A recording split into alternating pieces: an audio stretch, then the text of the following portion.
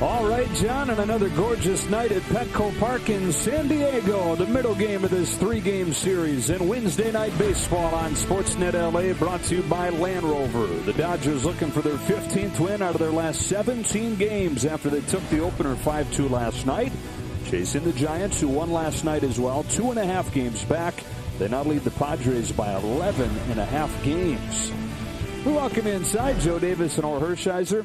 Full disclosure, the Giants game is on right there.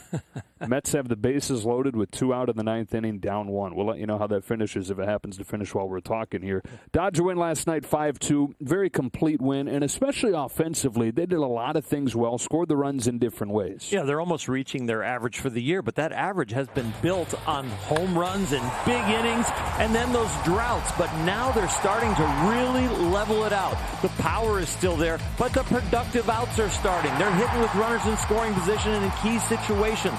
They've got guys that have speed, they can steal bases, they can capitalize on wild pitches, and they're doing that last night with sacrifice flies. When you've got a complete offense like that, you are going to post 4 or 5 runs a game, and that is going to be enough for this Dodger pitching staff.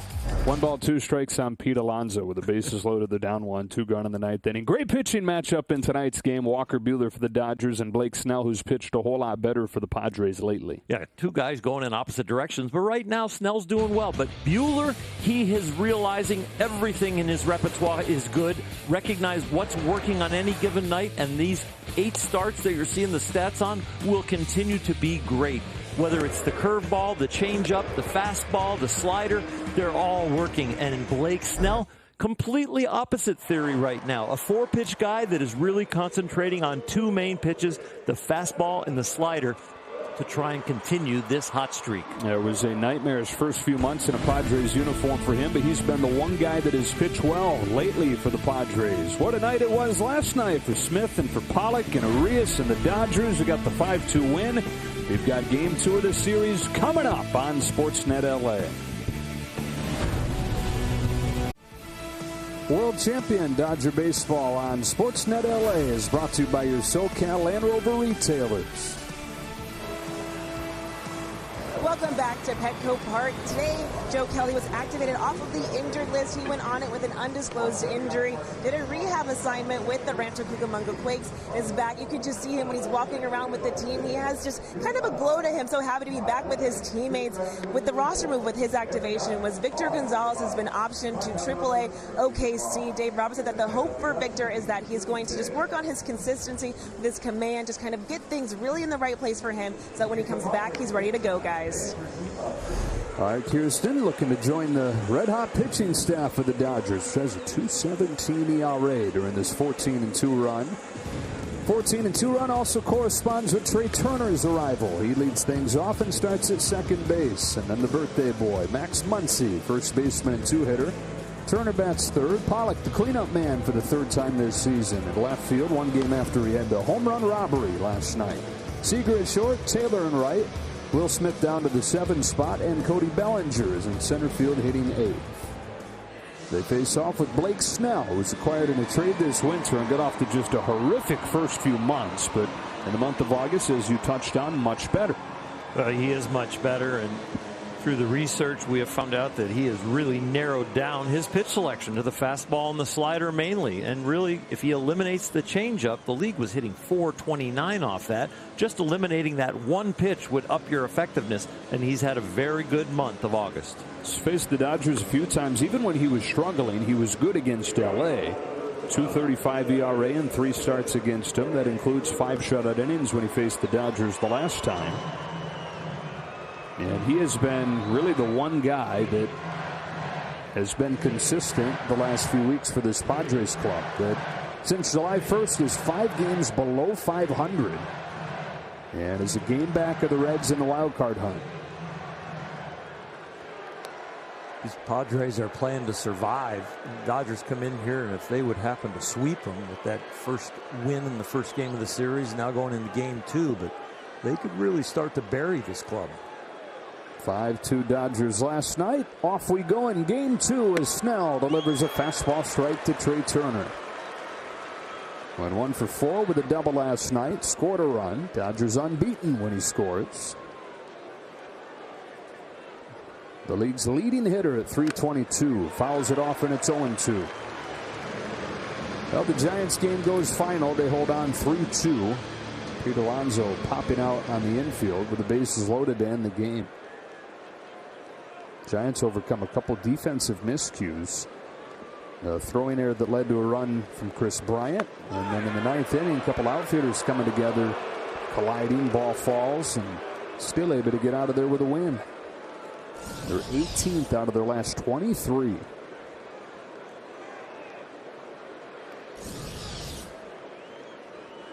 Here's the 1-2 to Trey Turner. It's cut on and miss, and Snell opens his night with a strikeout. Dodgers now 1 for 9 against that slider this year. The slider can be devastating. It's not always a strike, but he gets a lot of chase because it's a strike for a long time before it sharply becomes a ball. And he's got to get that chase to be good. And that's been the biggest issue for much of the season, is that he has. He's in the zone down around the bottom of the standings in terms of how often he's in the zone. And throughout his career, he's gotten a bunch of chase, but just not this season. Fastball, 1-0 on Muncy. Yeah, he is the complete definition of effectively wild. And it's because the stuff has a pretty good window when you're talking about the fastball and the slider for sure. Cy Young Award winner in 2018 when he went 21-5, had a 1.89 ERA for the Rays, but a 4.31 ERA in the 3 years since. 28 years old from Seattle, now in his 6th major league season. 2 balls, 1 strike on Muncy. He returns 31 today.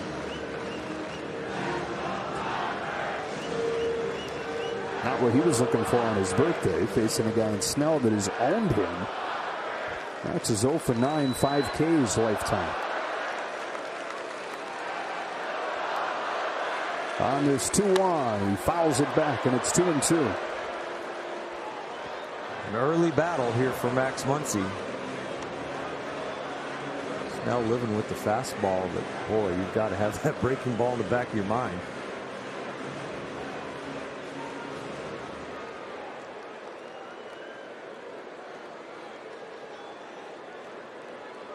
Shook to the fastball. Missed over the heart of the plate, but foul. That was definitely a mistake. They wanted to go fastball up. Shook the breaking ball off. Didn't want to put him away yet. And I like the theory because save the breaking ball for maybe you face him in a jam in his second plate appearance here with nobody on, 1 out in the first. Stick with his strength. Back to the slider here. Muncy takes it. The count goes full. His slider, when it's on, which looks like so far, small sample size, it's got a different gear to it. It really finishes. Even in a tough year, the league hitting 178 against that pitch. The 7th one to Muncy is a slider that's rolled gently to second. Adam Frazier's there. 2 up and 2 down. It really is a pitch that you can know it's coming, and it's still very hard to hit.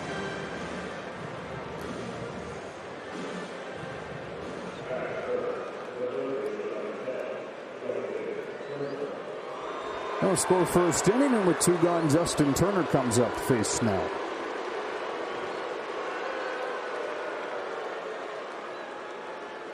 Turner had one of the RBI sacrifice flies last night, as we're talking about off of the top. Dodgers scored the runs in a variety of ways, getting a home run from Will Smith, got a 2-run single from A.J. Pollock, and then they got 2 sacrifice flies to produce those 5 runs. And they added on late. Only 1 hit over the first 6 innings of the game. It was Will Smith's home run. But then they scored twice in the 7th, scored twice in the 8th. And it proved to be enough. Even with the Padres threatening in the late innings.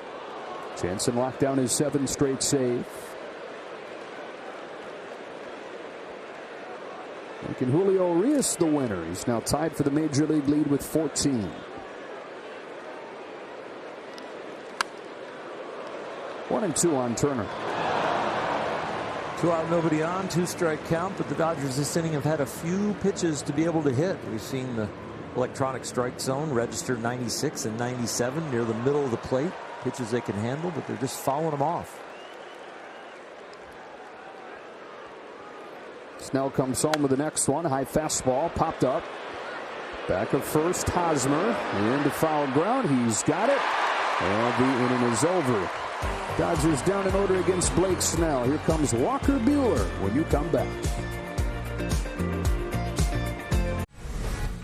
Our Atlanta Performance Spotlight, taking a look at this Dodger pitching staff. During this 14-2 stretch, they pitched to a 2.17 ERA. Doesn't matter if you're a starter, an opener, a middle reliever, a high leverage guy, or the closer. They have all been getting the job done. It's been fun to watch, and they have truly supported the offense, even when they're scoring runs or not scoring as many runs. And here is the headliner of that group, Walker Buehler. 2.11 ERA, leads all major league qualifiers, coming off his longest outing of the season when he went 7 2/3 against the Mets on Friday. And over his last 8 starts, he's given up a total of 8 runs. He's electric, but he's also electric, and he also can bend the ball. And I think he's doing much better with the way he is bending it. And I think the camera was showing you some of his movement. That's right, mimicking his knuckleball, which we've not seen yet. But here's Trent Grisham leading things off, taking ball 1.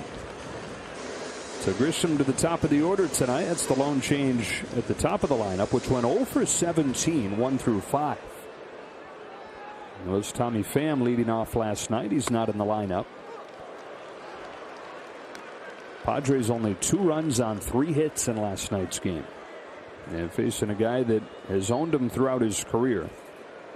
Buehler unbeaten with a 1.76 ERA against San Diego. Gets ahead with a cutter, which he threw more than he has in any other game in his career against the Mets on Friday. I think there's a combination of things when you see his ratios all of a sudden switch from a norm or the overall averages. I think he is really dissecting himself and the opposing lineup. Whether he knows what's working and not working and how he wants to attack hitters. No swing from Grisham, 2-2, so it's not necessarily indicative of what is going to come the next outing. Padres can't necessarily look at it and say, okay, he's a 32 cutters a game guy now. That's fastball to miss. His count goes full. Really seems like he reads the room. You say does much better than when he first came into the league. You don't hear anything about him experimenting with his curveball grip anymore. Oh, I need to throw more sliders because of this. I think he's really understanding himself. That is a cutter to allow him to get Grisham. And that's the other thing he got a bunch of on Friday night, ground balls. Well, he has moved away from striking out a ton of people, closer to weak contact, and especially earlier in the count, and that'll allow him to continue to go deep into games. 24 of his 25 starts, he's gone 6+.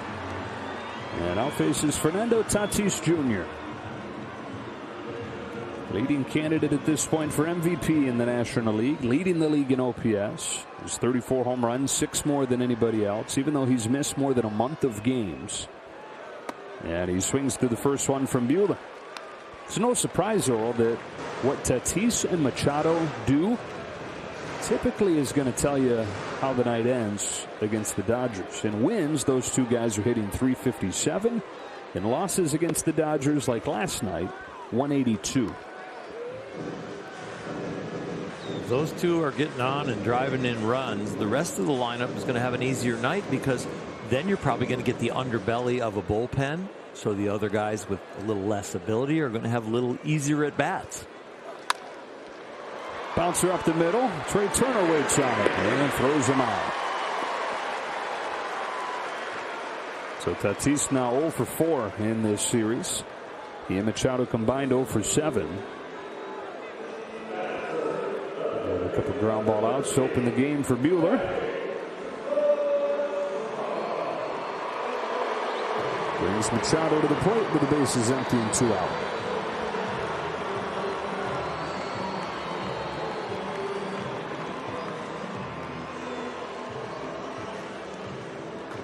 Manning 1 home run short because of A.J. Pollock.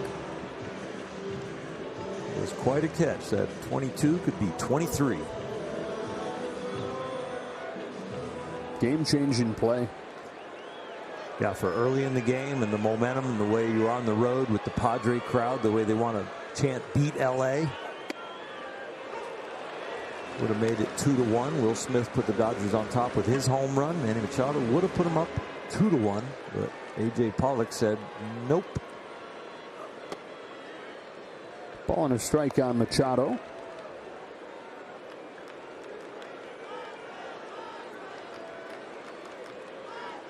First time Buehler's seen these Padres since making back-to-back starts against them in April.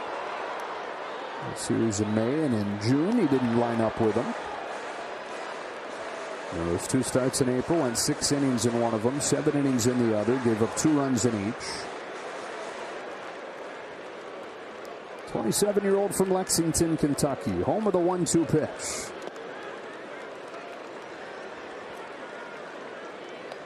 Early returns on Machado as he's very hitterish during this series. He looked really good last night. He looks good again today.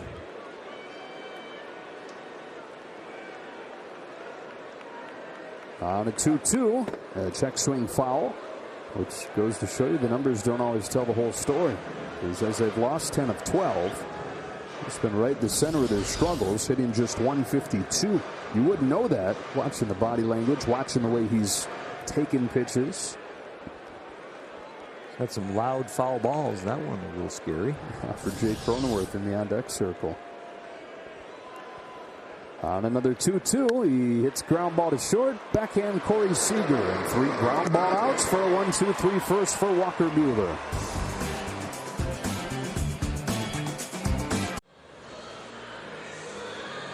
They can't stop talking about that home run robbery for A.J. Pollock last night. Remember, he had a chance to get one on Saturday when Pete Alonso hit one to the wall at Dodger Stadium, and Pollock got blocked by the wall.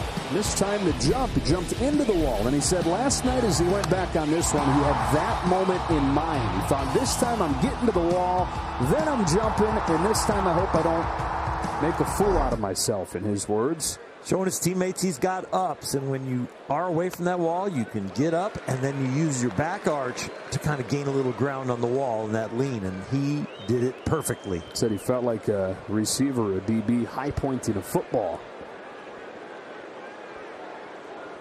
And he drove in 2.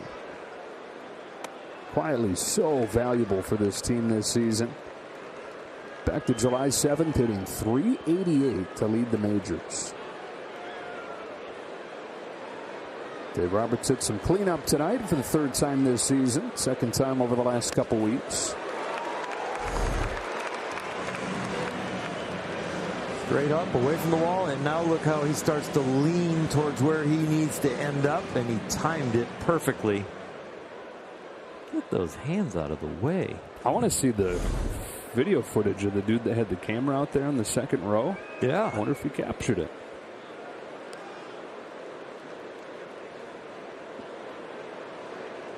Snell brings him a 1-2. Pollock swings and misses. That's the curveball,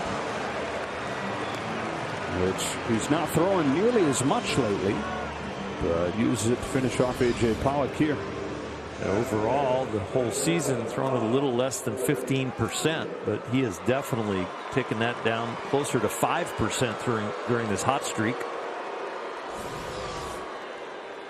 He's retired the first 4 that he's faced, and here's Corey Seager, who had another base hit last night and is hitting .308 since returning from the injured list in late July.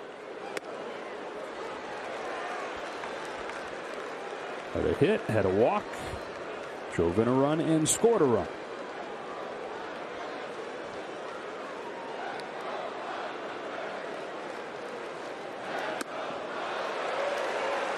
Now looks like the guy they face in the World Series tonight. He looks locked in.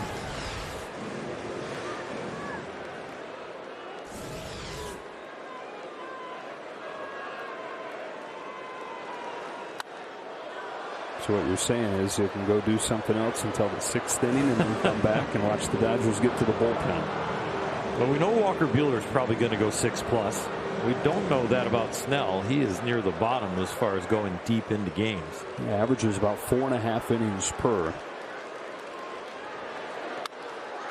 Seager flies one the other way. Back to the track. At the wall. It is caught. Will Myers doing his best A.J. Pollock impression.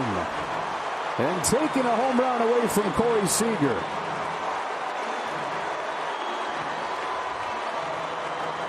Well, first you got to compliment the people that decided to make the wall that height, because it brings a lot of excitement to the game when you get these type of fly balls. We had one last night that cost the Padres 2 runs. This one cost Corey Seager and the Dodgers 1 run.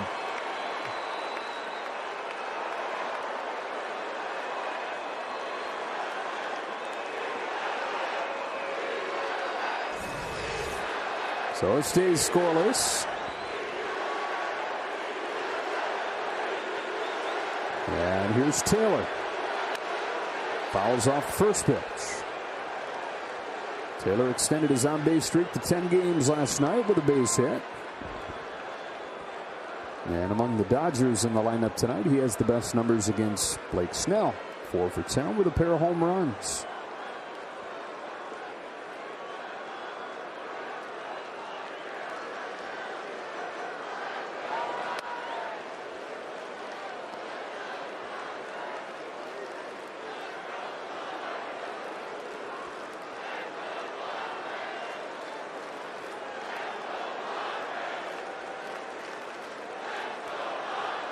On a 1-1 pitch, Taylor watches ball 2. I know that part of it is there's nobody on base yet, but Blake Snell's working a lot faster than I remember.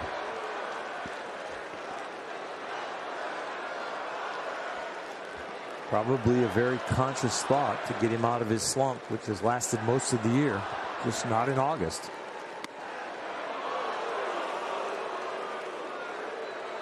Minimize the number of pitches that you're throwing as far as the numbers. Don't use all 4, just mainly use the fastball and slider, so you get better at 2 pitches and then get back on the hill and get right back at it. Home of the 3-1. Taylor lifts it in the air to center field, but not deep. Trent Grisham settles under it, and 6 up, 6 down for Blake Snell with a little bit of help from his defense. Middle 2, no score.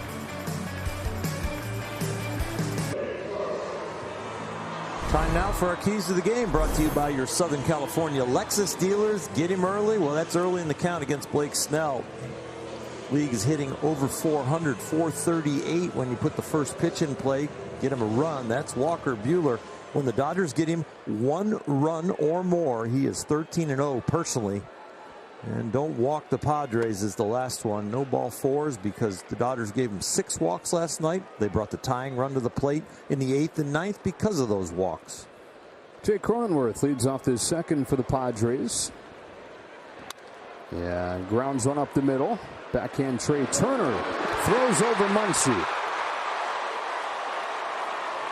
And an error means that the Padres get the first base runner of the game. That thing got into the camera well, so Cronenworth is at second.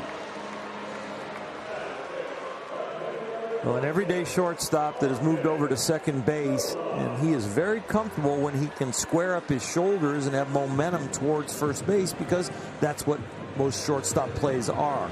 But this one where he's coming towards home plate, momentum away from first base, has to throw across his body. This is a play that doesn't happen an awful lot for a guy like Trey Turner. So he is just learning the position, getting comfortable there. And you can see the timing, the height, the angle is just off. Austin Nola at the plate, and he looks at ball 1 from Buehler. Nola 0 for 4 in the series opener. Still hitting .340 in the month of August. Settled in as the primary catcher as he's gotten healthy. But facing Buehler in the kind of situation where he's been at his best this year.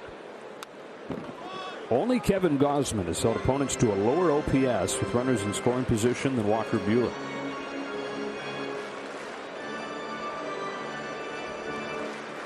In terms of average, the league hitting 156 in these situations against Buehler.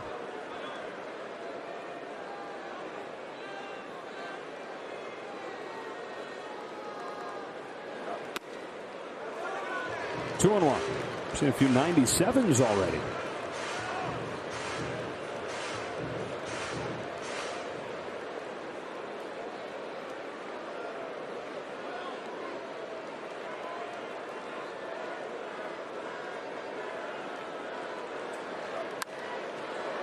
Count evens up 2-2. Walker came into the year wanting to be right on top of his game right from the first month. Normally a slow guy to build up. And he came into the year in April. He had a 3.16, but here comes the good stuff after that. May, a 2.18, and then he gets below 2 in June, below 2 in July, and below 2, almost 1.5 in August. Ground ball to third for Turner. Looks the runner back to the bag and throws Nola out.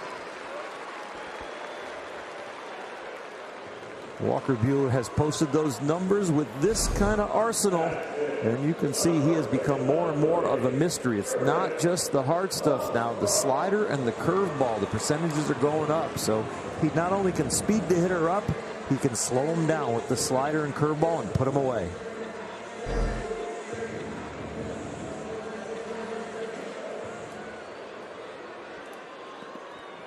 For all 5 batters that he's faced, he's induced ground balls. And he's the guy that hits more of them than anybody in the league, in Eric Hosmer. First pitch curve, pounded right into the ground. And it's second, Trey Turner for out number 2. Buehler threw a lot of those curveballs when he faced the Padres back in April. And uses one on the first pitch here to get Hosmer. Myers comes up, man at third, 2 gone.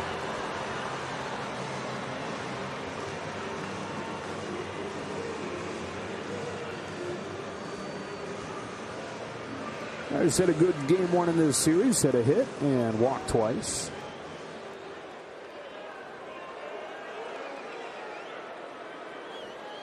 First one from Buehler is fouled back, strike 1.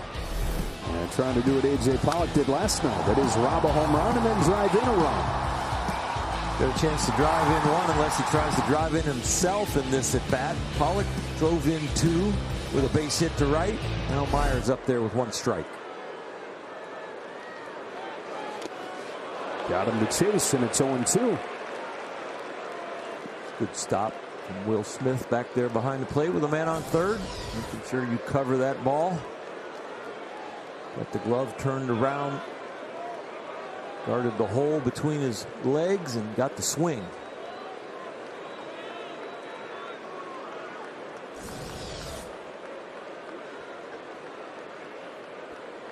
So now an 0-2 pitch. A fastball, head on the ground. Not going to be easy. No play for Turner, and the Padres lead 1-0. On an infield hit from Will Myers, taking advantage of the error on Trey Turner.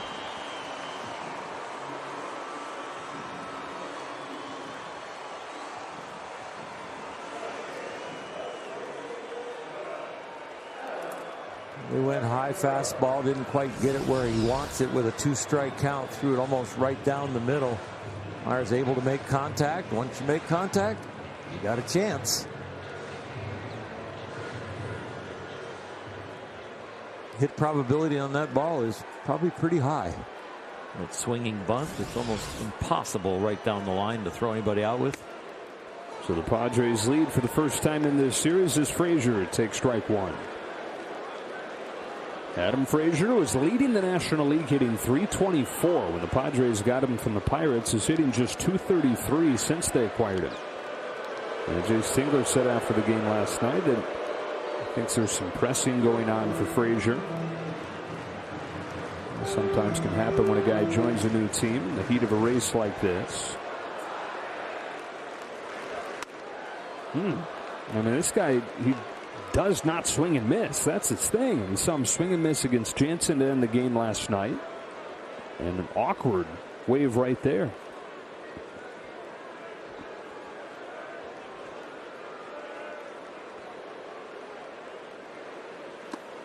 And a swing and a miss and a curveball. So that'll do it for the Padres in the second, but they get the game's first run, and after 2, it's 1-0.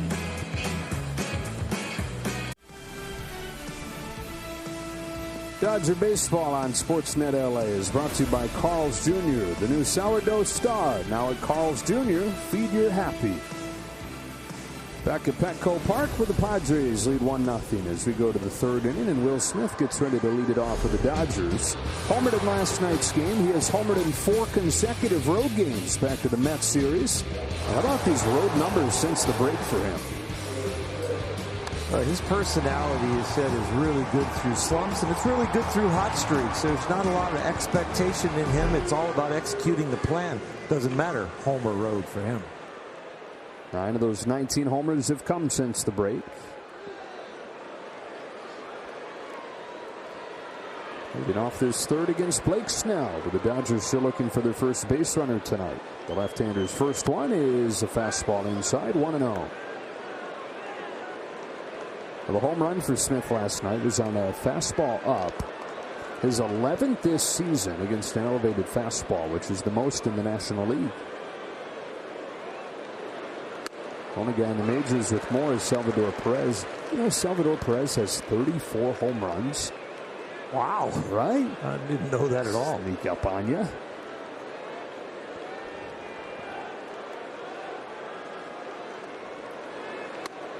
One ball, 2 strikes.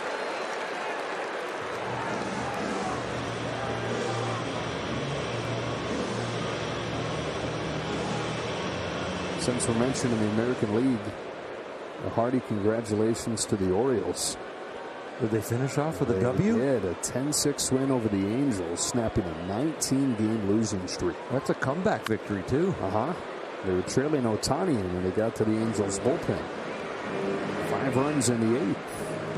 It's the longest losing streak since the same franchise. The Orioles started the 1988 season 0-21.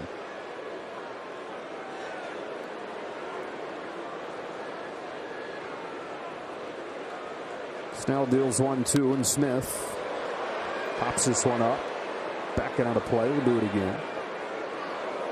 You know, as bad as the Diamondbacks have been this season, they're like 5 games better than the Orioles. Orioles are 39-86.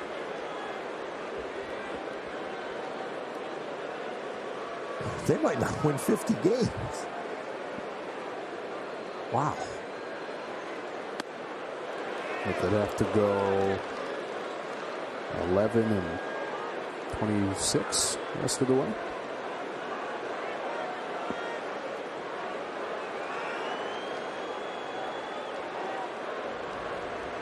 Will Smith leading off this third and taking strike 3. As that slider comes down to the top of the zone for Snell's third. He struck out the leadoff man in all 3 innings. Not precisely where you want the pitch, but it does catch the strike zone.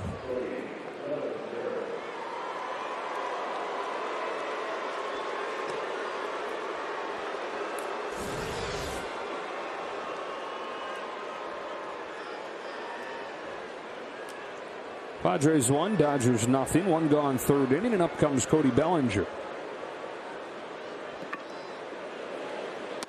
0 for 4 last night and 2 for his last 30.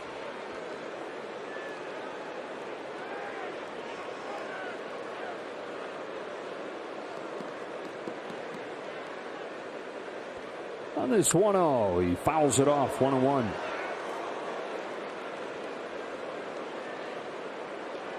For Blake Snell, he's thrown a lot of strikes. You usually see him with this kind of command. It's over 70%.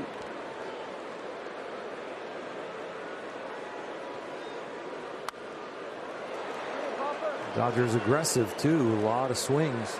Swinging at about 60% of his pitches.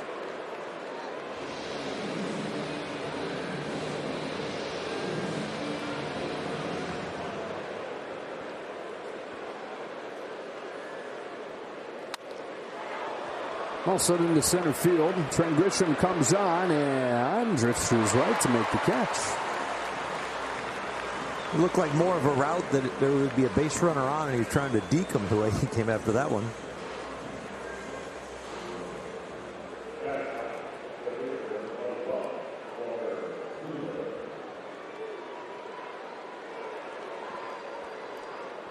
Blake Snell seems to always save his best for the Dodgers. really good against LA. This is with his first one to Buehler. 1-0 with a 2.35 over his first 3 starts against LA this year. That's obviously not even taken into consideration the World Series. And the famous Game 6 when he gave up just 1 base runner through 5 innings, struck out 9. And they gave up the 1-out single to Austin Barnes and got pulled at 73 pitches. 2 batters later, the Dodgers had the lead. 3-0 on Buehler.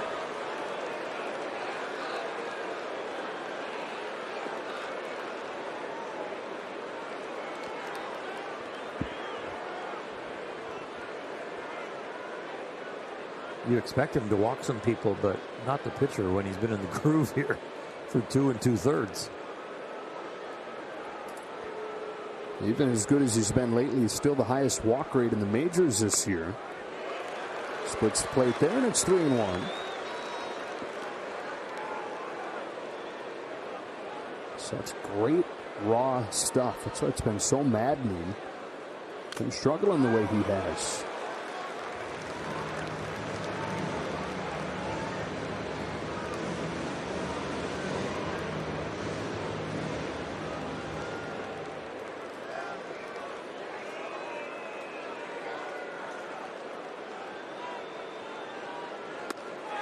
Blake Snell, perfect once through the lineup. And the Padres lead 1-0, middle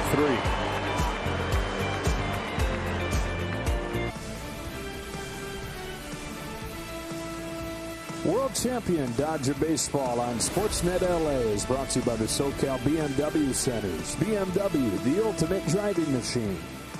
And by Jack in the Box. Try Jack's new $3 spicy tiny tacos and $4 loaded spicy tiny tacos.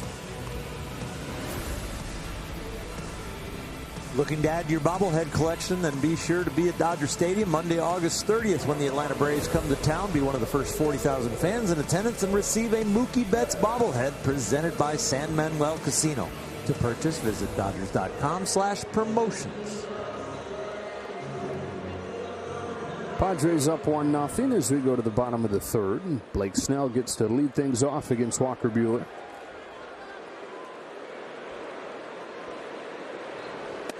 Padres getting an unearned run last inning with the leadoff man reaching on a Trey Turner error and scoring on a 2-out infield hit from Will Myers.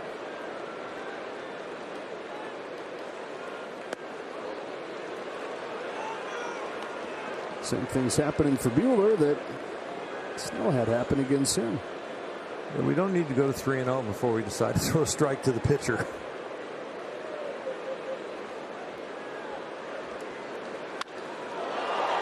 Shot to left and foul.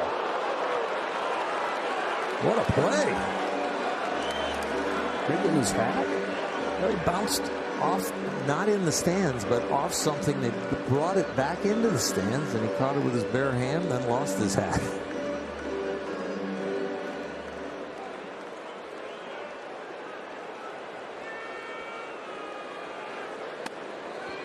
Ball 3.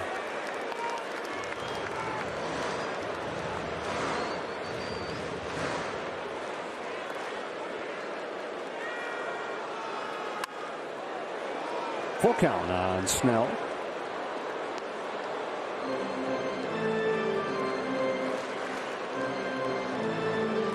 A repeat performance right here would be fastball down the middle, and the pitcher takes it. Pretty close. They both read the script. If Dodger pitchers get 10 Ks tonight, and that there was the second for Buehler, then everybody's going to get a jumbo jack tomorrow. And in this 14-2 stretch, they've averaged just above 10 strikeouts per game. Trying to keep pace with the Giants tonight, who won 3-2 in New York. Top of the order, Trent Grisham. Bounce back to Buehler on a cutter his first time, and here takes curveball.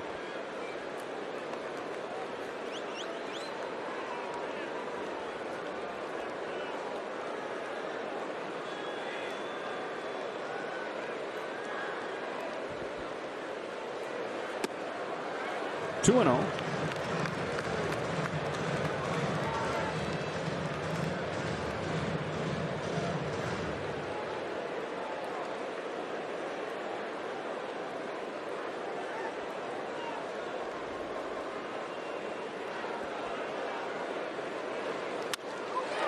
Line drive base hit. First of the series for Grisham.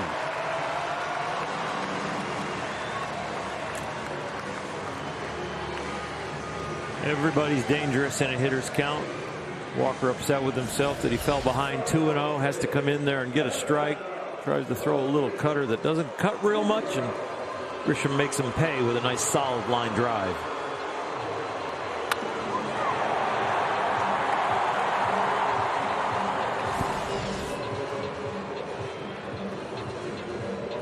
One-out base runner for the Padres, and here's Tatis, who always has those pink touches in the uniform. See some pink on his shin guard. A lot of times he'll have pink on the wristbands. That is a nod to his mom. So everybody hears about the family name Tatis, and they think about Dad, Fernando, who played in the majors, of course, but that his mom, Maria, needs to be celebrated too, and that's his way of doing that.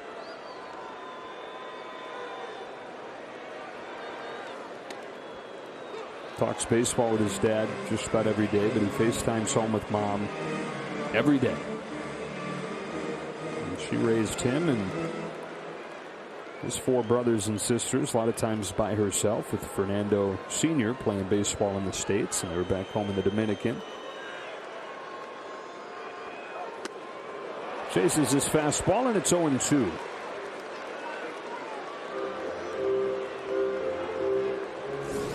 Like on this pitch that he sold out that he would get a fastball after being started out with a curve, kind of defaulted to the fastball, but even though it was a ball, had already kind of committed to it.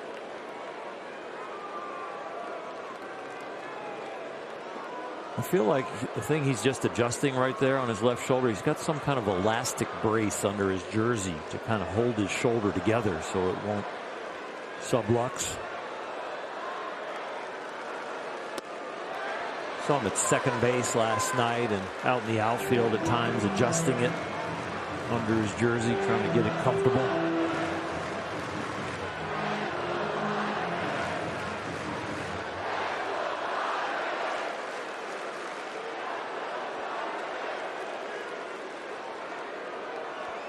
There's 1-2, and he takes it low and away. Count evens up 2-2. There's a good chance there is surgery when this season ends. And there's a lot of talk of that surgery coming to end the season. But as we've seen, he's given the outfield a go. Also be interesting to see if the Padres fall. I mean, they're still within a game of a playoff spot, but if they fall out of that race at all, if they decide to get ahead of the clock a little bit and press for next season.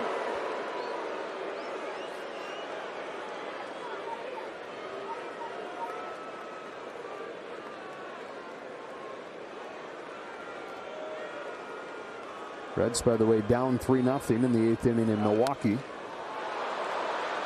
Padres trail those Reds by 1 game.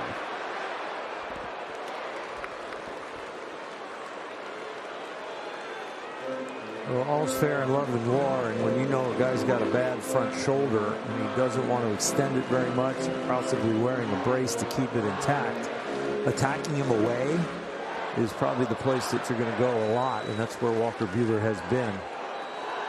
The most painful part of the swing would be a chase out there away.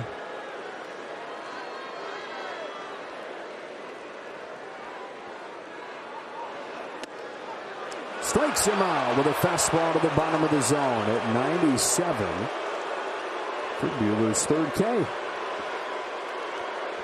To continue to work him away, this one leaks back towards the middle of the plate, but it's at the very bottom of the strike zone. Fernando a little bit upset with the call, thinking it was a ball, but it just might have grazed the strike zone.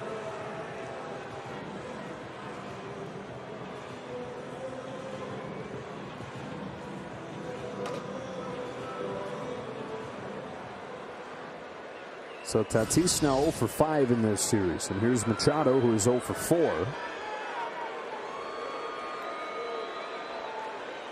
Grounded out to short in the first pitch he saw.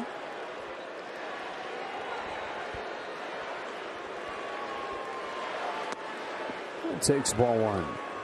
This is the first time we've seen Buehler consistently throwing 97 in a game this year.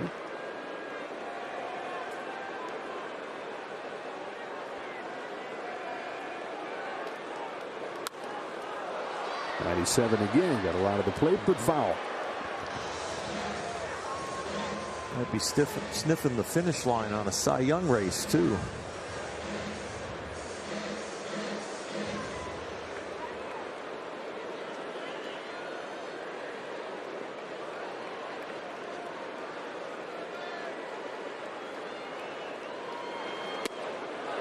Good pitch, 1-2.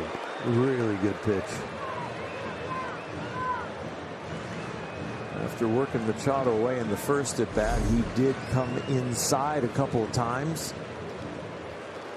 So who knows if he'll use the same pattern here, maybe try and finish him off with the fastball away. And after that last pitch, he also has the option of walking him off the plate away.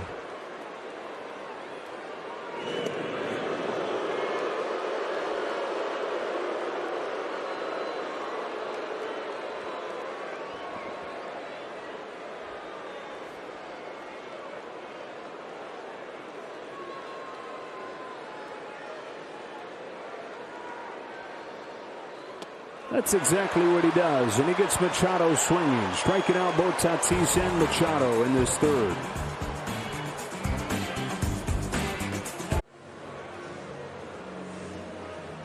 Calling all USC Trojans, the Dodgers' annual USC Day is on Sunday, August 29th, as the Dodgers close out their series against the Rockies. Purchase a special event ticket package for USC Day and receive a special USC-themed Dodgers tank with your purchase. To get your tickets, visit Dodgers.com/ticketpacks. Trey Turner leads off this inning, swings and misses at Snell's first pitch. I'd like to see you in that tank. Hey. Yeah. I got to maybe go get some tanning stuff. Right. Put that on. Like a tan? Yeah, like a tan. But I was thinking either, am I going to get the wipe on stuff, or do I got to go to a tanning bed? You could just go outside. No. Nobody does that. Okay. Pitchers don't go outside. We got to save our energy for the night game. Gotcha. 1 ball, 1 strike on Turner, who struck out his first time. It's one of the 4 for Blake Snell, who was perfect first time through the order.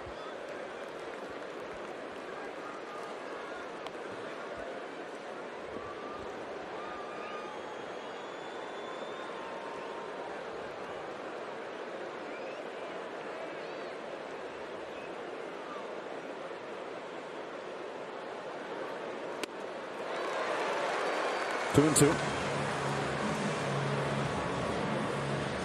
We haven't seen Blake Snell's Achilles heel, which is the walks and the lack of command, but the walks do go up after the first plate of appearance. I think it's because guys start to learn the slider and not chase it as much.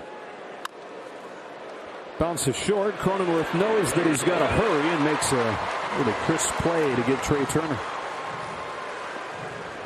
There are not a lot of runners in the big leagues that you make that play and have to make a wrong foot throw. Usually got plenty of time to plant and gun, but no, not there. 1 gone, 4th inning, 1-0 Padres, and here's Muncy. Grounded to second his first time.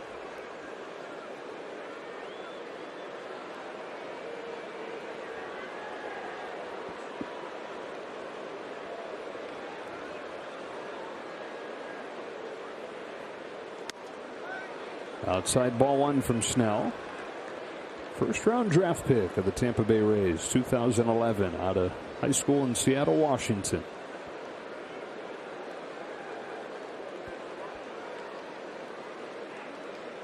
Obviously comes with a big signing bonus, but he said he wanted a purpose still, beyond just working out in the off seasons. So for 5 years after he was drafted, he would work 40 hours a week as a dockhand at a marina home in Seattle. Muncy hits a fly ball to deep right center field. Back to the wall and caught by Grisham.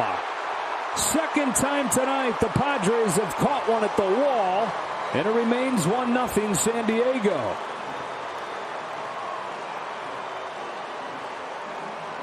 We saw Will Smith last night go out to center field, and Will thought he got it, and he did. Max thought he got this one to center field, but he didn't. Grisham finds the leather, touches the wall, gets the ball.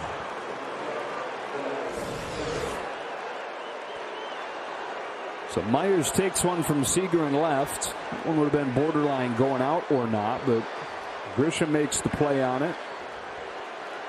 And 2 gone in the fourth as Justin Turner climbs in and fouls off Snell's first pitch.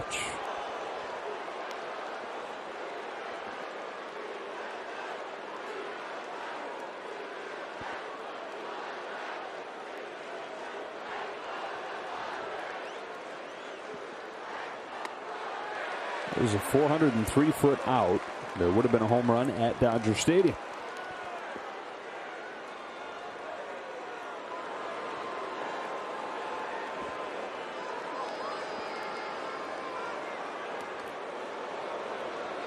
Bounced up and almost hit him. There is some wind there tonight. 11 miles an hour blowing out to right. So I think Max might have had a good read on how hard he hit it, but not a good read on how far it would fly.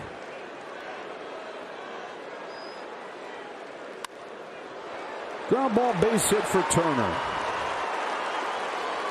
First base runner of the game for the Dodgers comes at 2 gone here in the fourth.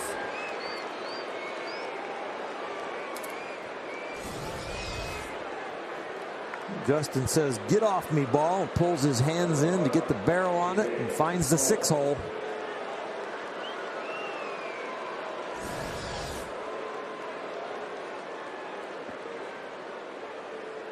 Turner with a hit in both games in this series, and it brings up A.J. Pollock with 2 gone. One of 4 strikeout victims of Snell once through the order.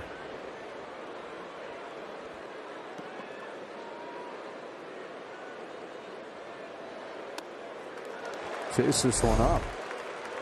So Pollock no longer the only guy to take one away over the left field wall this week. Myers did it to Seager in the second.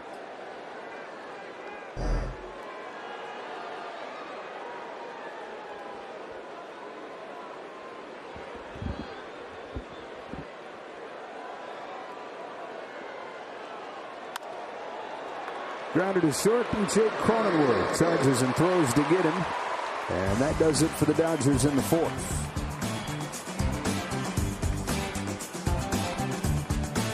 Welcome back to Petco Park. Earlier today, Mookie Betts played in a simulated game, faced Tony Gonsolin. He, of course, is feeling better. Dave Roberts told us that the plan is still for him to be in the lineup tomorrow. So that's less than 24 hours. We will see Mookie Betts back out there in the field, guys. That'd be great to see. Sure was swinging a hot bat prior to going on the injured list in early August. It's ball one on Jake Cronenworth. And the Dodger lineup will be pretty darn close to whole. I'm just thinking through it because there's been very few days this year where they have been.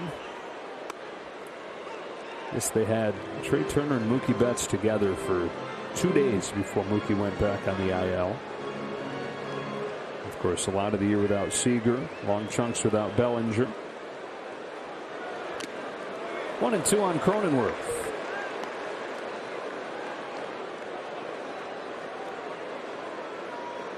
Witness protection over there. Yeah, you just can't get him on camera.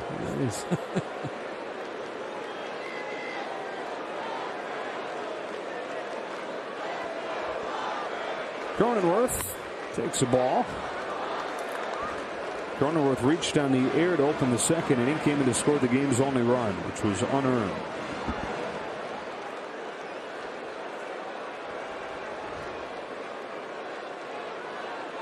On this 2-2 from Buehler, he punches it off the end of the bat foul. That's fair. It's a double. That's nobody over there.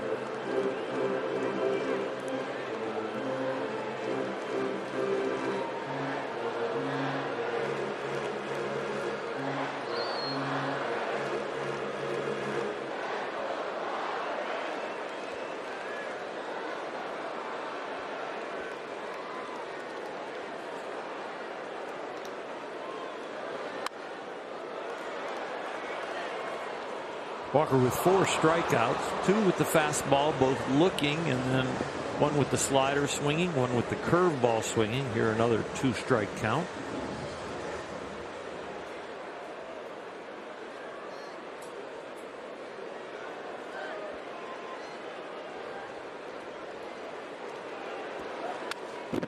Cronenworth, a hard guy to strike out, really high contact rate. He says he thinks part of that is back to his hockey playing days in Michigan, the hand-eye coordination from puck handling. Well, he just handled 98 for a foul ball.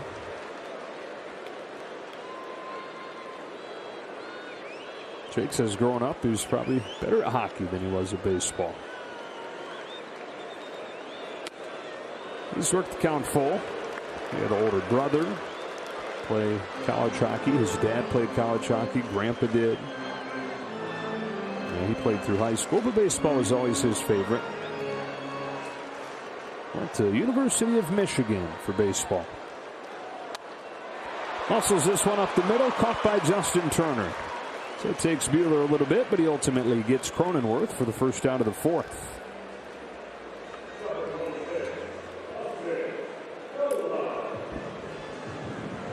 It's a very even pitcher's duel. Just the 1 unearned run from the Padres.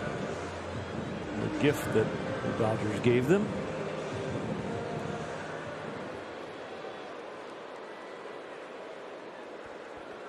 Austin Nola, strike 1 from Buehler. Definitely something the Dodgers have to eliminate down the stretch and into the playoffs is those unearned runs. You're going to play better teams and, of course, need the W's. And they lead the National League with unearned runs given up.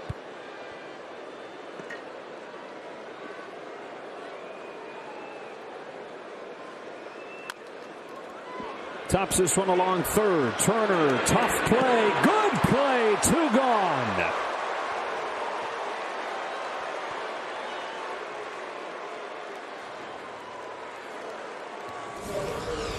Charges it fantastic, but the key to this play is the strength of the arm with the off-balance throw. He put some velo on that ball and threw it accurately, takes the curvature off of it, guns it over there to Muncy. Nice stretch from Max, which could be a very dangerous play for a first baseman. Two up, 2 down. More weak contact for the Padres in this 4th inning. And now Eric Hosmer grounded out on a first pitch curve his first time and swings and misses at a cutter here.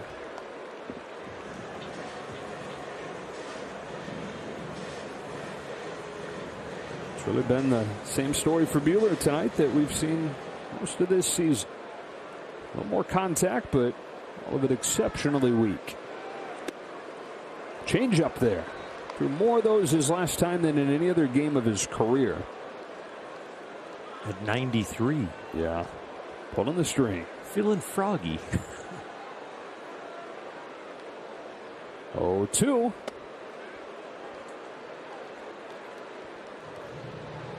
It's a pitch that at first he just wanted to be confident enough to throw it in a game, to put it in the book.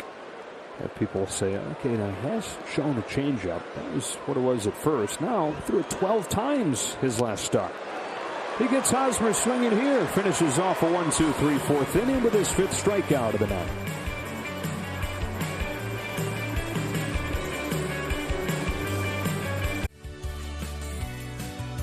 Our junior Dodger of the game is Zelaya from Whittier, and her favorite player is Corey Seager. You can join Junior Dodgers for a chance to be the junior Dodger of the game at Dodgers.com/JRDodgers. 1-0 San Diego, an unearned run against Walker Buehler in the 2nd. Dodgers just 1 base runner against Blake Snell thus far. Corey Seager leads off the 5th. The first one from Snell. He can't lay off. Strike 1.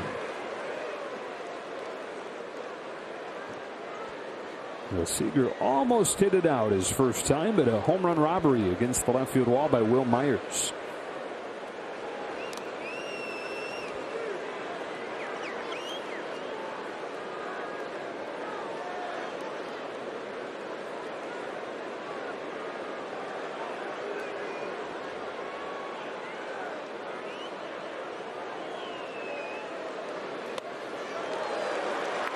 1-2. It's better than any slider he threw last inning. Last inning they were up and flat. It looked like he was starting to lose a little bit on the break of the slider. Fly ball down the line to left. Will Myers over, out of room. That one was a little bit more up and flat. A little bit more inconsistent. If you're the Dodgers and he continues on this roll, and you mentioned it, that he's getting on the mound and throwing right away, you might want to start stepping out and slowing him down. Make him think a little bit. Break his rhythm. It's a different dude. He's very confident. He's getting the ball and firing it. Whether it's Blake Snell or any other pitcher on a roll, one of the tactics is to step out and slow him down. The 1-2 comes home, and Seager fouls it again.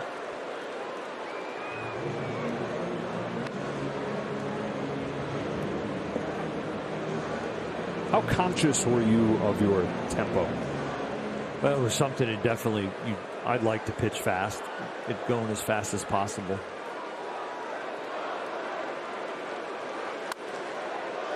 And especially when you're on a roll, you just want to get in there and go and go and go. And the only time I really slowed it down a lot of times was in jams when I wanted to repeat a pitch and I thought like the hitter was on it. So I wanted to have more time between that pitch when I'm going to repeat it because he already has the information.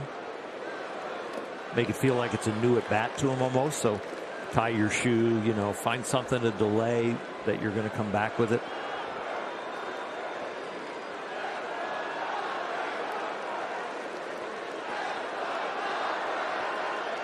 Two balls, two strikes on Corey Seager, leading off the fifth for the Dodgers, and he's worked the count full as that fastball buzzes the tower.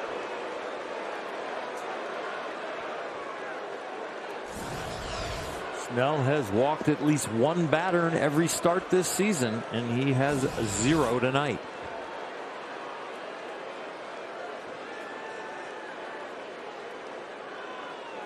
On the ninth pitch, Seager pops it up. Into left for Myers. And the first out of the fifth. The 2020 season was a memorable one for the World Series MVP Corey Seager. Now Dodger fans can relive Corey's incredible postseason accomplishments by taking home his bobblehead. Be here on Wednesday or Dodger Stadium on September 1st when the Dodgers face the Braves, and the first 40,000 fans in attendance will receive a Corey Seager World Series MVP bobblehead presented by Budweiser. Braves, one of the hottest teams in baseball, coming in for a 3-game series starting on Monday next week. 1-0 game in the fifth as Chris Taylor fouls off Snell's first one.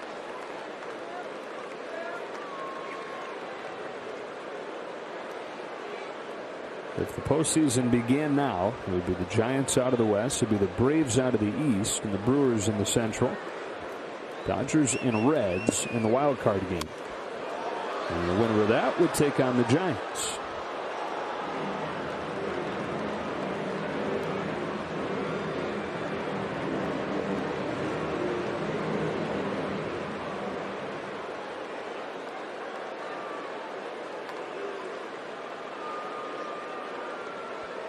O2 comes home and Taylor takes it low, ball one.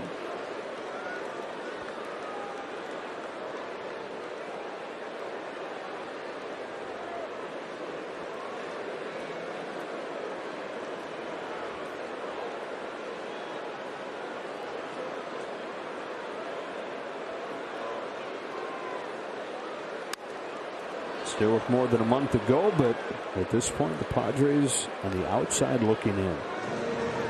Who would have thought?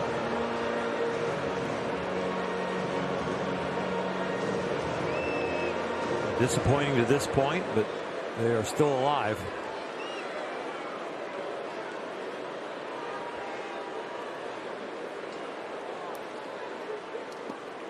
Now, Bill James, one of the great sabermetric minds, he had a phrase or a term that he coined, the plexiglass principle, and basically said that teams that improve drastically from one year to the next tend to regress the year after that.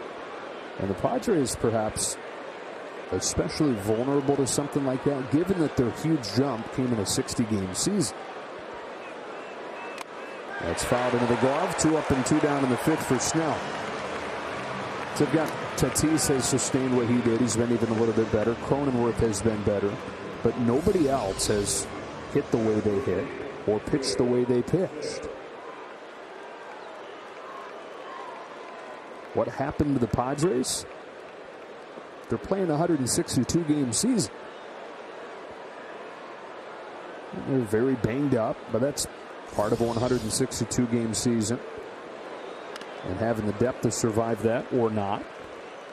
Strike one on Will Smith.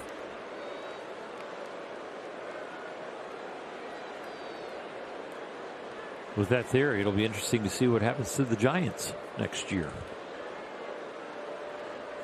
They are definitely much improved this year.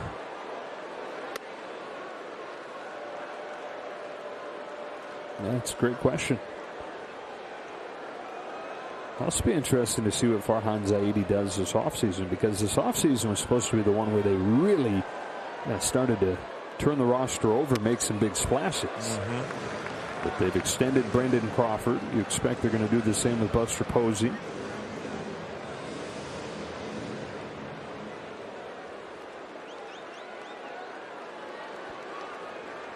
Snell fires and Smith fouls it back. We'll do the 1-2 again.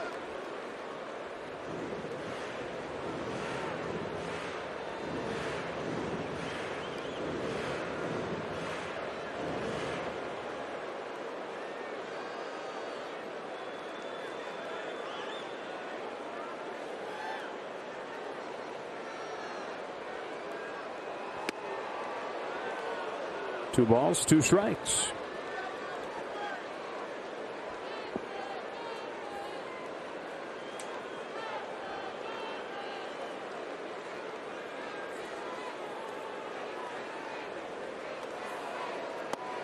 Got him. Back-to-back Ks to finish off a 1-2-3 fifth and halfway home. Blake Snell is rolling. The Padres lead 1-0.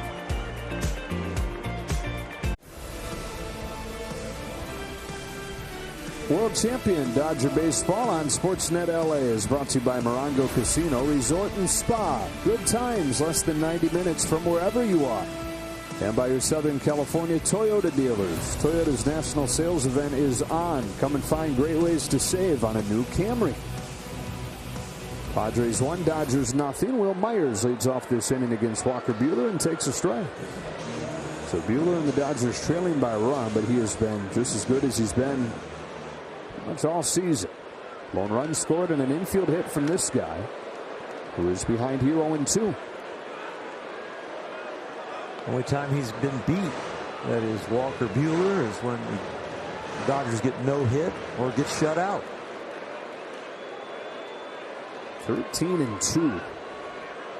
Chance to tie his teammate Julio Urias and Kyle Hendricks for the major league lead with a 14th win tonight. And continue to make his Cy Young case.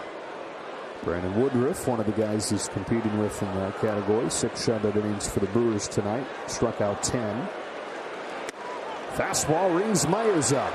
Comes back at 96 to clip that corner. It's the 6th for Buehler. 3 with the fastball. All 3 looking, dotting that fastball. And the other 3, one with the slider, one with the curveball, one with the cutter. 4 more and everybody gets a free Jumbo Jack tomorrow. 1 gone in the 5th inning for Adam Frazier. Who checks his swing. They asked for 3rd. He went around, and it's 0-1. Frazier out of Mississippi State. Debuted in the majors 2016. Overall, this has been a career year. As he says, he kind of settled into who he is as a hitter.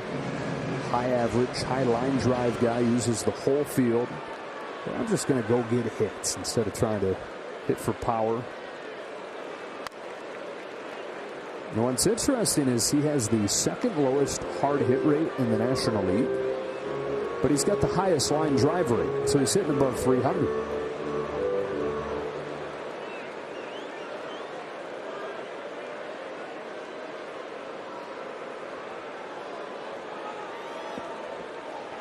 Similar profile we saw with Donovan Solano recent seasons. And there is a soft line drive base hit.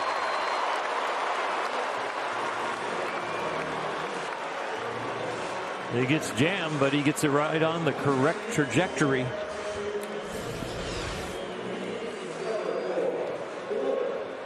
I don't know, maybe didn't jammed at all. That was out over, just off the end of the bat there, and just hit weakly, but the correct path.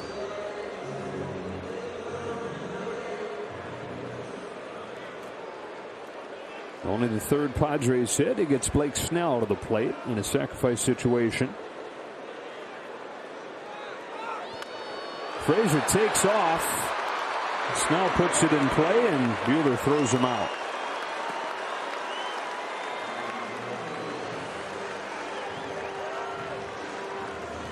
If he was a right-handed bunter, he might have taken that pitch, seeing that his runner was off and going. As a left-handed hitter and concentrating with Walker Buehler's 97-mile-an-hour fastball, probably a little distracted not to see him take off at first. So runner moves into scoring position. 2 gone. Top of the order in Trent Grisham. Padres 1, Dodgers nothing.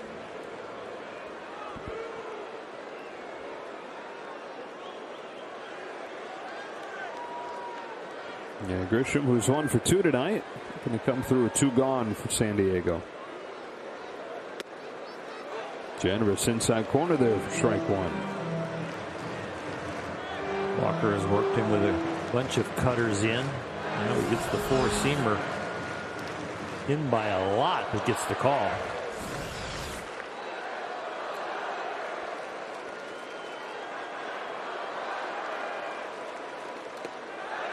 This one's thrown by Will Smith. Frazier to third.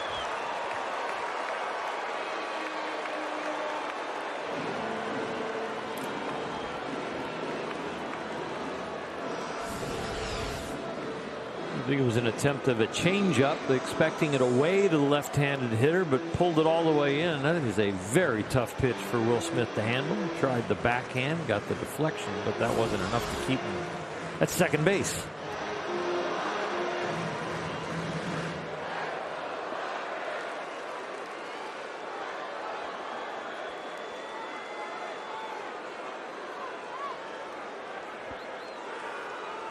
Frazier at third with 2 out. And there's strike 2. He has not lost a thing on that fastball. 97 right there for his 75th pitch of the night. Third highest average fastball velocity in a game this season for Buehler. Here it is, 26th start of the year. Frazier at third, 2 gone, and a 1-2 coming from Buehler to Grisham. Did he go? No swing, ball 2. Back foot slider that just wasn't a strike long enough, so he's able to hold up. Close.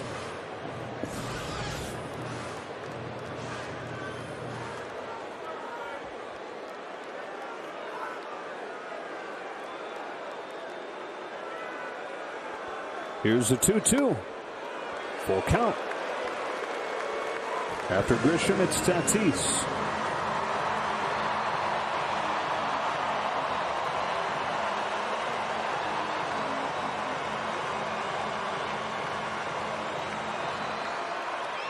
Will Smith needs to be real nimble back there.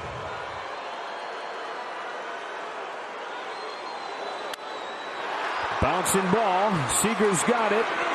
High throw, but Muncy keeps his foot on the bag, and the inning is over. So Buehler is able to pitch around the 1-out single, and it stays 1-0 after 5.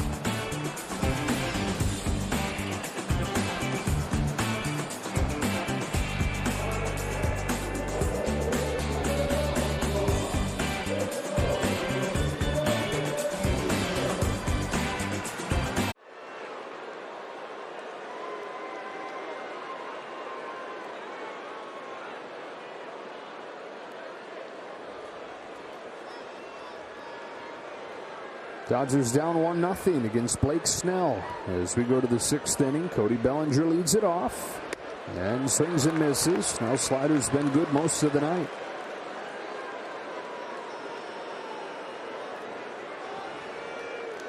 Bellinger fly to center his first time.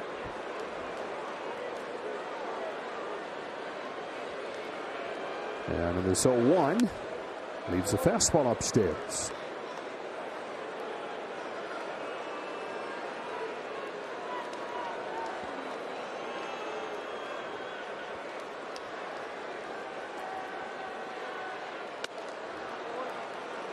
Two and one.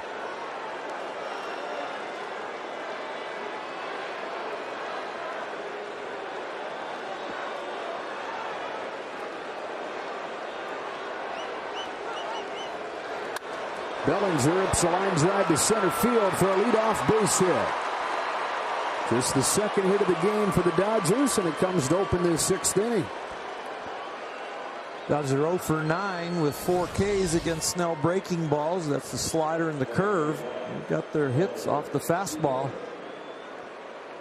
Going to have to find some success off of one of the 2 pitches, or the 3, including the curveball. And Cody finds that fastball and some outfield grass. And so makes it a sacrifice situation for Walker Buehler, trying to move the tying run into scoring position. He's had his issues bunting lately, which is unlike him.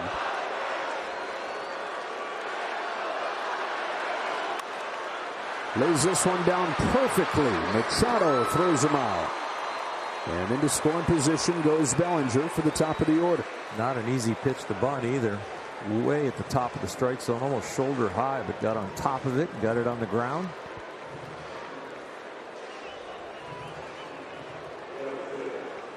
So the Dodgers about to get their third look at Blake Snell, who is not often in the game at this stage. You mentioned just 4.5 innings per start.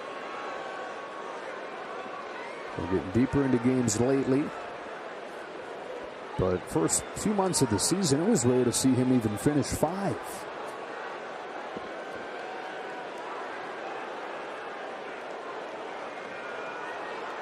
Trey Turner with a shot at redemption here. It was his error that led to the game's only run. Scoring is an unearned run against Buehler. Back in the second. He pops the first one up there. Machado's got it, 2 away. That was a juicy slider that has Snell, since about the 4th inning, has thrown more and more of.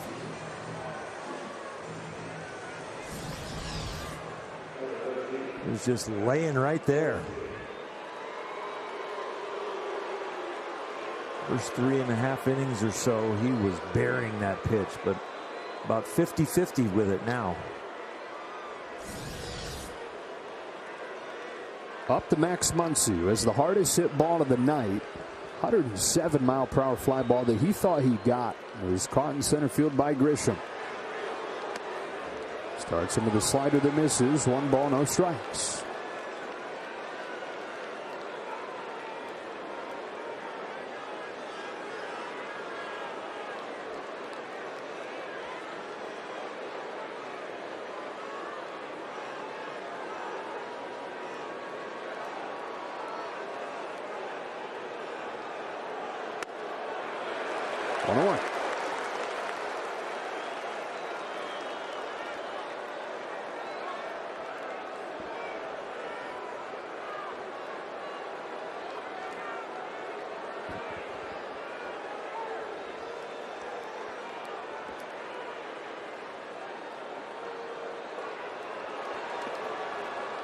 It's 2-1 on Muncy. Major league leader, hitting .398 with runners in scoring position this year.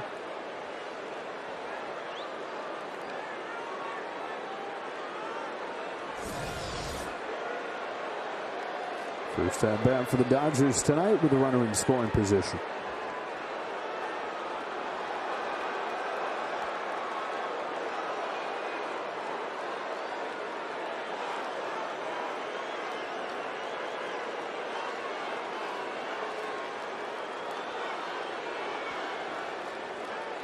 On a 2-1 from Snell. Muncy swings and misses. Good slider, 2-2.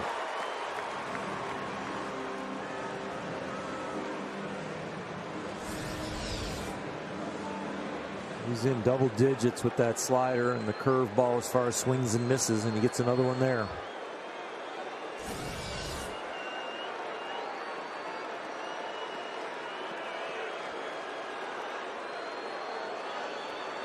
He deals 2-2, and Muncy takes it to work count full.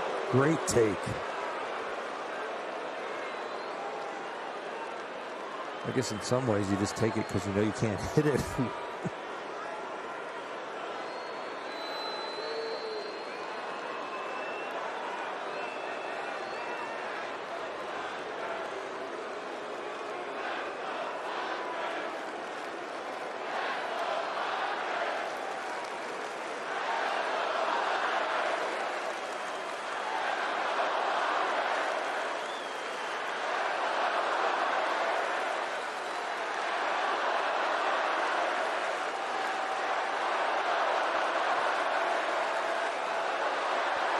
Bellinger at second, 2 gone, and a 3-2 pitch.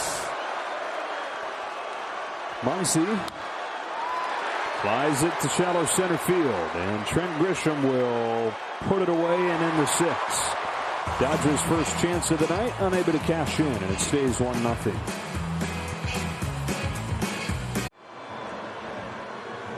What a crowd tonight in San Diego as you take a peek on our T-Mobile coverage cam.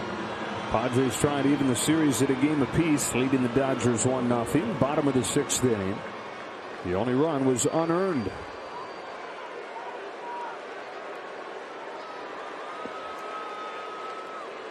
Tatis leads off the 6th and takes a ball from Buehler, who has struck out 6. He's not walked anybody, just 2 hits against him. And an own run coming on an infield hit after the leadoff man had reached on an error. He's back in the 2nd. Well, you got to get through this portion of the gauntlet of the Padres order right now. Keep this at 1-0. Dodgers' best chance might be to get Blake Snell out of the game. Sounds familiar. Yep. Padre bullpen is not what it used to be at the beginning of the year. They're starting to get a little bit tired. Most used pen in baseball.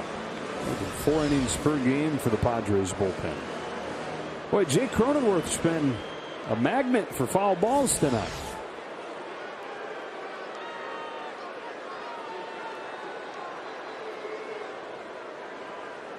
Buehler home with a 2-1. Got to chase up, and it's 2-2.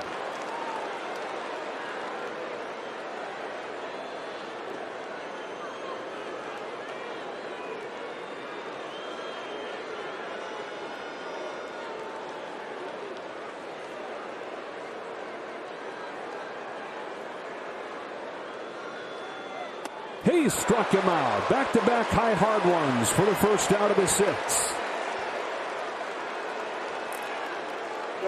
Because Tatis Jr. has struggled with his shoulder and been on the IL, it seems like his plate discipline's a little different. He seems to be starting a little bit earlier and not hunting strikes quite as much. That can be to protect that shoulder and not making sure that he doesn't check swing and hurt that thing. 1-away 6th inning in a 1-0 game. Here's Machado. Walker Buehler over his last 2 starts now, 15 strikeouts, no walks.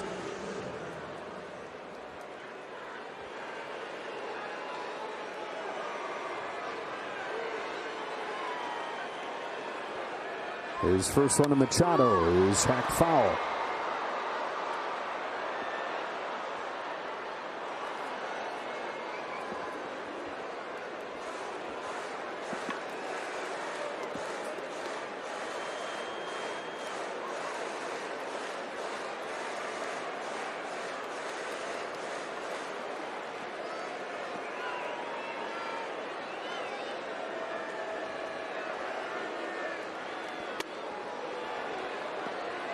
Just misses. 1 ball, 1 strike.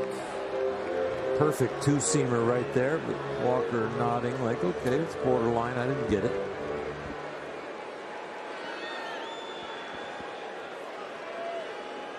Back home with a 1-1.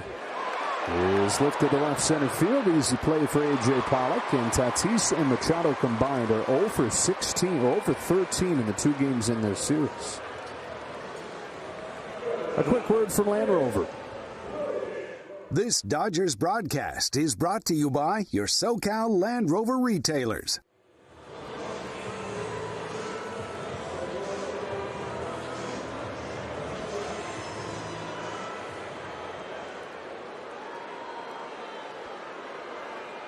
Two up, two down here in the 6th inning. Jake Cronenworth, who scored the game's only run. Swing and a miss. Continued to be aggressive against Buehler. And he continues to thread that cutter under the lefty's swings.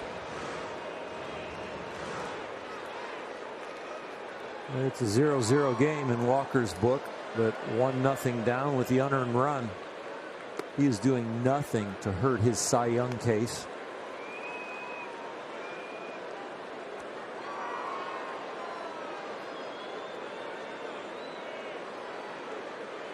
ERA's at 2.04. Home 1-1. Cronenworth lifts it to right field, but got it off the end of the bat. Chris Taylor is there, and 1-2-3 through the teeth of the lineup.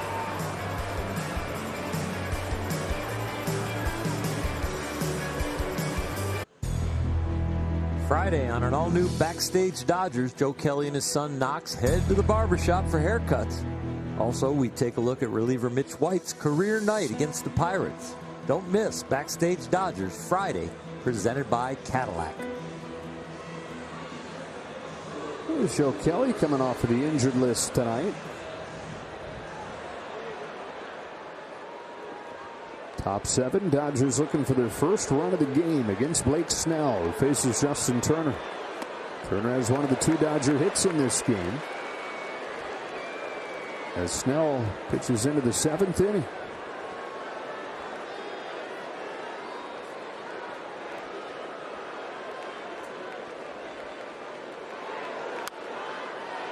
Now Blake Snell won the Cy Young Award 2018. He's gone 7 full innings 3 times in 3 years since.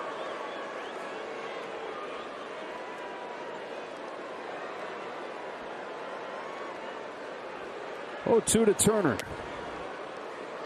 Even when he's good, he averages close to 20 pitches per inning, so it's usually not possible for him, given the restrictions that are standard these days, for him to go any deeper than that. Home of the 1-2 that Turner flies to left center field, but playable for Grisham for the first out.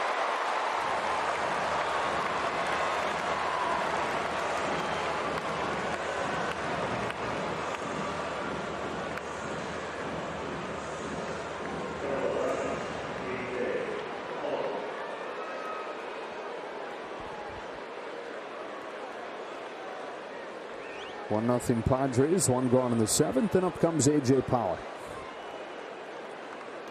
0 for 2 tonight, 1 for 6 in this series. The Dodgers in the 2 games, 2 hits over the first 6 innings.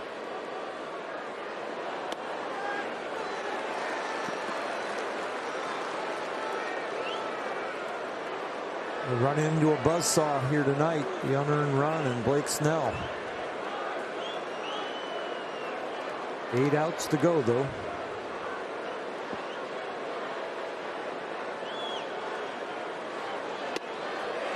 Oh, 0-2.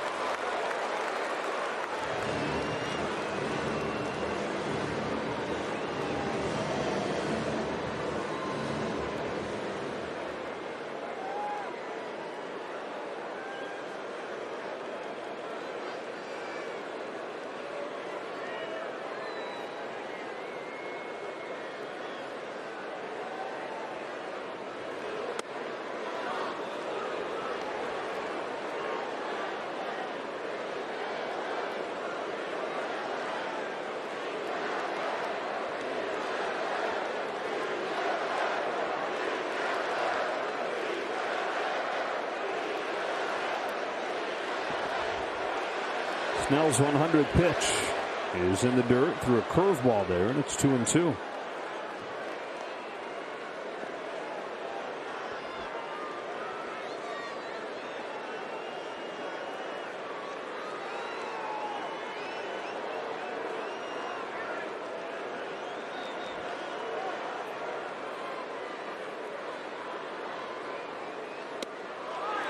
Strike 3 called, 2 gone.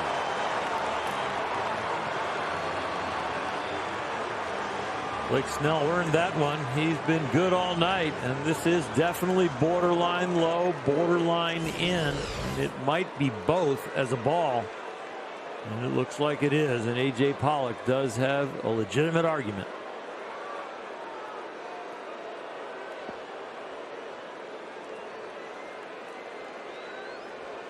So 7 Ks, no walks for Blake Snell. 2 gone, 7th inning. Corey Seager has one of the best hit balls tonight for the Dodgers.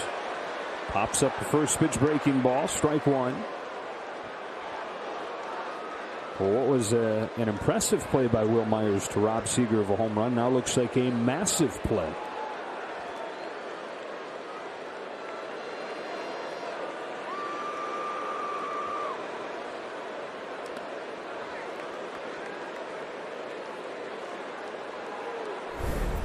Back in the 2nd inning.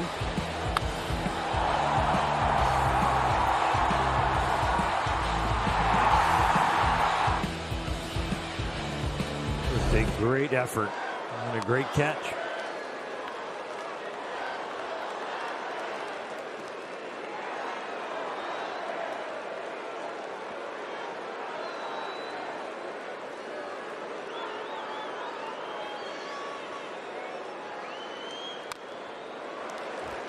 Two and 2.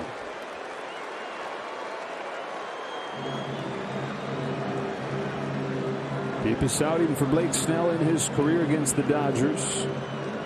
And a continuation of season-long trend. That is dominant starting pitching for the Padres against L.A. A 2-2 and a strikeout on the corner. 7 shutout innings from Blake Snell, and it's 1-0 as we stretch.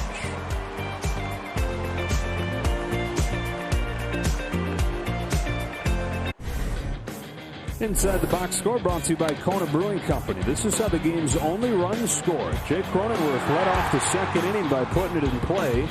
Trey Turner threw it away. He advanced the 2nd with the ball getting out of play. And came in to score on an infield hit from Will Myers.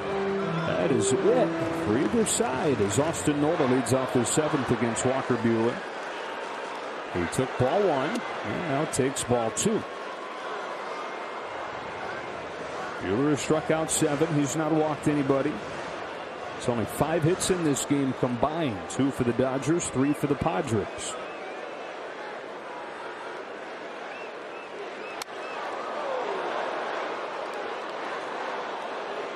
You talking during the commercial that if this winds up being the wild card game, this very well could be your pitching matchup. It sure could.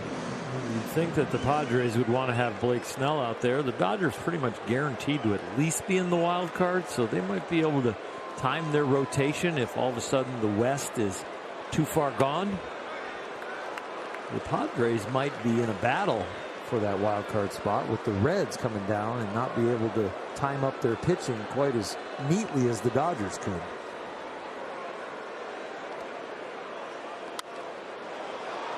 Nola flies this one into left for A.J. Pollock. And the first out of the 7th. A lot of baseball to be played before we start talking about wild card matchups, but it is something to dream about. Or to have nightmares about. Yeah, that's true.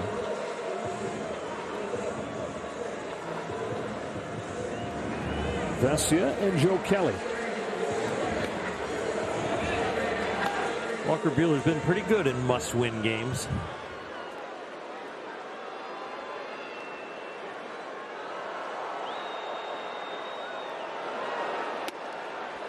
Curve lands for a strike on Hosmer.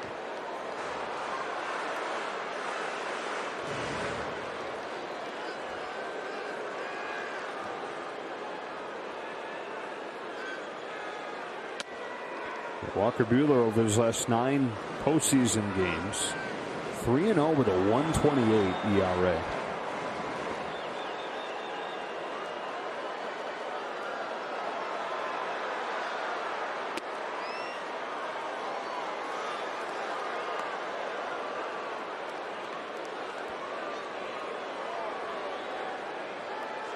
Dave Roberts grinding every pitch. 2-2. Ed Hickok's behind home tonight. He's the guy who said, check swing, no swing on Darren Ruff. Okay. That would give you a little bit more motivation to bark at him.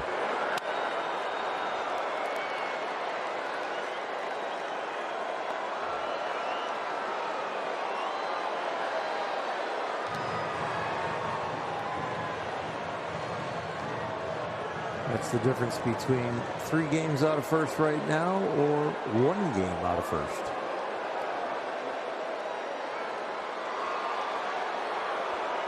Another 2-2 on his 100th pitch of the night. He strikes out Hosmer with the curve.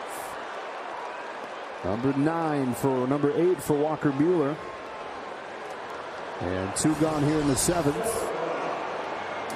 Hasn't thrown a lot of curveballs, but that one is a dandy. Looked like it's right down the middle and then just bounce it.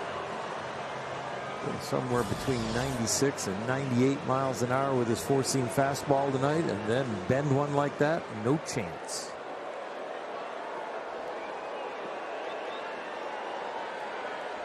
Will Myers, who drove in the game's only run.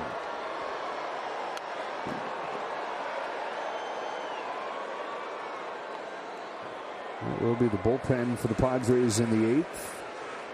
You'd assume Daniel Hudson's ready to go, and it has been years since Blake Snell has pitched into the 8th. He's over 100 pitches at this point.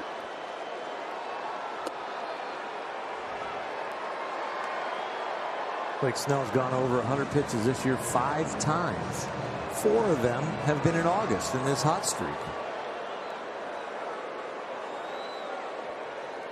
Buehler's 1-1 is low, ball 2. Snell at 106.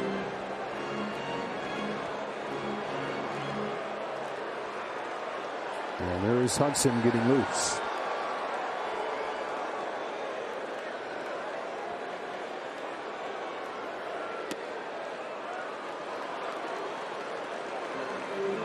The camera went down to the San Diego Padre bullpen a lot yesterday with a bullpen game, and now really important that Snell has had a good one and gone deep again for the Padres.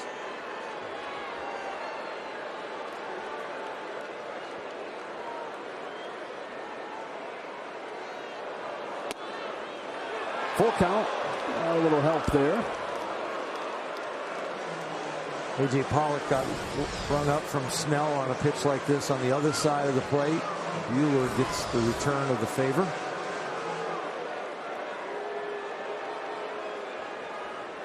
Three-two pitch. First walk of the night.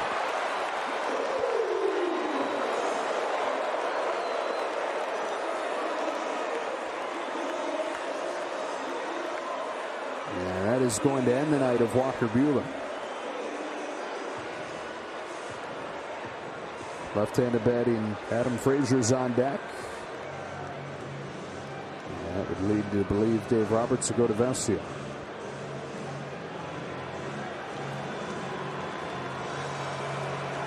Great game pitched by Walker Buehler. Dodgers are trying to get him off of the hook. A couple of innings to work with.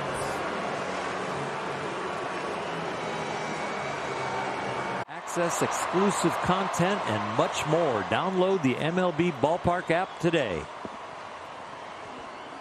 But it's actually not Alex Vesia. It's Joe Kelly that comes into the game here in the bottom of the 7th inning with the Padres up 1-0. As Buehler exits. One unearned run against him. Runner at first, his responsibility. Satisfying but frustrating with a line like that. You're hoping they can get out of this little jam and get some runs. Who's in, who's out, brought to you by In-N-Out. For Joe Kelly, his first appearance since August 6th as he comes back from the IL for undisclosed reasons. To face the left-handed batting Adam Frazier. We'll see if he commands his electric stuff. We've been through an injury-ridden season with Joe Kelly where we saw him throw mostly breaking balls, but since the shoulder has been cleaned up. He's used all his pitches from the fastball, two-seamer, four-seamer, the breaking ball, and the changeup.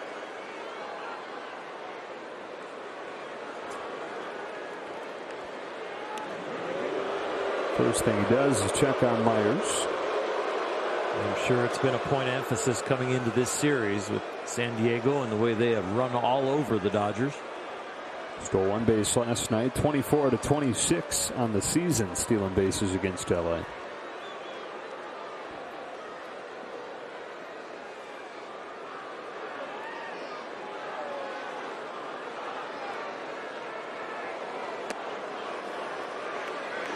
One and oh.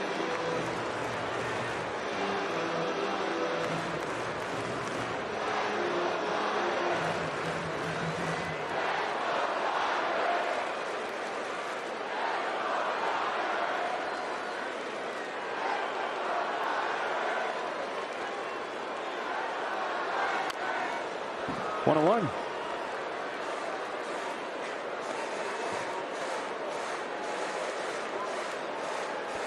Pitcher's spot next. There's Jerks in profile. He was their offense last night. Yeah. That was all there was. A two-run home run and the 5-2 Dodger win.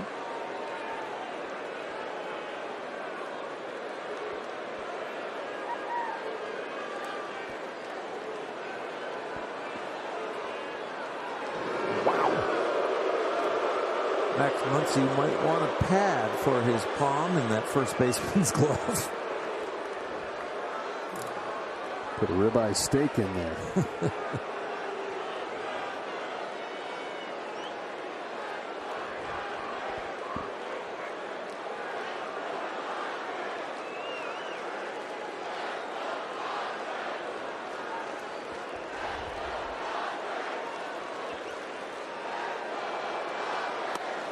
Changeup makes it 1-2.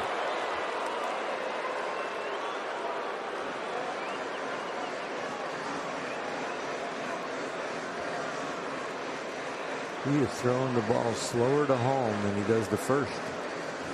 It might be close.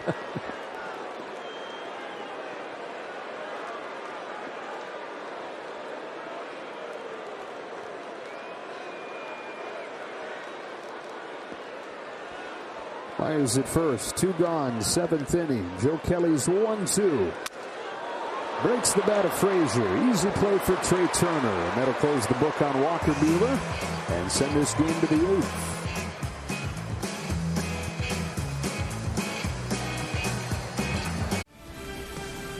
World Champion Dodger Baseball on Sportsnet LA is brought to you by Mercury Insurance. Low rates, big discounts, great insurance.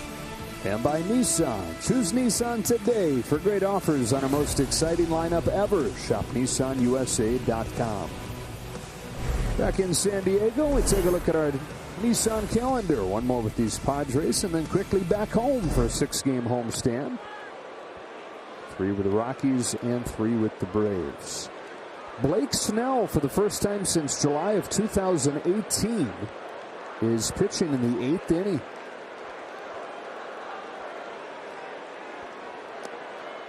Two balls, no strikes on Chris Taylor, with the slimmest of margins here. There's little room for error. He matches his season high with 108 pitches. The most that he's thrown in a game in his career is 114. His 2-0 to Taylor. And their first strike. CT was taken all the way right there. A 1-0 game, throwing the 2-0 slider. Only 2 hits against him tonight, both of them singles. One from Turner, one from Bellinger. And the guy that has the highest walk rate in baseball this year yet to issue one. Although 3-1 on Taylor. Daniel Hudson ready to go in the Padres pen. Full count on Taylor.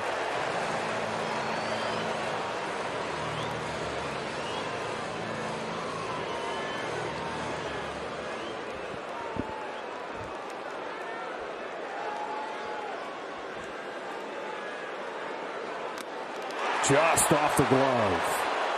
Got a hanging slider and just foul tipped it barely. Nola had a shot at catching that one. You can't practice those.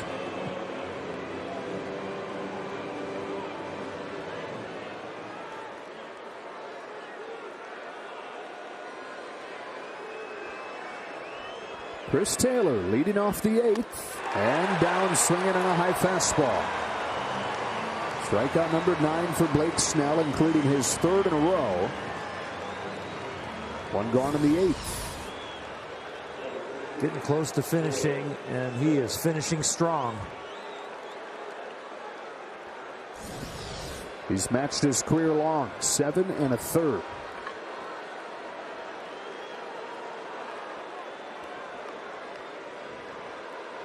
First one to Will Smith. And there for strike 1. Smith has struck out both times tonight.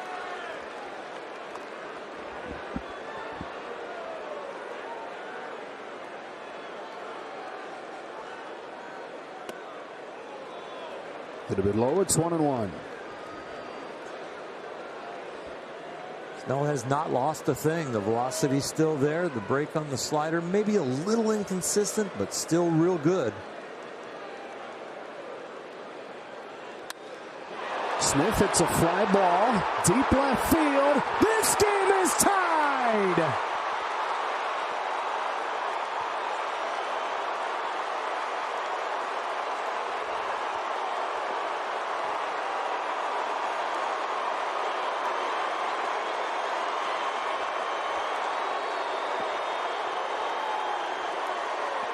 Will Smith saves the day, and he does it again on a high fastball. He tomahawked this one.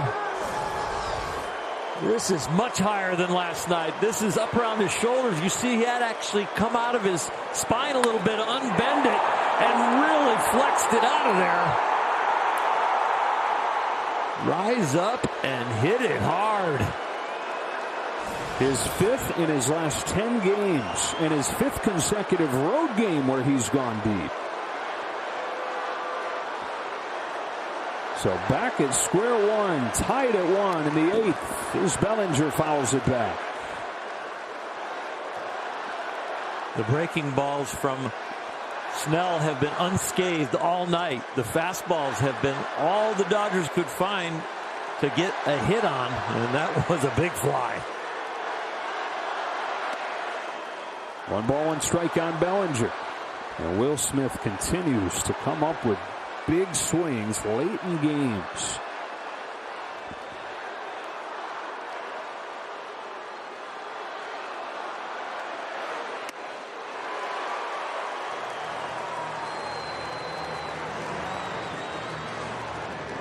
Walker Buehler spits the hook. Outstanding outing, and now at least gets a no decision.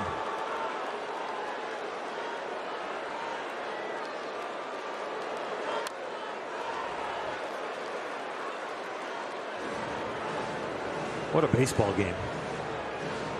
Gotta love a good pitcher's duel, huh? Just on edge every single pitch. Hudson's ready. Snell blowing past his season and career high pitches in a game. Count goes to 2-2 on Bellinger. Desperate times calling for desperate measures for these Padres. After the bullpen game yesterday, a game out of a playoff spot. Riding Snell here in the 8th. He gets Bellinger, 2 gone.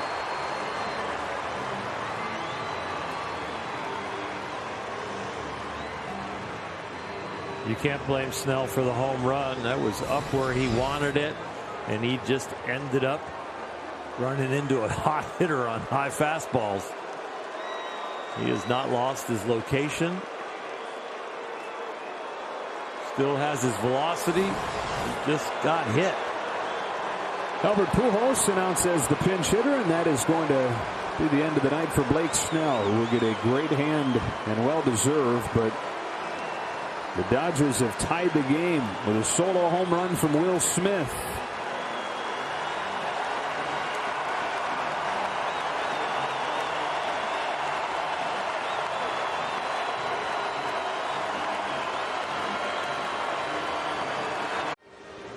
Daniel Hudson appeared in yesterday's game. Here he is with 2 gone in the 8th.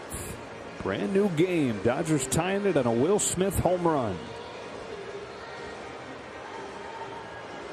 Albert Pujols will be up there, and right-handers off of Daniel Hudson are hitting 197 this year.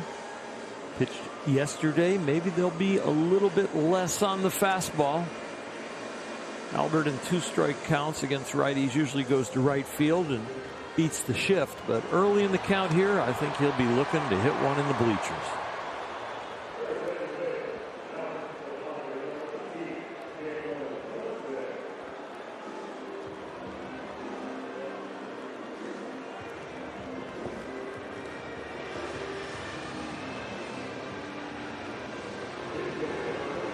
So Will Smith tying the game, getting his battery made off of the hook. 1-1 with 2 gone in the 8th.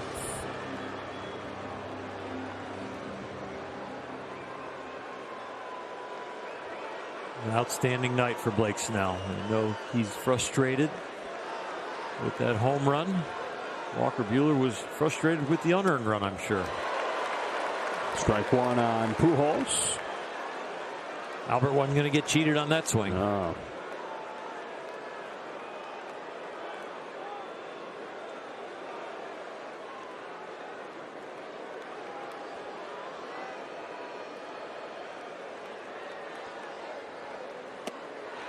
Quickly 0-2 on a pair of sliders.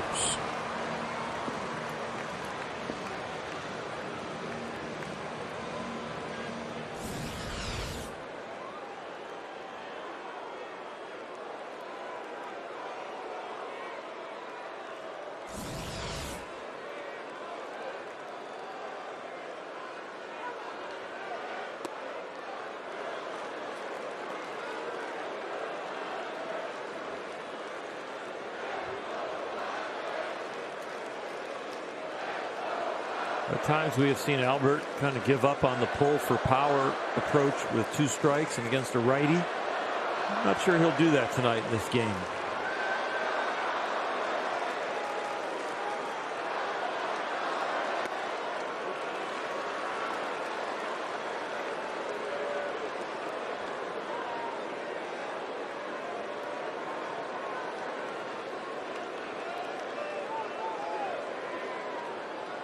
Padres not with a severe shift in the infield, so not really giving him the base hit on the ground ball to the right side. Pretty conventional defensive infield right now. On a 2-2, a fastball rings him up. So we go to the bottom of the 8th, but the Dodgers have tied the game on a home run from Will Smith.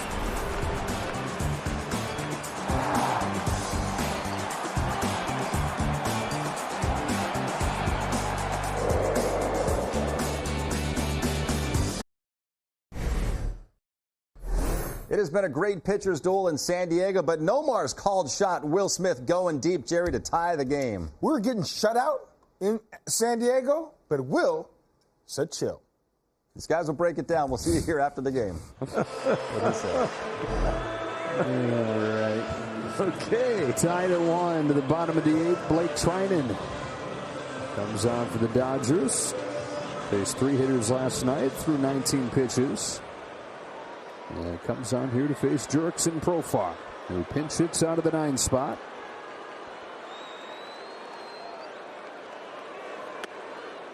Strike 1. Strike zone has had some width over there on that side of the plate, especially in the second half of the game. Well, Profar, who you mentioned when we saw him last inning, counted for the Padres scoring last night with a 2-run home run. Leading off this 8th inning in a 1-1 game, and an 0-1 pitch takes in the dirt, ball 1. Last night he picked on an inside fastball, turned on it, hit it right down the line, and it was just enough.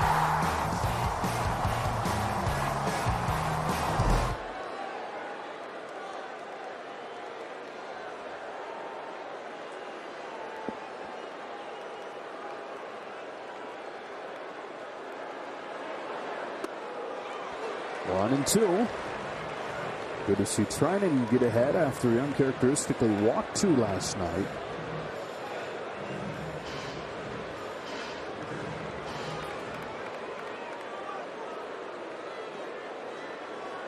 Nine, 1-2 for the Padres here in the 8th.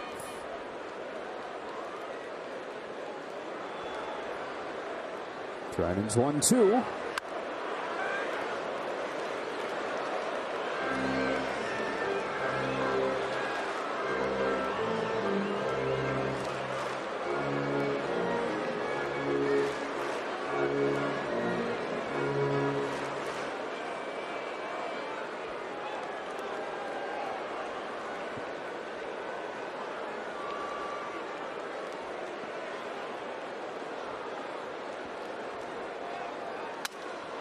Sanders is bad on an elevated cutter. Absolutely destroys it. One away in the 8th.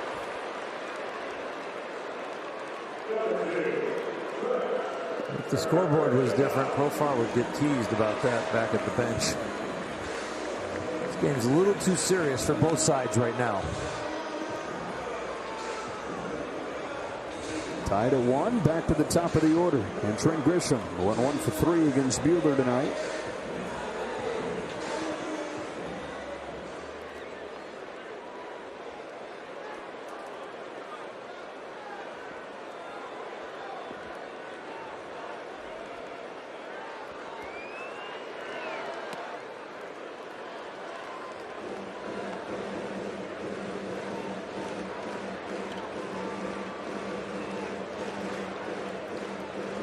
Dodgers looking for their 15th win out of their last 17 games.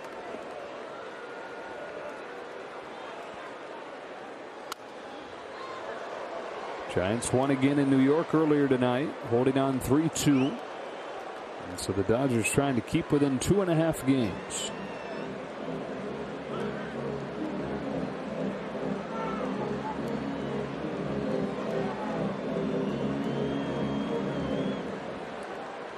A win would give them 80 for the year.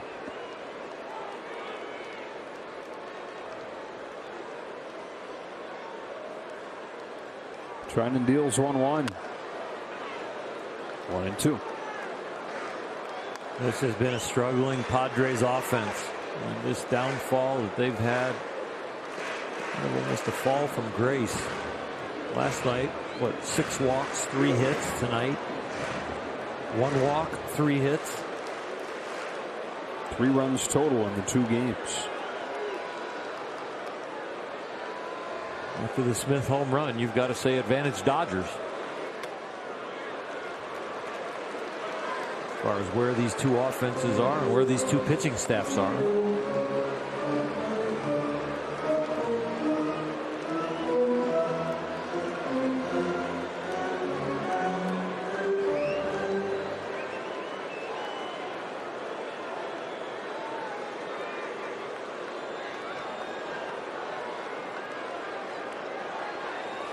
Bases empty, 1 gone. 2-2 pitch.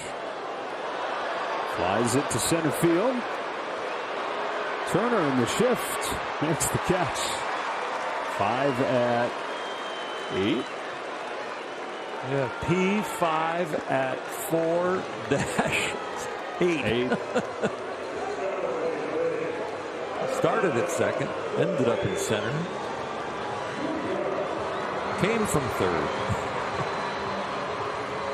Mark Melancon, the Padres closer. As Tatis comes up with the bases empty and 2 out.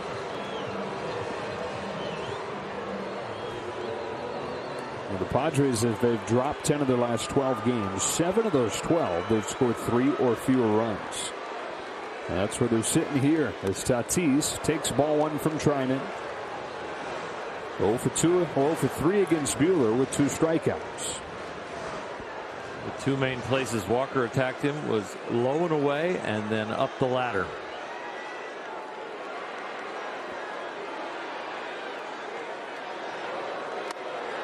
Man.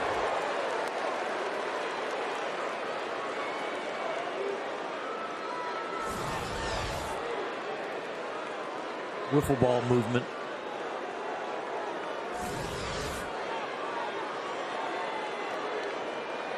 Growing the beard out for Christmas. A little thicker. 2-1. Getting an early start.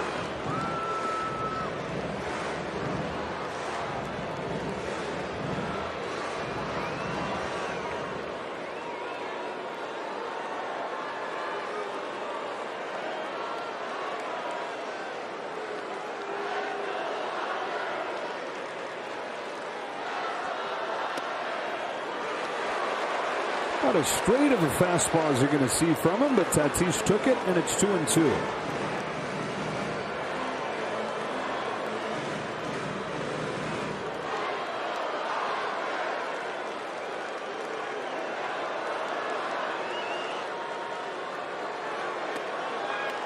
On goes full. And Machado's on deck. Tied at 1 with 2 gone in the bottom of the 8th inning.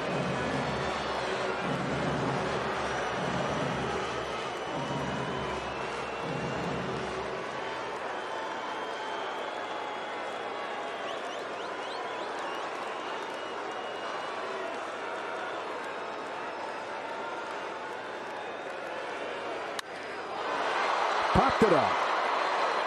And to left center field for A.J. Pollock. And Blake Trinan works a 1-2-3-8. On to the 9th. Tied at 1.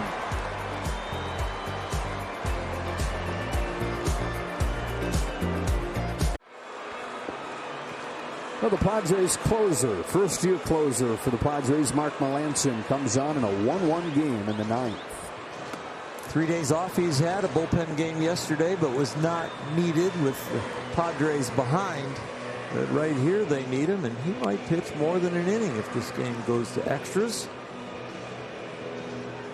He will attack you with 3 different pitches, and he will come after you with a lot of strikes. That cutter, curveball, and that 4-seamer doesn't throw as much. He likes to put a little movement on the ball and change speeds. For the Dodgers, a tight game here, and that would have been a recipe for a not very good finish much of the season. But the Dodgers, over their last 16 games, where they've won 14 of them, they've got 6 one-run wins in there. They've got a couple extra innings wins. Tide's starting to turn on both those things. You figured that they couldn't go on forever like that, with a winning percentage so good in every other game and a winning percentage so bad in one-run games and in extra innings. Jake Marisnick in the game in left field. Top of the order for the Dodgers against Melancon. Trey Turner is 0 for 3 tonight, leads it off. And you know, with Turner's speed in a tie game, if you can just get him on, that could be it. With that strike call, it's going to be hard to get on with a walk. Pretty consistent, though. He has been. There's been a ball or two off that edge.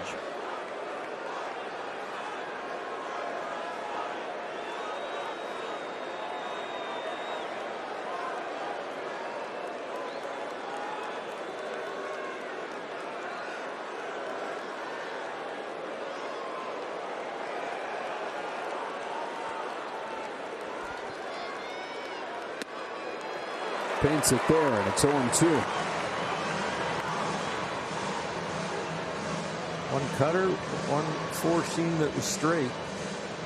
Out of the hand, he used that window right there to just nip that edge.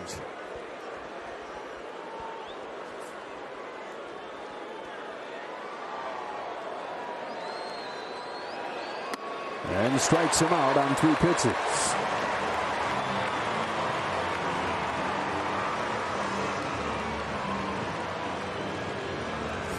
Cutter, fastball.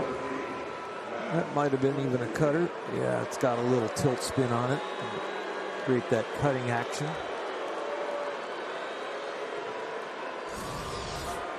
Mark Melancon making his 37th appearance against the Dodgers in his career. He's got a 1.21 ERA against him.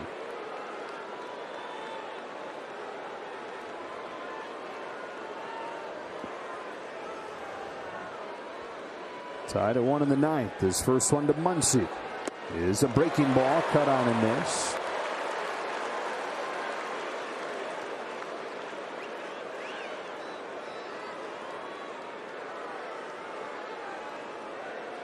Muncy 0 for 3 tonight, 1 for his last 22.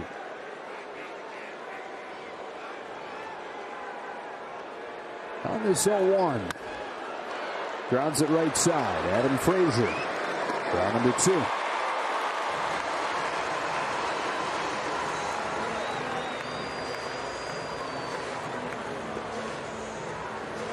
Melanson in his 13th major league season, his 8th different team. He was Atlanta Brave last season. Giant for a few years before that. And a 3-time All-Star earlier in his career with the Pittsburgh Pirates. 2 up, 2 down in the 8th. And now Turner.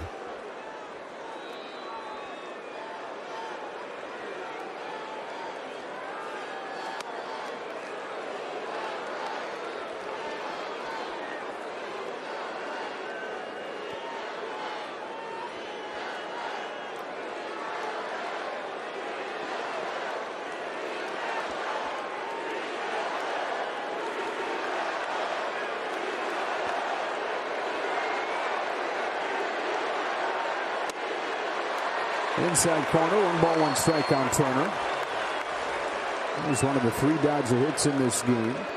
And there's Kenley. Recorded his 7th consecutive save last night.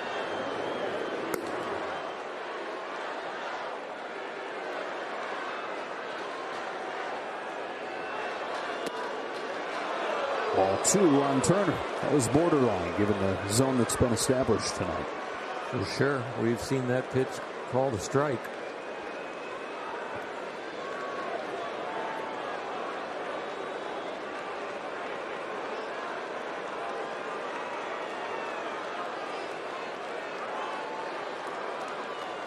On a 2-1, Turner pulls his hands in, ball 3. You can reach A.J. Pollock with bat here in the 9th. Padres have Machado, Cronenworth, and Nola due up in the bottom of the inning. Justin going to pick one side of the plate or the other, and if he gets it, he'll let the bat go.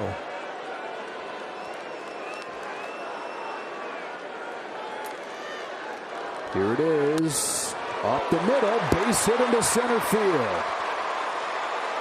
Second knock of the night for Turner. He's got 2 of the 4 hits for the Dodgers, and the inning kept alive for A.J. Pollock. Rarely overswings. Right there, 3-1 count. Can win the game with a home run.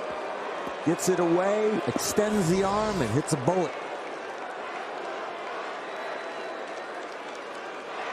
He gets Pollock up there.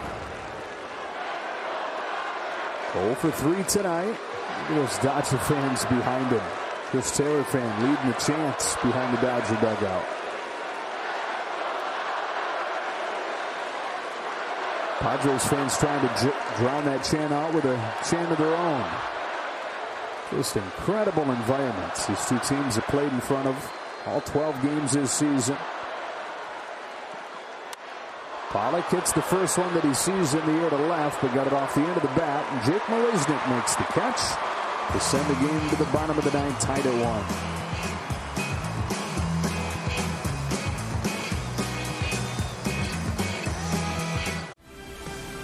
1. World champion Dodger baseball on Sportsnet LA is brought to you by your SoCal Land Rover retailers. Back at Petco Park, where it's been a fantastic game. Pitcher's duel between Walker Buehler and Blake Snell. Padres got an unearned run against Buehler in the 2nd. Dodgers tied it with a Will Smith home run in the 8th. And both teams' closers pitching in a tie game in the 9th. Melanson a scoreless top half, and now here's Kenley Jansen for the bottom of the 9th. Pitched around some traffic last night to earn his 28th save. He had Blake Trinan in the 8th and Kenley in the 9th. Brought the tying runs to the plate, but both skirted around that. Kenley hoping for a cleaner inning here in the bottom of the 9th and take this game into extras. He had those 3 blown saves in July, Jansen did, but he's converted 7 consecutive save opportunities since. In the area around 2 in that time. And he's going to have to earn it here. Machado, Cronenworth, and Nola coming up against him. Manny Machado, very dangerous man right now. I know he's not getting the results, but he has looked very hitterish, very comfortable in the batter's box, and he will definitely have in the back of his mind he'd like to be the hero in this one.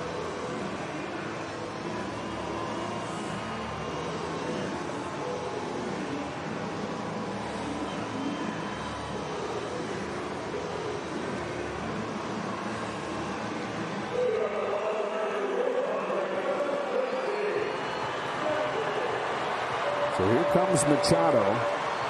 And 9 of the 12 meetings between the teams this season have been within 2 runs after 8 innings. This one tied into the 9th, into the bottom of the 9th.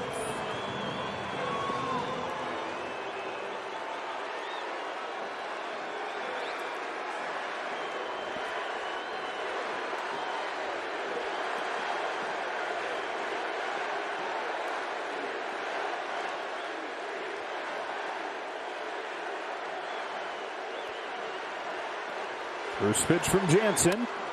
And Machado tried to hit it a mile. Flies it to left for A.J. Pollock. 1 pitch, 1 out. Tried to end the game with 1 swing.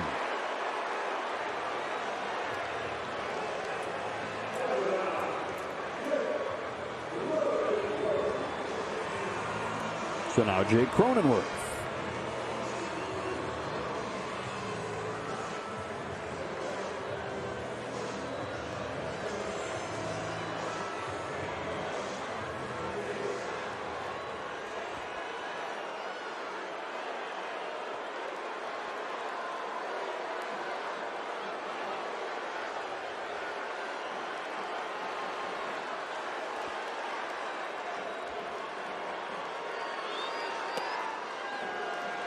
One ball, no strikes.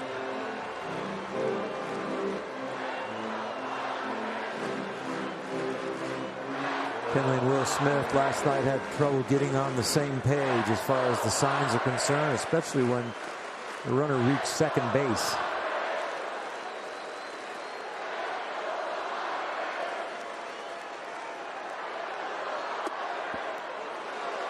One. Kenley's ERA with Austin Barnes behind the plate is a flat 0. With Will Smith back there, a little bit more uncomfortable. It's in the mid-3s.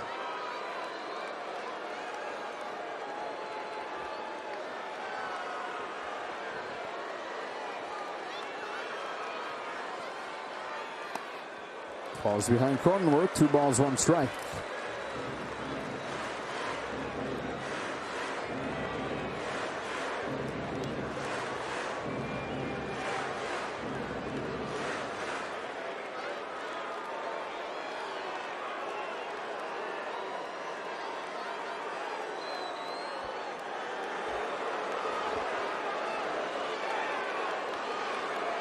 Is 2-1.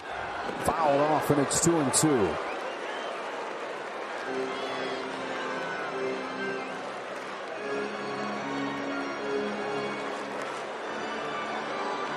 Jake Cronenworth had the game-tying home run with a huge comeback the Padres had on Saturday. One of their 2 wins over this 12-game slide.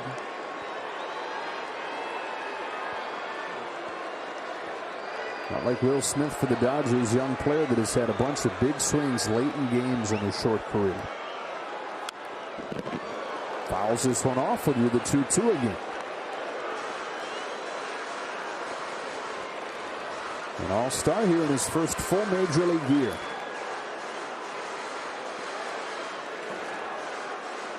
Kenley has gone away from his foundational pitch, the cutter into left-handed hitters. The last 2 they've gone away with some hard 2-seamers.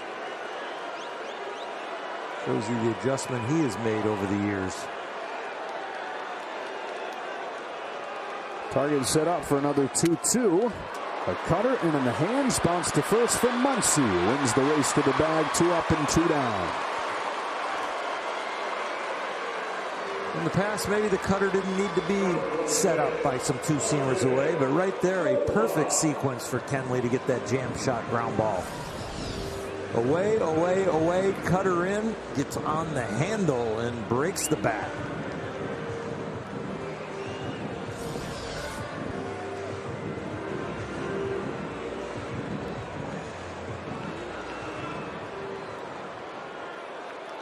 So it's up to Nola. Or this thing is going into overtime.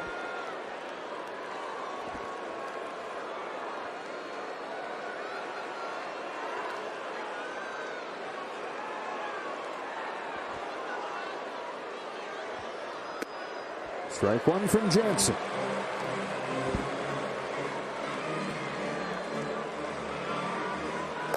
Craig Stammen, the Padres bullpen. Dodgers a run on 4 hits. Padres a run on 3 hits. On an 0-1, Nola takes ball 1.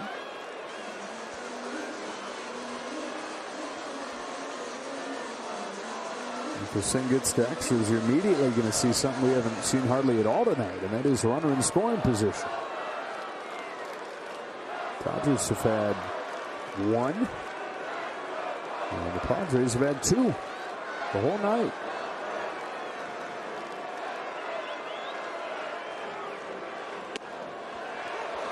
At the knees, 1-2.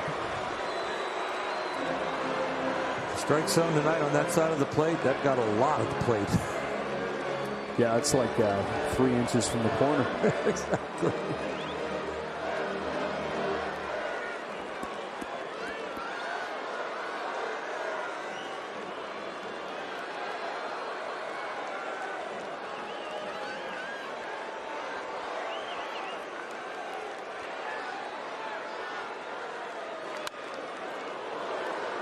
There's a piece in the Washington Post recently that did a deep dive on how zones are being called this year, because I think to the eye test it is that umpires have not been as good, and the findings were that pitchers are getting squeezed more than ever. So different than we're seeing tonight. It's been a pitcher-friendly zone from Ed Hickox.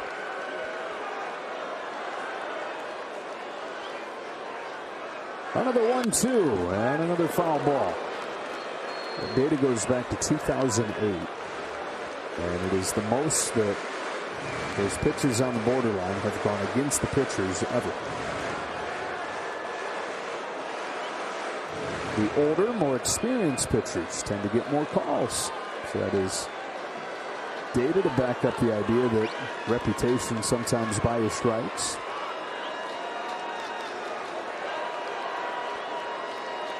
Jansen to Nola with another 1-2 pitch.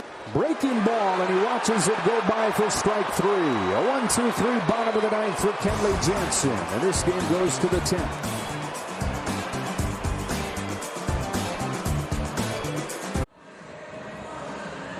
Tied at 1 to the 10th. Kenley Jansen with a 1-2-3 bottom of the 9th inning. The strikeout of Austin Nola, the 1,000th of Kenley Jansen's career. Look at that smile. With a slider.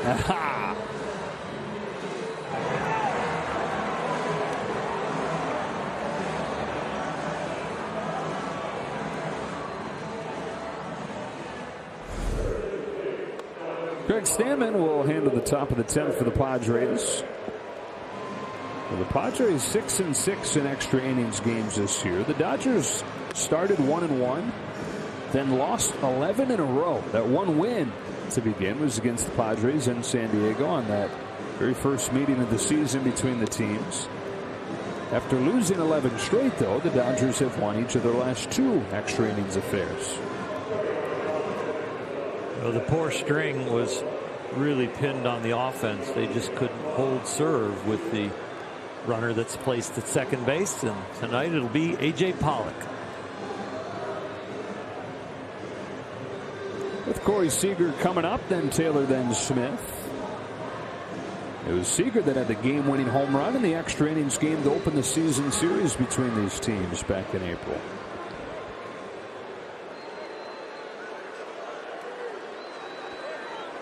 Tonight, Corey's 0 for 3. Couple flyouts to the left and a strikeout.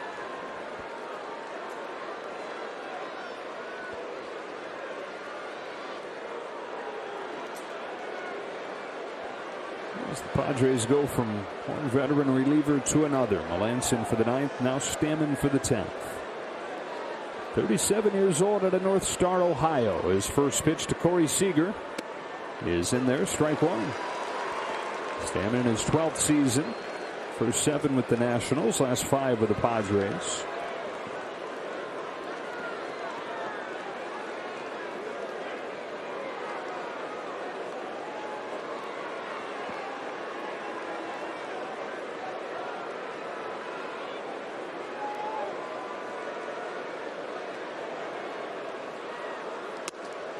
It's 1-1. Getting pretty close to the 6-year anniversary of Corey Seager's major league debut in this ballpark.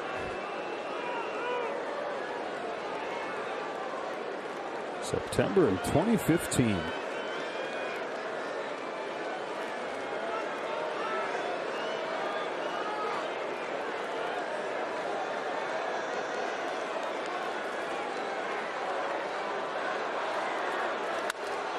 Ground ball to second. That'll move the runner up to third. One away.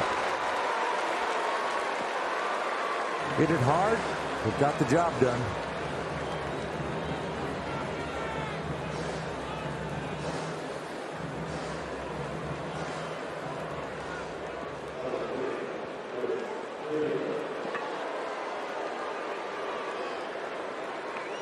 Pollock's at third. The infield comes in, and Chris Taylor comes up. Chris is 0 for 3 today. Getting an extra chance here to extend his 10-game on-base streak.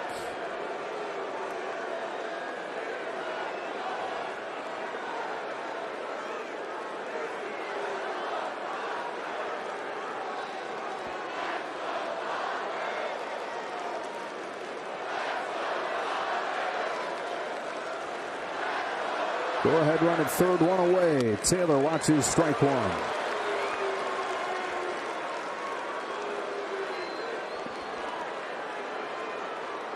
Tough at bat, right-handed hitter, right-handed pitcher with the wide outside corner. Stammen has the slider and the curveball that can come off of that last fastball on the edge.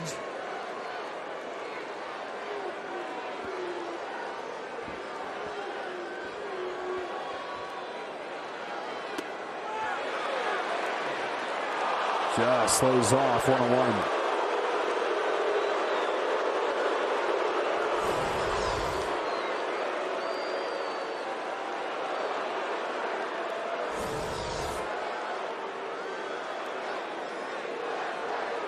They did it last night with a solo home run, a 2-run single, and 2 sacrifice flies. Tonight they got their lone run and a solo shot. And a number of ways to get the man in from third with 1 gone in a tie game in the 10th. Taylor takes it low, ball 2.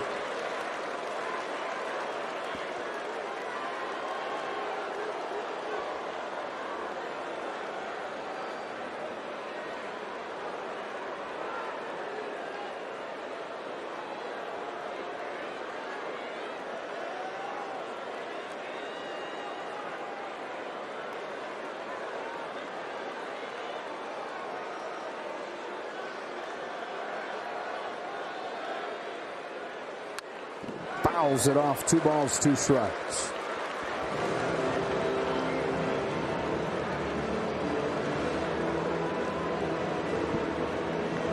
Both of these offenses have struggled tonight, and they have especially struggled combined against the breaking ball. 0 for 19.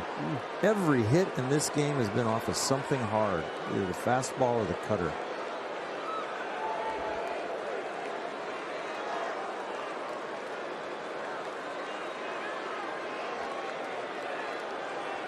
A 2-2. Taken outside, ball 3.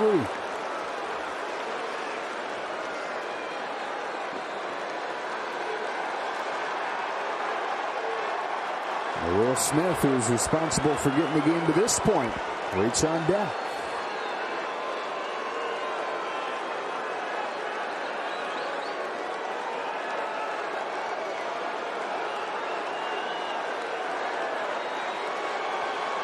Pollock at third with one out, and a 3-2 comes home. Taylor fouls it off. Won't do it again. Good pitch, good spoil. That was right on the corner, and both lineups know now that that outside corner to righties into lefties is a wide one, so you've got to protect out there.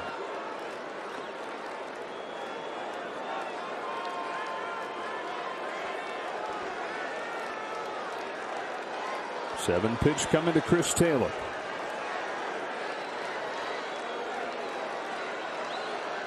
Bigger holes on that infield with the infielders drawn in. Another 3-2 from Stammen. Taylor pops it up. Short right field won't be deep enough. Tatis puts it away, 2 out.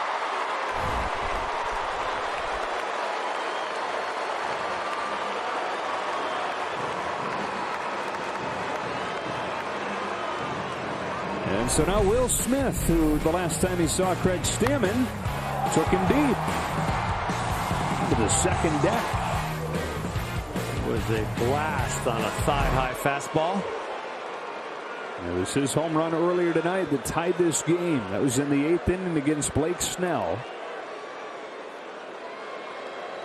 And ended Snell's night. Number 20 of the season for Smith. Doesn't need a home run here. Looking for a base hit with a go-ahead run at third. The serve holding run at third.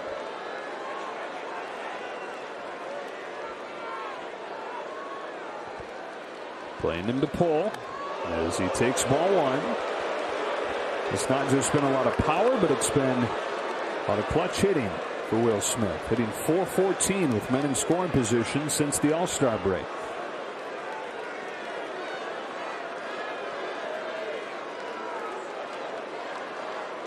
Talk about holding serve. Dodgers trying to avoid the double fault.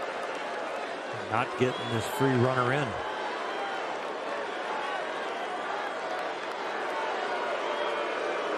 Well done. What else you got? It's 15-15 on the scoreboard. That would be 1 point for each side. Yeah. No love up there. His Taylor comes out. Perhaps conversation about whether he would prefer to put Smith on and face Bellinger.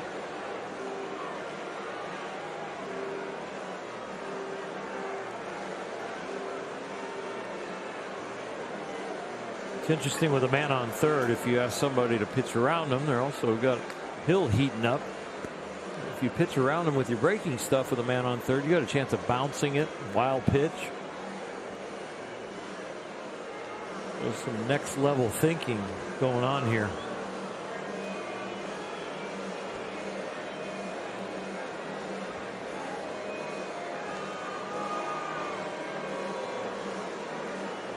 What we got? See if they're going to make a change. Yeah.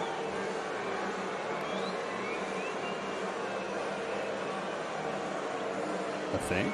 No?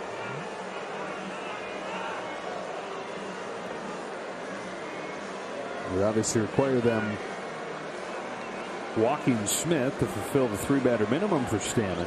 Yep. But you can do that by just holding up 4 fingers.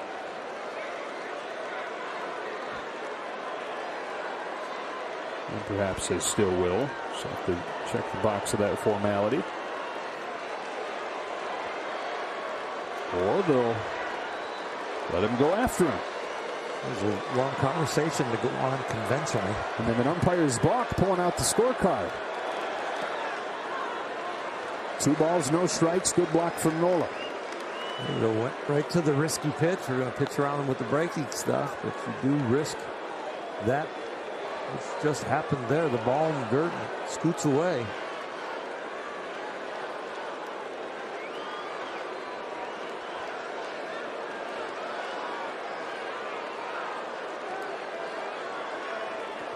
Pollock, the free runner, at third with 2 gone as the 2-0 comes home, and Smith swings through it, strike 1. He has crushed fastballs all season. Both home runs in this series have been on high fastballs, but he has struggled against breaking stuff.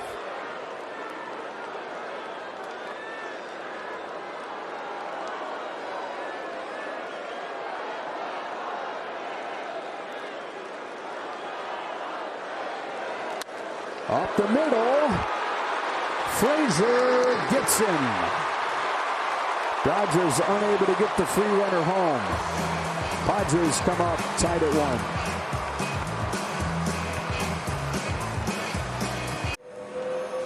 Bottom of the 10th coming up. Padres and Dodgers tied at 1. Will Smith shoots it up the middle, this close to hitting Stammen.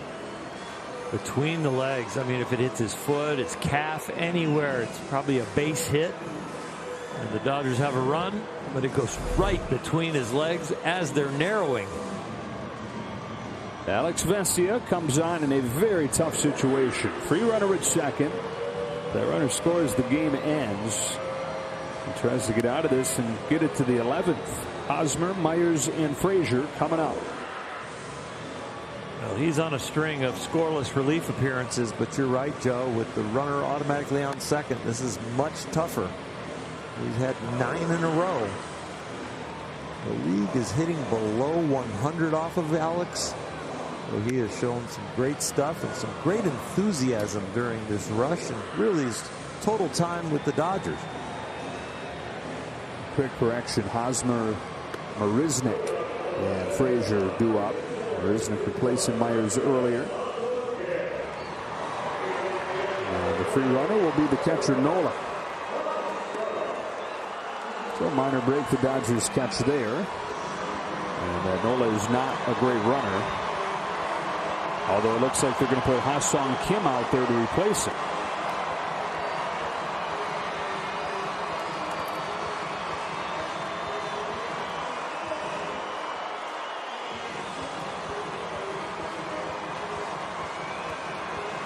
So Hosmer, who's 0 for 3 tonight, 1 for 6 in this series.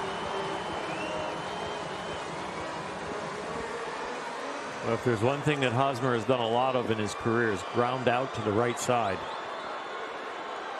And that would be a productive out in this situation.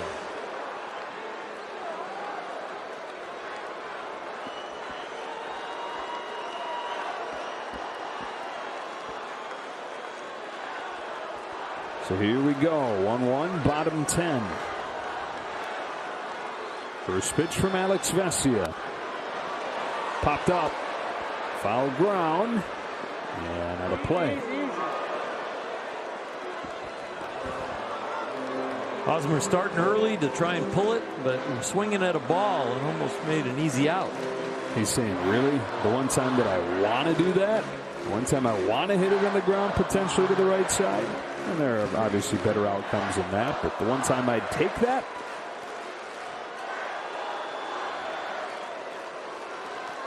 Guy that has always hit the ball really hard.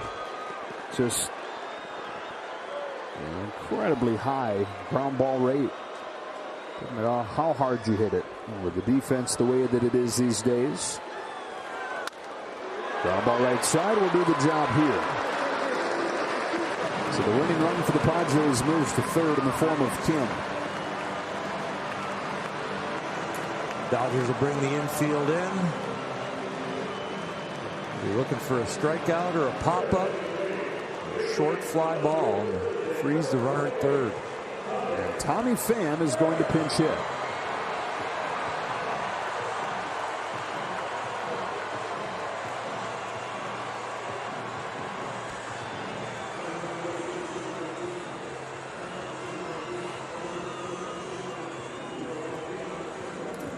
So Pham pinch hitting for Marisnik. Lefty-righty for Vesia, who has been just as good against righties as he has lefties this year. They're going to put Pham on, and it'll bring up Frazier.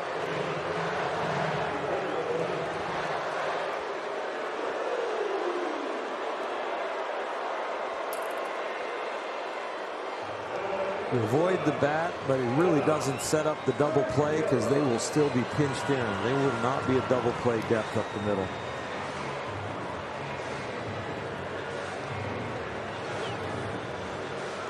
It gives you the platoon advantage here, but it also shows you how far Adam Frazier has fallen off. This was the league's leading hitter. And the Padres acquired him. And they choose to face him. And he pops the first one up, left side of the infield. Seager's got it, 2 gone.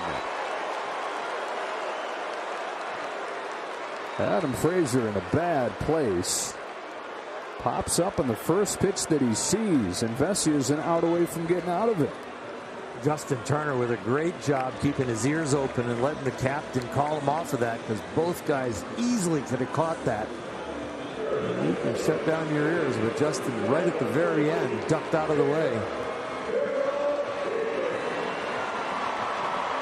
And now with the pitcher's spot, it's Victor Caratini to pinch hit.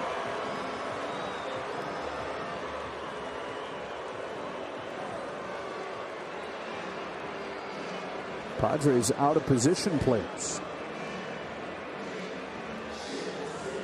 If this game continues, Dodgers have a full complement on the bench. Still 4 players available. And so it's Caratini. Got off to a good start this season, although has cooled off and his playing time has gone down with the return of Nola.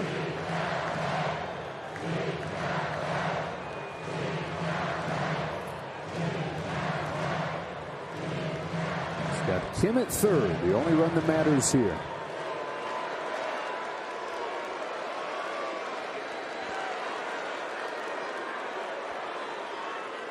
First pitch from Alex Vesia is cut on and missed, strike 1.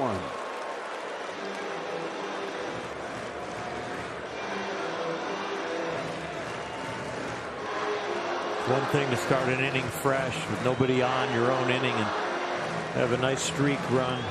It's another thing to do it right here, and we haven't seen Alex tighten up at all. Pitch quality has been elite. Fan into second.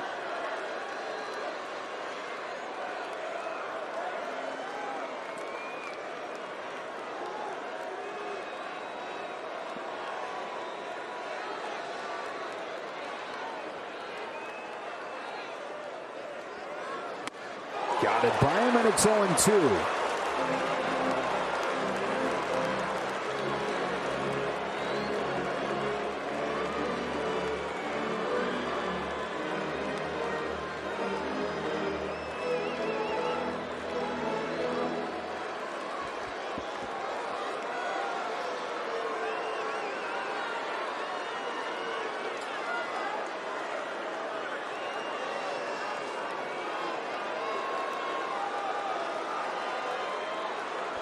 Two on, 2 out, and an 0-2 pitch. Fouls it off.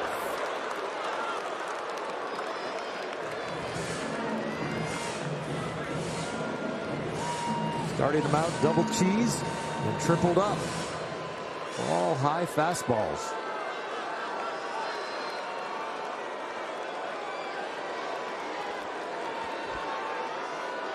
He did just 8 pitches to go 1-2-3 last night. He's only thrown 6 pitches to get the first 2 outs here in the 10th. And he's ready for another 0-2 to Caratini.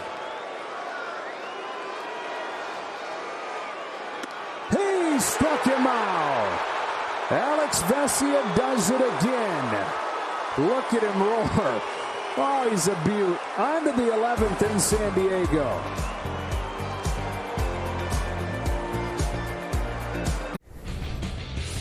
Oh, 1-1 game keeps on going to the 11th inning. Padres got their run in the second. It was unearned as Jake Cronenworth reached on an error and came in to score on this infield hit from Will Myers.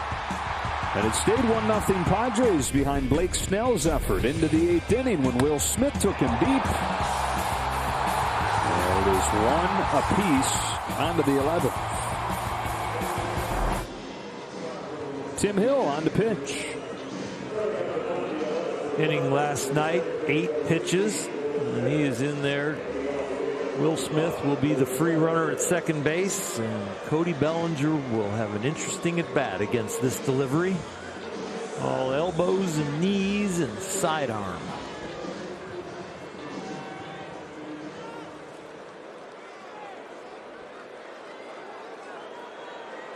was Tim Hill, who gave up 5 runs in that extra innings win for the Dodgers first time these teams met up back in April. Around that, he's had a pretty darn good year.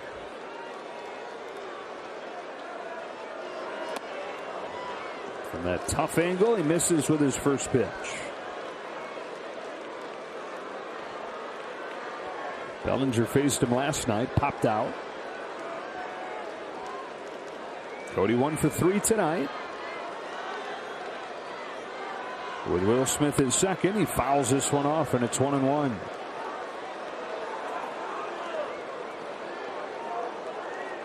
I know it was middle, but with this delivery and this angle, it's hard to say, oh, I had one to hit. You're right. You got to find a way to pick up the baseball first before you think about what location's that do I want to swing. I had 2-1.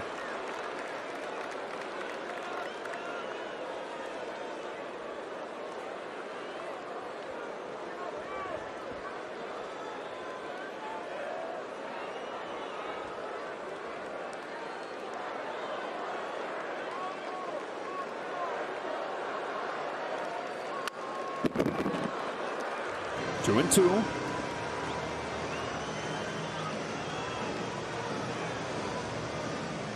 Cody made a big step going into his MVP year against left-handers.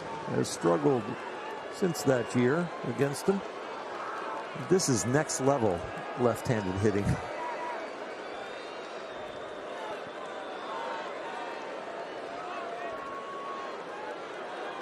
On 2-2, Bellinger pulls it foul. Look out, Clayton McCullough.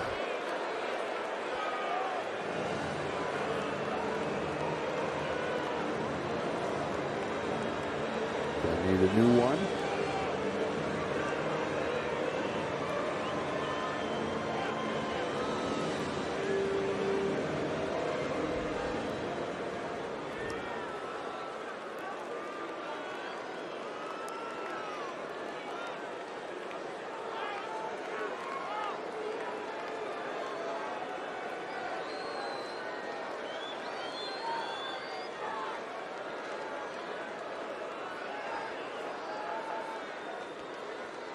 Another 2-2. Tie them up. So a strikeout of Bellinger for the first out of the 11th.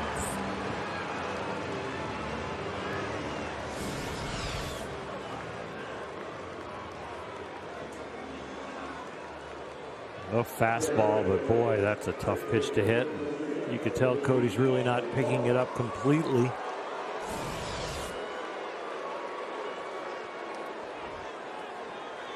So now it's Barnes, who's been one of the best pinch hitters for the Dodgers this year, hitting .375 with 2 home runs and 2 doubles as a pinch hitter. That is how most of his time is coming these days. Will Smith starting most days. Takes a strike.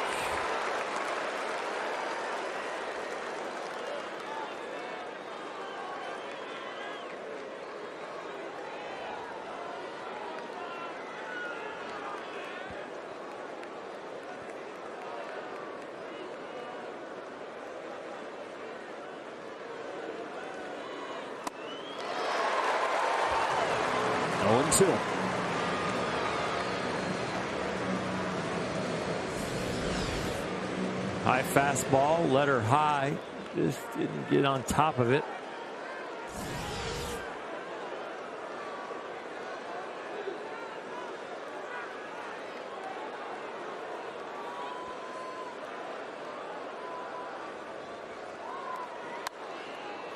Fights this one off, stays alive.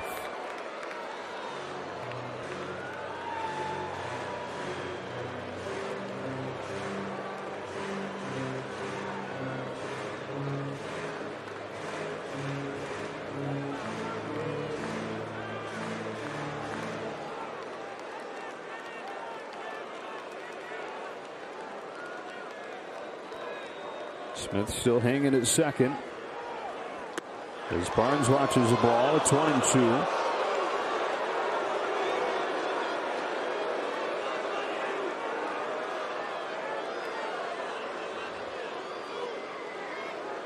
Have not seen a breaking ball from Hill yet.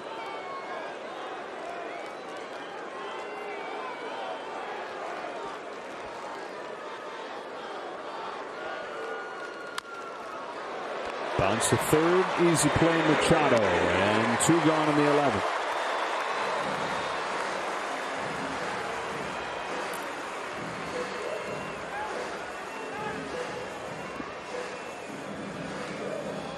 So Bellinger strikes out, Barnes grounds out. They're going to put Trey Turner on and go for the lefty-lefty matchup with Muncy.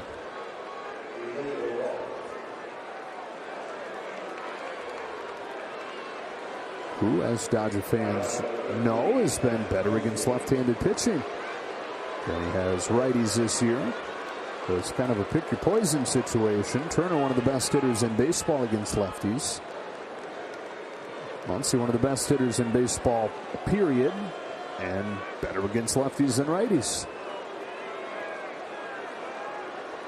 Dodgers 0 for 5 with runners in scoring position here in extra innings. They are looking for a hit. Badly need one. Farthest ball they've hit with runners in scoring position, Taylor's pop-up. Perfectly placed, throwing one on Muncy.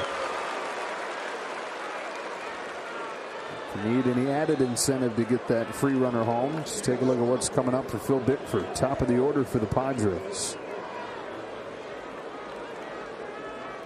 Top of the 11th, 1-1 game, 2 on, 2 out, and Muncy watches ball 1. Got about an hour and a half left on his 31st birthday.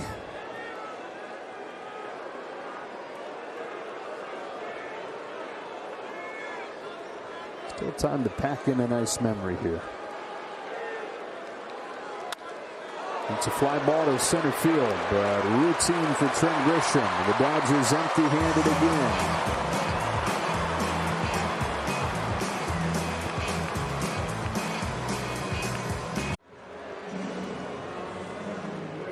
That is Phil Bickford for the Dodgers here for the bottom of the 11th. Trying to do what Vesia did, and that is for the second day in a row, put up a 0. A 1-2-3-6th inning yesterday. What a season it's been. What a officially rookie season it's been for Bickford. 26 years old out of Ventura, California, pitching for the team that he grew up rooting for and turning into one of their key pieces. Now you got to tiptoe around a second free runner out there as the Dodger offense is now 0 for 6 with runners in scoring position here in extra innings. And Phil has had an outstanding year, but this is a large task starting out with the top of the order for the Padres. It's Grisham, Tatis, and Machado. Free runner is Caratini. And again, there's nobody left on the bench for Jace Tingler. Padres are running the second. Dodgers are running the 8th. Here we are still going. Bottom of the 11th. Dodgers trying to take the first 2 games of this series. It'll be their 15th win out of their last 17. Giants won earlier today. Been done for a while in New York. So as it stands now, the deficit is 3. Grisham bunts. And it's caught by Turner. What a gift.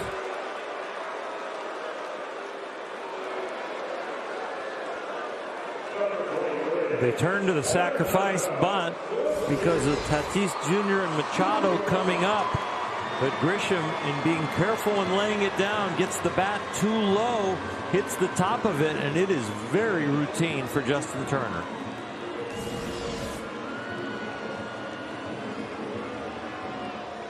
One pitch and that result for Phil Bickford. Now Fernando Tatis Jr., who is hitless in 7 at-bats in this series.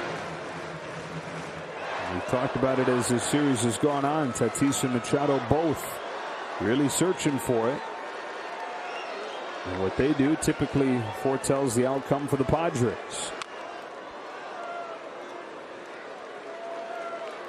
Tatis in his last at bat was upset that he guessed right that the Dodgers would attack him at the top of the strike zone with a fastball to put him away. He got it, but he missed it. And so here they changed the sequence a little bit and start him off with a breaking pitch.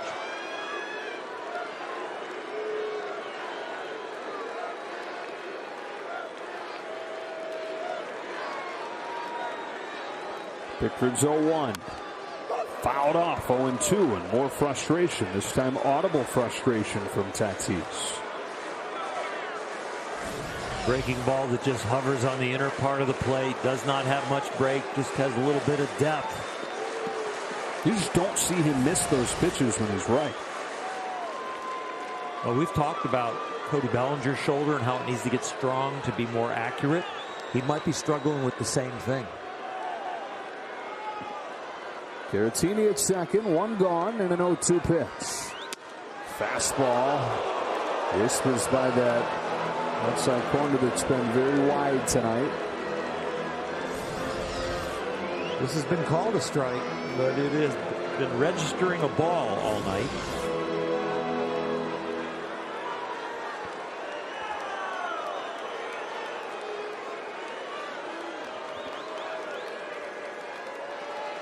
So now 1-2 pitch.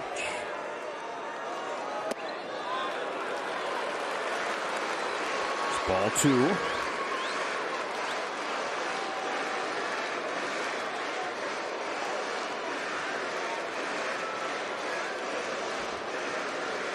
Machado's next.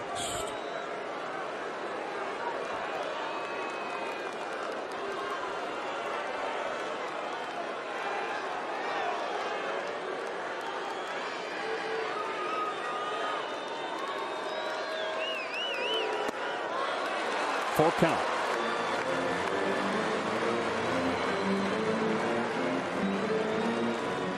Definitely a cat and mouse game going on between Tatis and Will Smith behind the plate. Will they go back to the high fastball, or will they continue with the slider? Throughout the night, it's been the high fastball. And a walk, far from the worst thing here. Only run that matters is that man at second. 3-2. Got him! Back to the fastball to strike out Tatis. And they weren't going up with the fastball. They were going low and away. It leaked down the middle, but beat him to the spot at 95. You see, the target is down, not up. Well, off of those 3 sliders, they were looking to lock him up low and away with a fastball where he would take it thinking it's a slider, but it would hover over the corner, but just beats him with the strikeout.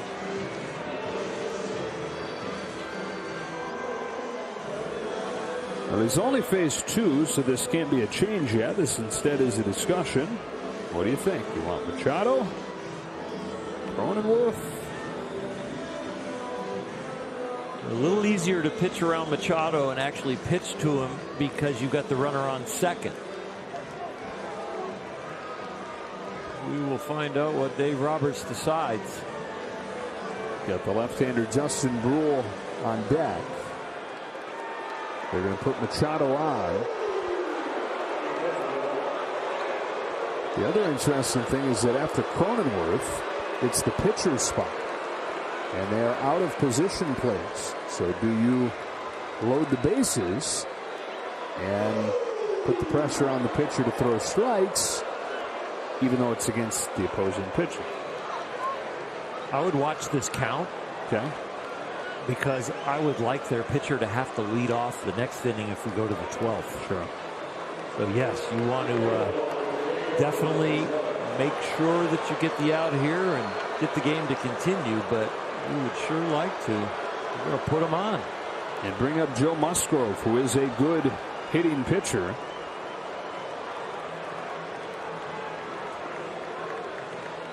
And again, regardless of who it is up there, there's nowhere to put it.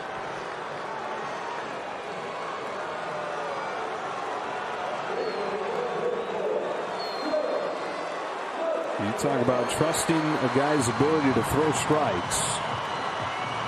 They load the bases intentionally and force the Padres into sending a pitcher up there with all the position players used.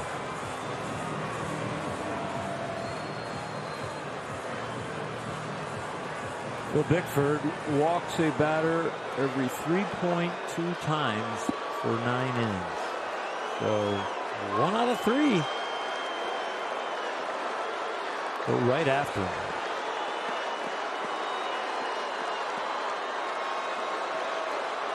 Bases loaded, tie game in the 11th. Joe Musgrove pinch hitting. Showed bunt, took a ball.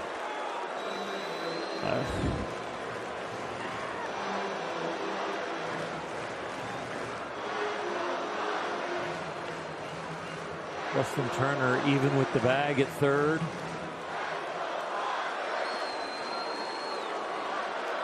Outfield daring Musgrove to hit it over their head.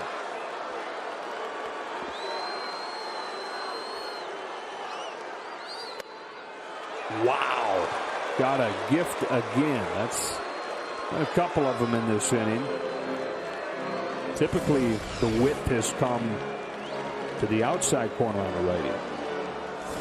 Could be the game that never ends with that strike zone.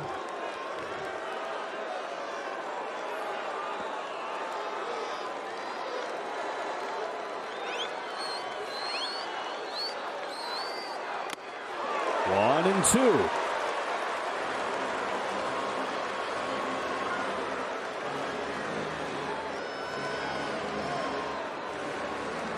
That was a pitcher's duel for 7 innings, and now it's a pitcher's duel with 2 gone in the 11th.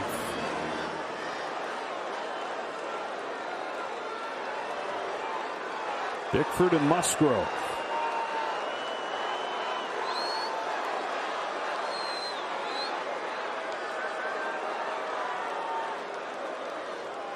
The 1-2. He strikes him out right down the middle. And the chest moves from Dave Roberts' work as he loads the bases. Gets the pitcher to the plate, and Bickford strikes him out looking.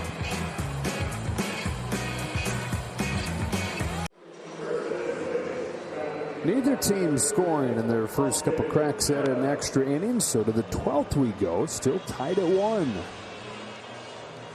Austin Adams takes over, and he is again put in another predicament like all these relievers, but they have come through unscathed. It's the Dodger offense that needs to find a way to not only hold serve, but, 2 runs is where you really feel like you have done the job. Just getting 1 now seems like it's going to be the winner. They saw Adams last night. He pitched a 1-2-3 second inning as part of the bullpen game. Free runner will be Max Muncy, Turner, Pollock, and Seager coming up. Boy, what a game this has been. The Reds have lost, so the Padres are trying to catch them, and the Giants have won, and the Dodgers are trying to hold serve, quote unquote, with the Giants.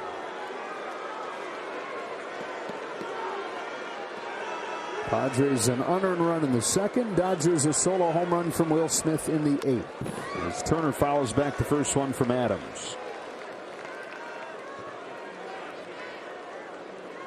Where are you at on the extra innings rule moving forward? I like it in the regular season. I just think it causes instant excitement.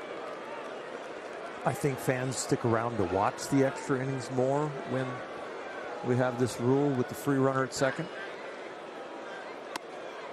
Almost hit him.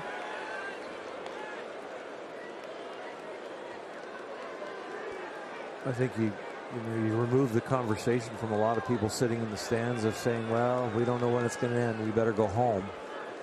And it's like, how do you go home now? There's a guy on second. It's probably going to end soon. Yeah.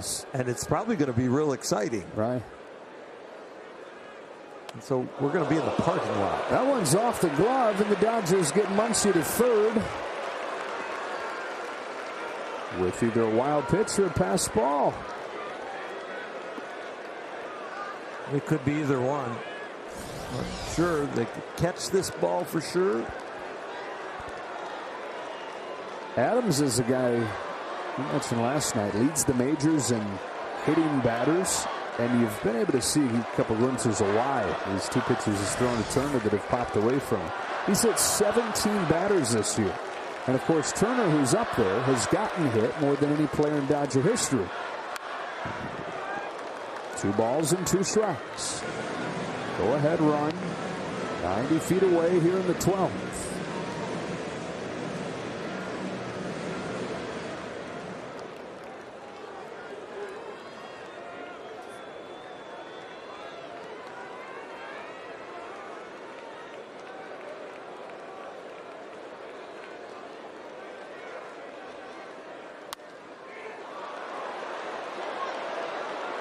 Angling over Frazier.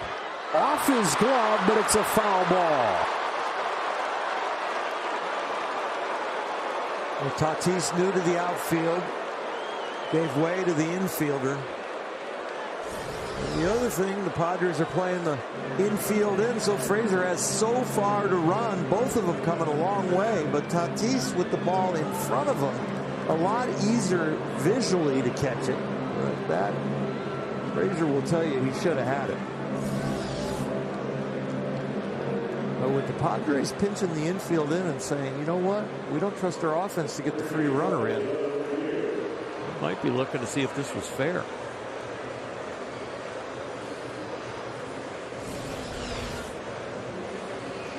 It's going to be tough.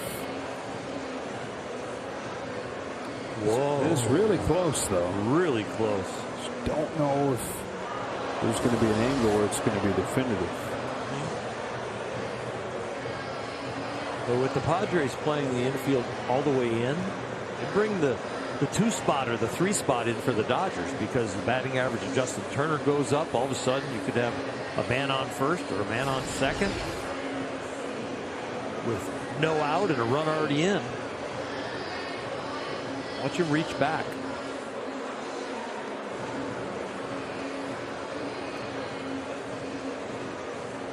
Ooh.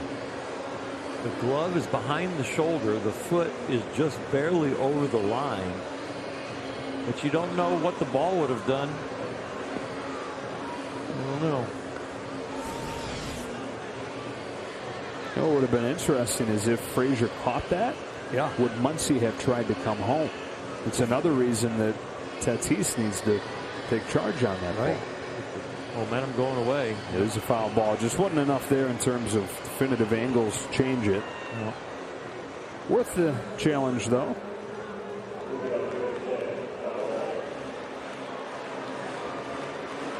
So it remains 2-2 on Justin Turner. Muncy at third, nobody out. Still nothing across in extras. Adams comes home and Turner fouls it off. What a job to stay alive. He's got 2 hits tonight.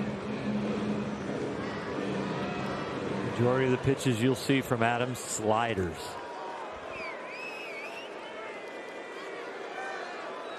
A great majority.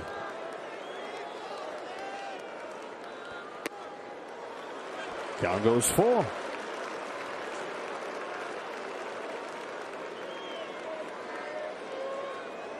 A lot of sliders, a few fastballs, and a lot of things that just pop out of his hand and hit you. Exactly.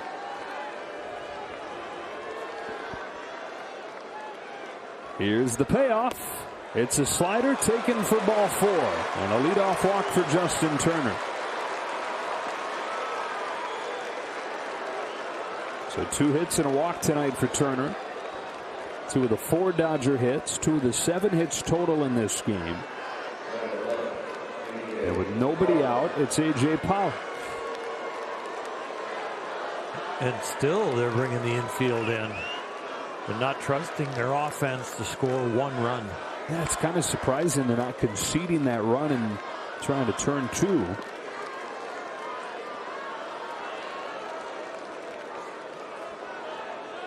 But again, it's Padres offense that has managed only 3 runs on 6 hits in 20 innings in this series.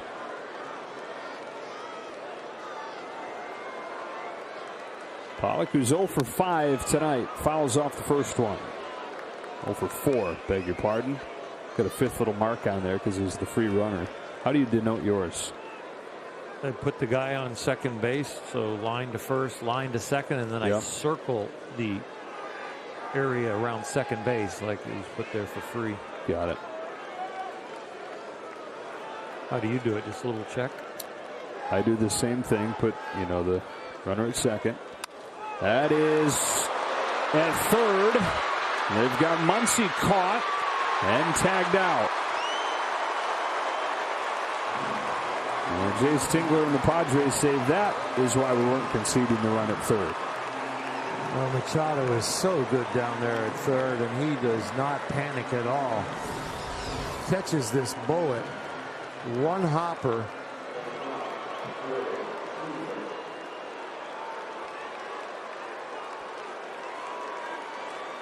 It was a tough play from Muncy, first and third, and you think about not allowing them to get the double play, but hit like that, and Machado's got your attention. Could Max have made it back to third? He didn't think he could, so he continued on. So first and second, one out. Corey Seager takes ball one.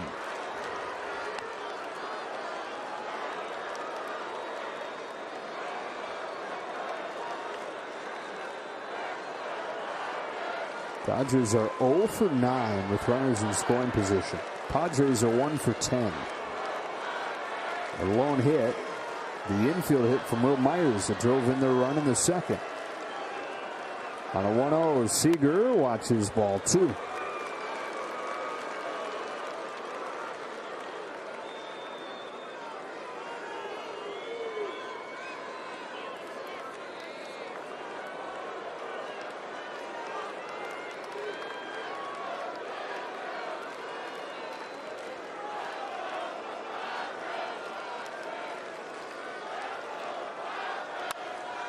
Down the line, but foul.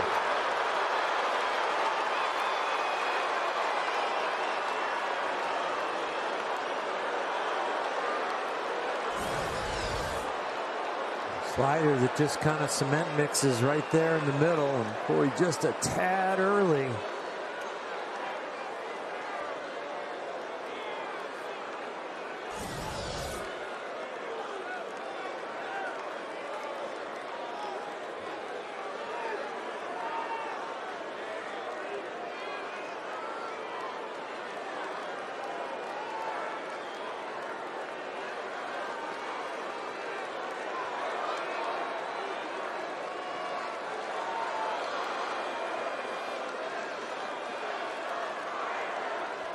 The 2-1. You'd like that one back. It's one of those ones that just didn't break enough. They read the spin, they see the location, and they expect something, and they don't get it. A dreaded backup slider that hitters pop up on. 2-2. 2 runners on, tied up in the 12th. Adams fires and Seager strikes out.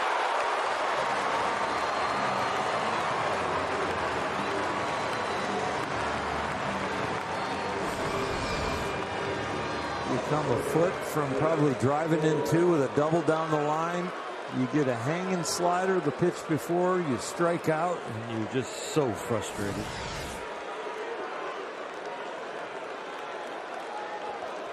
So it's up to Chris Taylor. Turner at second, Pollock at first, and Taylor, who's 0 for 4 tonight. Yeah, Justin Turner 2 for 4. Rest of the team 2 for 34.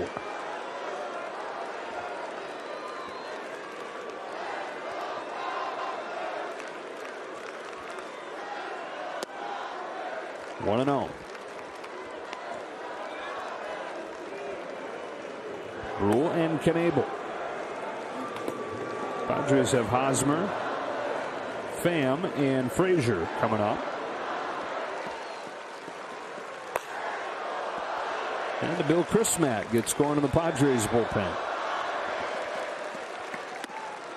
Taken for a strike, 1-1. Taylor, a .372 hitter with runners in scoring position and 2 out.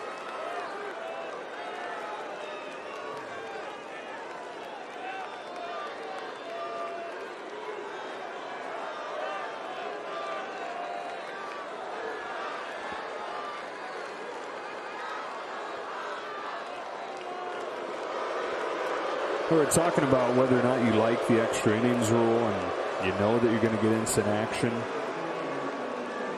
With the traditional setup, without the free runner, less than half of the games end in the 10th. With the new rule, more than 70% of the games are over by the 10th inning. And the longest one in the 2 years we've been doing this is 13. Well, this one is a marathon. Yeah.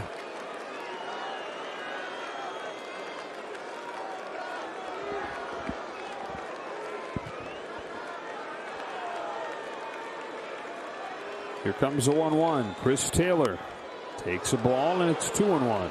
That's the type of pitch that Adams hits a lot of guys with. That slider that he tries to really break off, slips out of his hand, and Backs up into right-handers and hits them. And the right-handed hitter is leaning out over the plate to try and reach the slider, so it's a bad equation for the hit batsman.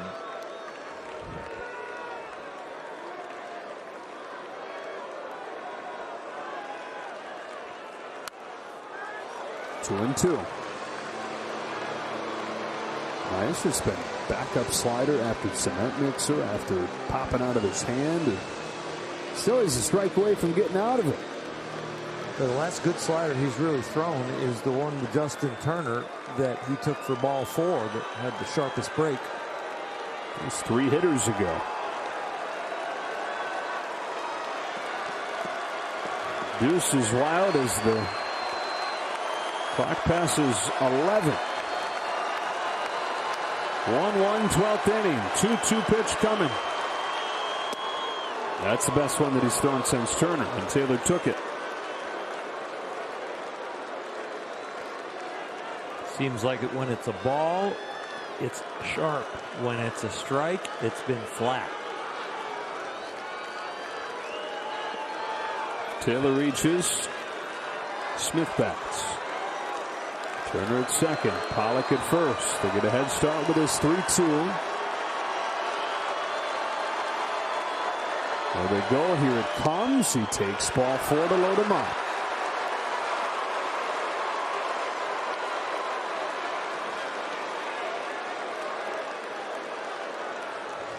Well, now you got the hit batter, you got the walk, you got the wild pitch, you got the pass ball. There's a lot more things to worry about if you're the Padres.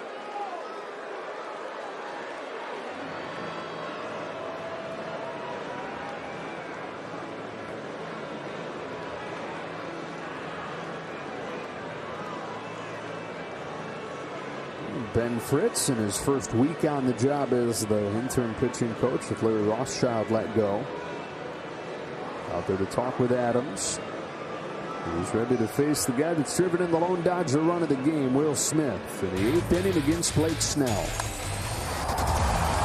Picked on another high fastball, and he's been very good at that this year. And he has been so clutch, and there is no bigger moment in this game than right now.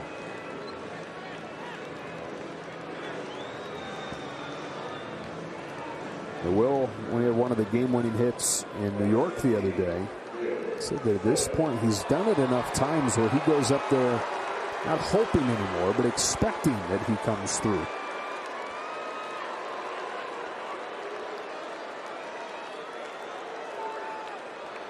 Bases loaded, 2 gone in the 12th.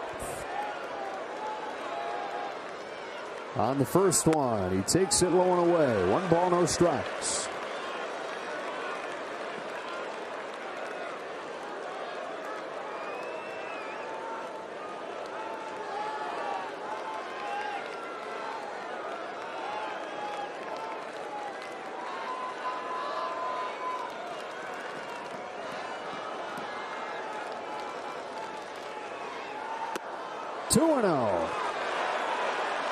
Adams knows what he's dealing with. He's dealing with a clutch, hot hitter up there. The hero of the night for the Dodgers. But this is not a time when Will Smith looks like he wants to chase. He is zoning him in.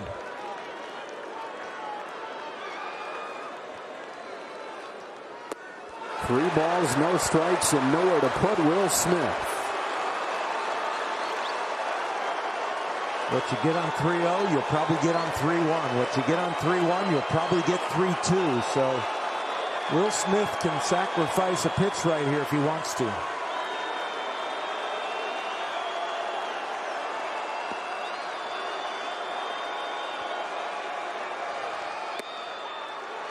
Strike one. Caught the corner with a slider.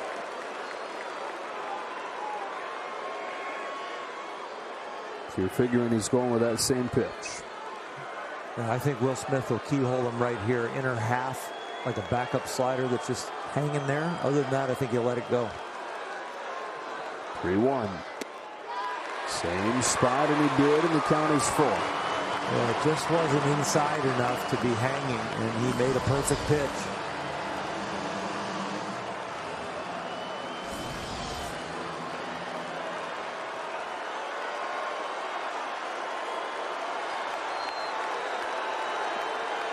Oh, the wheels in motion here.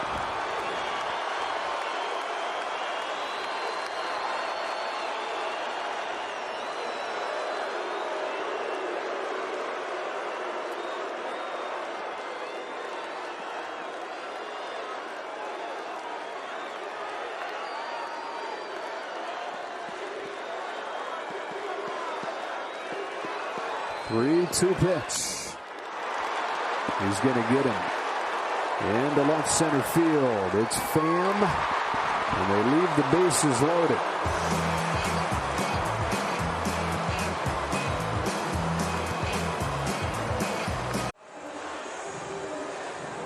Well, the latest guy to try and get out of one of these situations, which is in vogue, Justin Brule.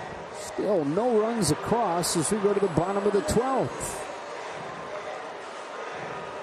I don't know about you, but I've been on the edge of my seat the whole time. I mean, it has caused a lot of excitement and a lot of adrenaline and a lot of frustration.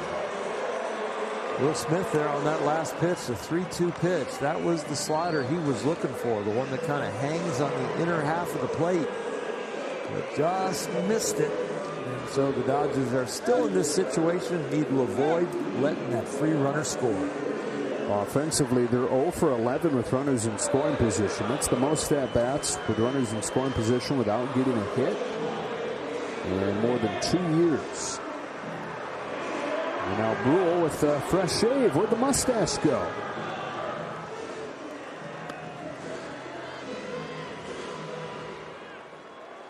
Eighth game in the majors for Justin. He's put up zeros in 6 of his first 7. That included starting 2 games in a 3-day stretch to open the homestand against the Pirates.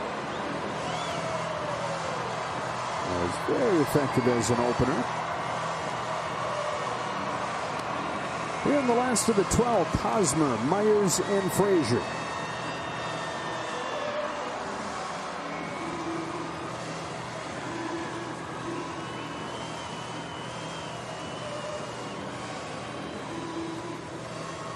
Cronenworth, who didn't make the last out, but because the pitcher did, made the previous out, and you can choose to have him as the runner, is out there at second.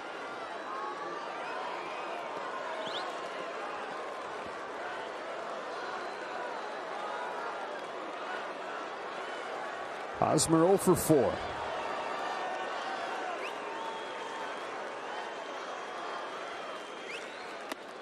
Strike one from Brule. To answer your earlier question, I do put the runner on second, right? Line to first, line to second, and then put an X where I normally write the outcome of the at-bat. Gotcha. Bottom right-hand corner of the box.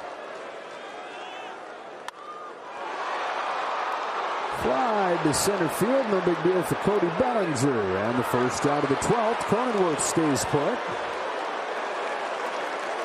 Hosmer unable to advance him. Cody did a nice job getting behind that ball and really deking that I am going to be locked in on this throw. Cronenworth shut it down quickly. One away, Tommy Pham. Pham put on intentionally, just like he was in the 10th. It's the 4th intentional walk. Dave Roberts is elected to issue an extras. Maneuvering things around, knowing the Padres are out of position players. Getting whatever matchup he likes. Here it's lefty-lefty, Brule against Adam Frazier. Well, it's a very dedicated crowd there in San Diego. look at all the people that have stayed. This has been exciting for every pitch. You're saying Joe and Oral told us the game ends in the 10th inning 70% of the time. In these extra innings games. A strike on Frazier.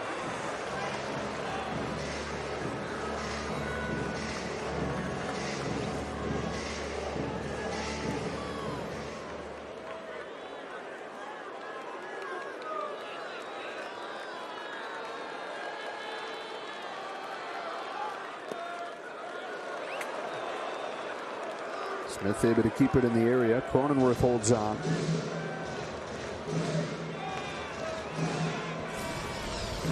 Cronenworth gave up early on this ball in the dirt, not really reading the trajectory, just saying, I'm already in scoring position. I'm not going to risk anything.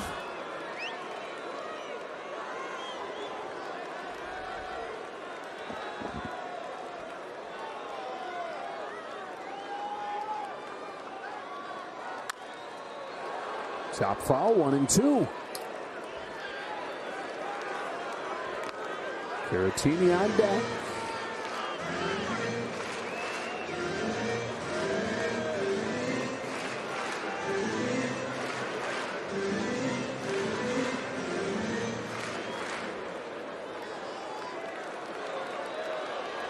Trying everything. Old school rally hat. Yeah.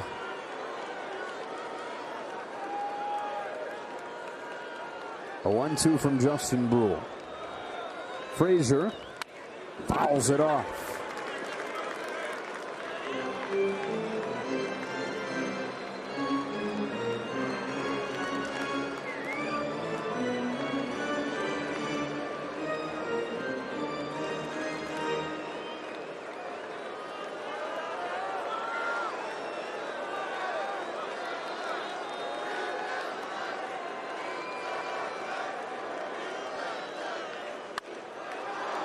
Serves a fly ball into left.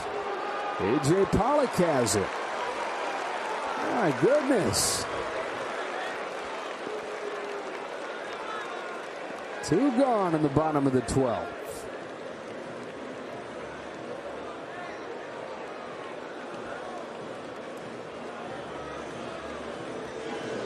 Here comes Mark Pryor. Brule about to face Caratini.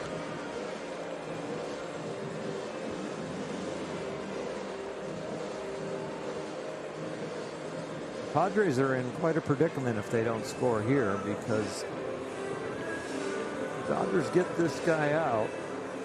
The pitching spot, which they have no hitters for left, would be in the 5-hole the next inning. So there's a good chance that he might not score in that inning either.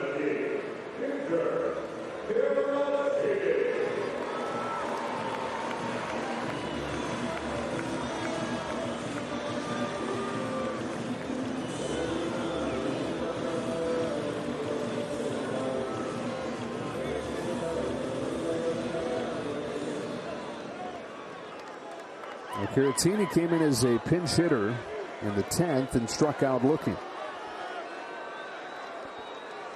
2 on, 2 out. 1-1 in the 12th. Caratini bounces it left side under the runner to Justin Turner, and we go to the 13th inning as Muncy comes off of the bag to put the tag on.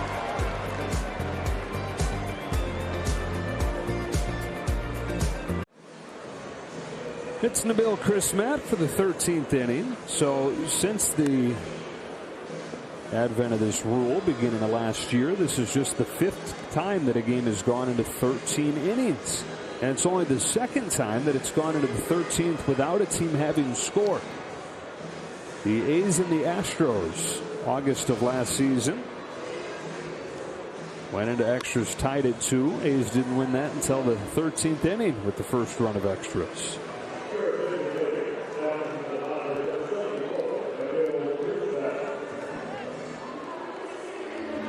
So Chrismat, who was impressive pitching early on yesterday, with Bellinger, the pitcher's spot, and Trey Turner coming up. 3 runners, Will Smith. Sorry, Oral. Well, Chris Matt will throw you a lot of change-ups and a lot of curveballs.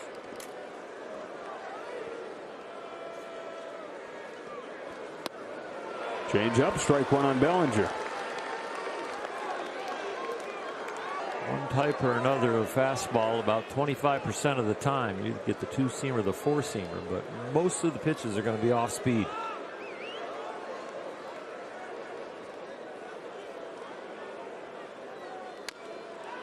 Another change, another strike. With Kismet on the mound, you got to think, how these teams have been hitting the breaking balls and the off-speed stuff. Well, the Dodgers are 0 for 15 against breaking balls and off-speed stuff, and the Padres are 0 for 10. So, this game is going to end at some time. It might be on a fastball.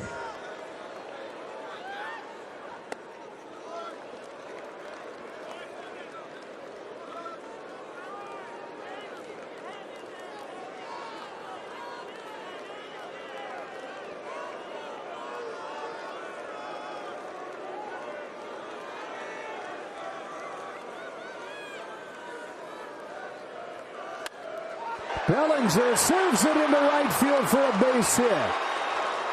Smith had to make sure that it got through, so he goes to third. And they're at the corners with nobody out. The changeup got hit, and Cody gave it kind of its touch-me swing just to slow himself down. Touch hit, I believe. Touch it's hit. Getting late, but sorry, it is. Look at that. He just kind of check swings it out there. And you got to freeze on a line drive, and that's what Will Smith did, and then goes over. I think it's got to stay family friendly until midnight. 40 minutes. I'm glad I have a cough button. Well, you forgot to use it there, huh? Yeah.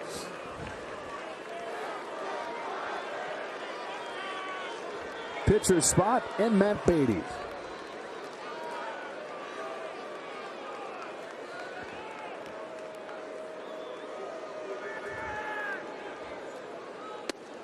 Curve falls in there, 73, strike one.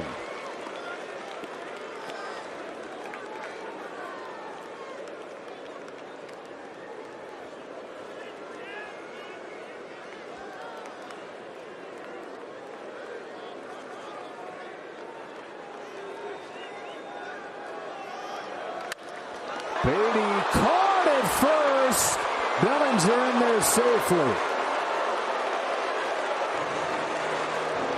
2 times the Dodgers have to freeze on a line drive. Will Smith on Bellinger's line drive, and now Bellinger with some outstanding base running, avoiding the tag, freezing, and not lingering too far out off of first base.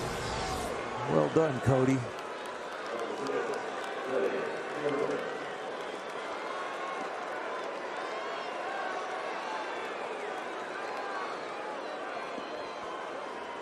First and third, one out. Trey Turner.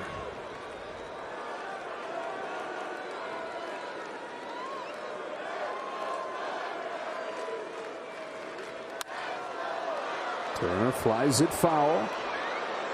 Well, it's hard to argue with anything they do run prevention-wise, either team at this point. Infield pulled in against Trey Turner.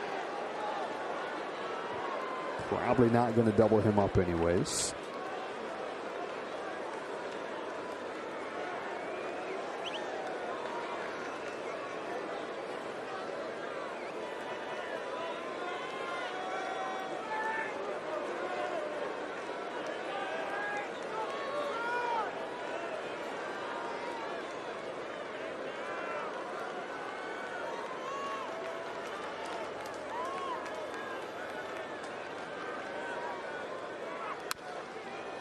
And 2. You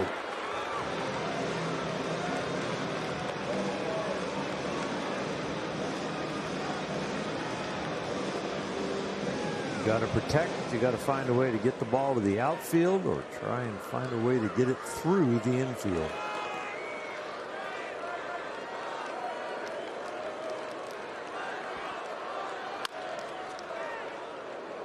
Turner, the best 2-strike hitter in the league this year.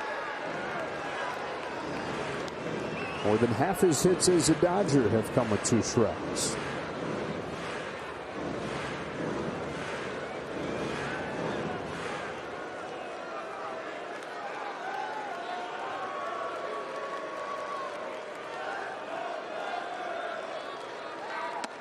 Leaves this one up, ball one.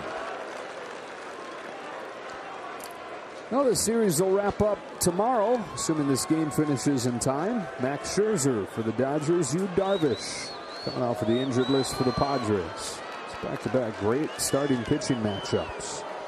Starts an hour earlier. Good block by Caratini, 2-2. Yep, 6:10 first pitch. 36 minutes till tomorrow. Yeah. Until today is yesterday.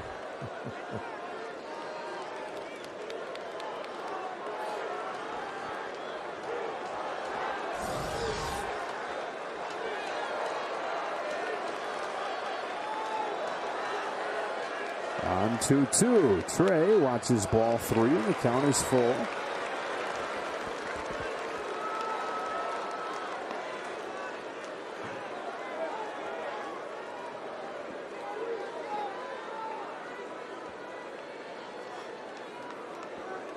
It's a long way back for Trey Turner from that 0-2 count.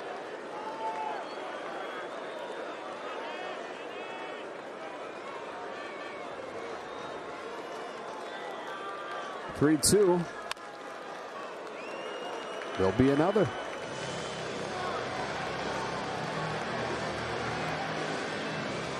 Smith at third, Bellinger at first with the leadoff single.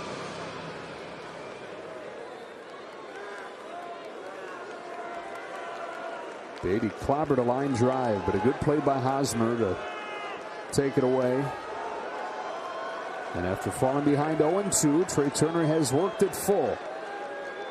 Chris Matt deals, and Turner hits chopper foul again. He just can't slow himself down enough to get that changeup into fair territory. He sees the ball, thinks it's going to be a strike, explodes on it, and is just early on the 83-mile-an-hour changeup.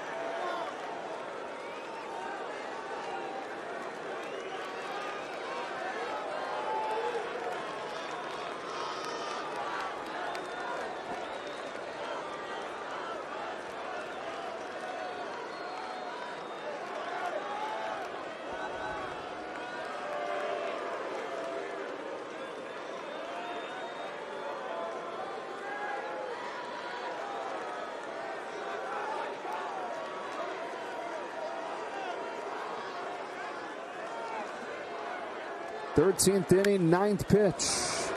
And there will be a 10th.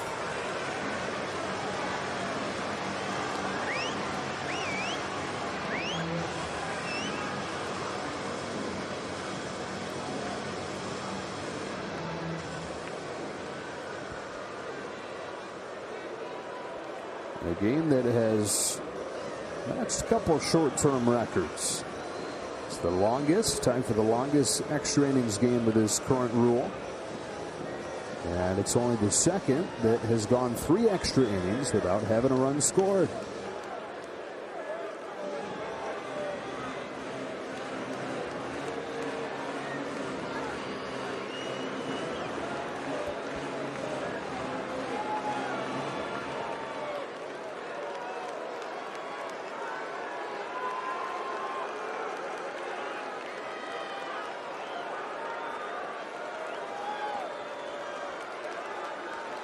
Well, it's 0-2 on Turner just like that. He continues to fight off pitches, and on the 10th, he hits it up the middle. Chris Matt's got it. Smith is hung up.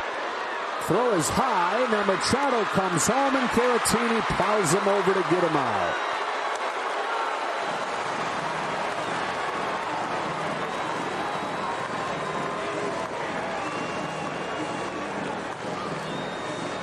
Chase Singler racing out there to talk with Ed Hickox. He might be arguing a little bit or presenting his case on, did Will Smith interfere with Caratini after the tag, like grab his leg or hold him from letting him continue to think about recording another out. Watch the tag here at the end and watch the contact. Will, if anything, was trying to push him off of him, not hold him.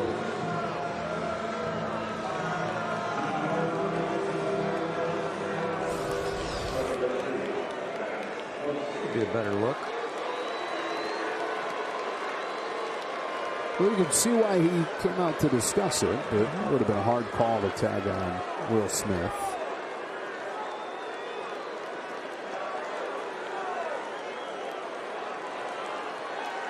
And Machado thought there was a chance to get a call, and so did Caratini.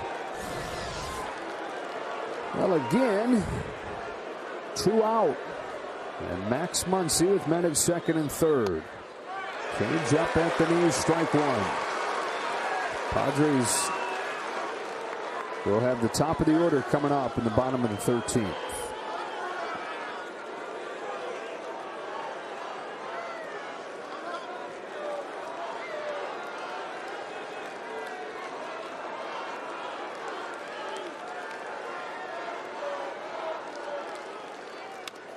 It's foul and it's 0-2.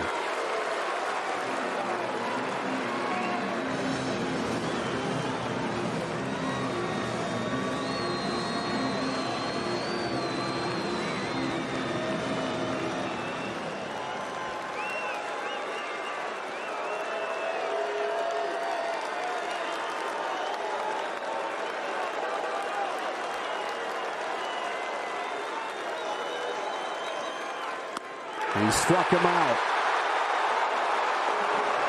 And the Dodgers are the first team with this new extra innings rule to go 4 innings without scoring.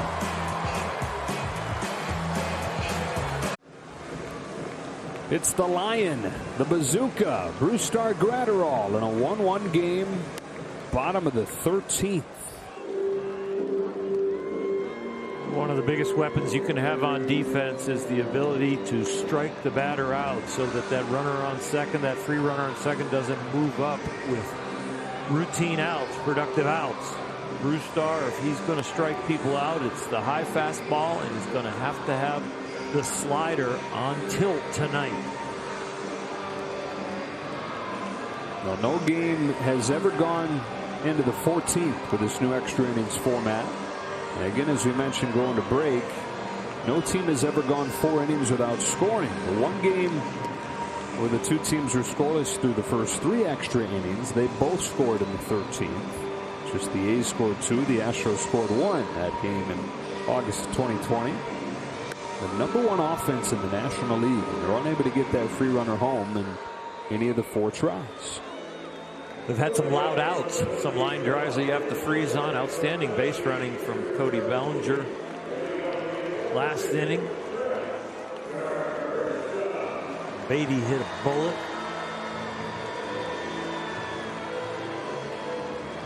We have not found any good fortune in these extra innings.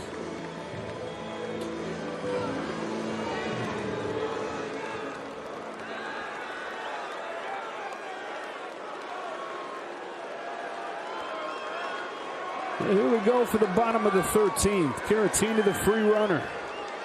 Graterol trying to help produce a little more history here. Make this the first game to reach the 14th in this format. Trent Grisham takes a ball.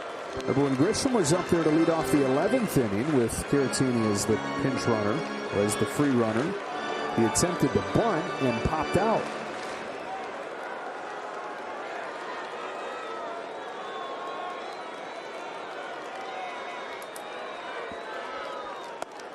To 2-0.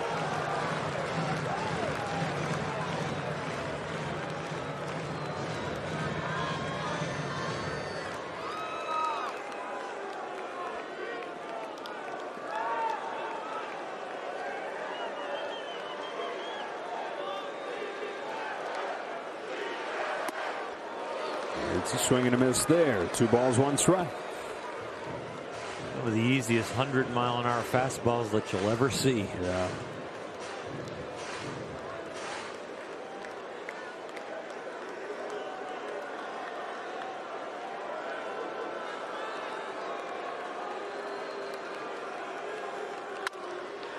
Bouncing ball to second. That advances the winning run to third. Trey Turner throws Trent Grisham out.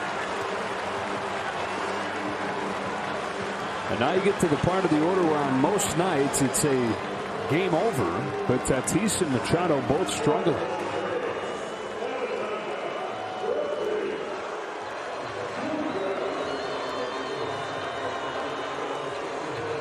On a night where these teams are combined 2 for 28 with runners in scoring position, Tatis comes up 0 for 5 overall. Dodger bench trying to get the outfield way in.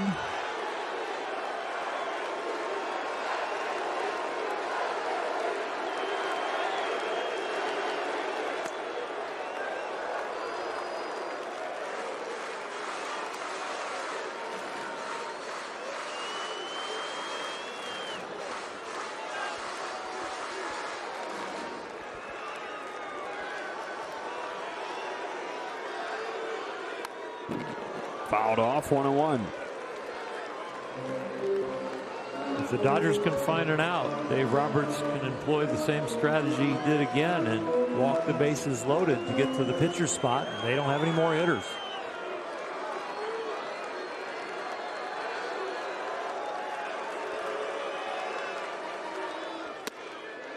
Slider for a strike, and it's 1-2.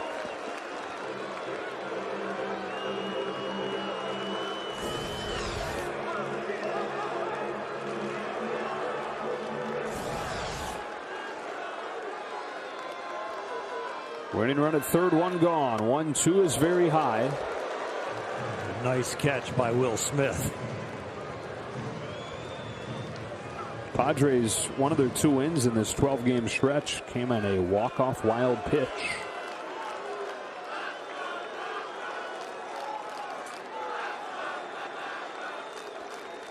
Two. Got him! Tatis chases and 2 gone. Unbelievable. Will Smith, not only good hands on the 101 up and in fastball to Tatis before that slider, but he came out of his crouch. I don't think he could reach it by just reaching up with the glove. And that set up that slider, and Gratterall made a perfect one. And that sets up the conversation you just mentioned. Do you load the bases and have Gratterall face the pitcher? Or do you take the chances, Gratterall against Machado or Cronenworth?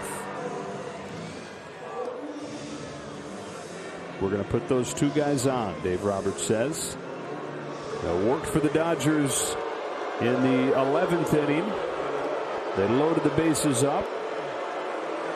Joe Musgrove went up there and took strike 3 call to end the inning. They're going to load him up here, and Ryan Weathers will come up to bat.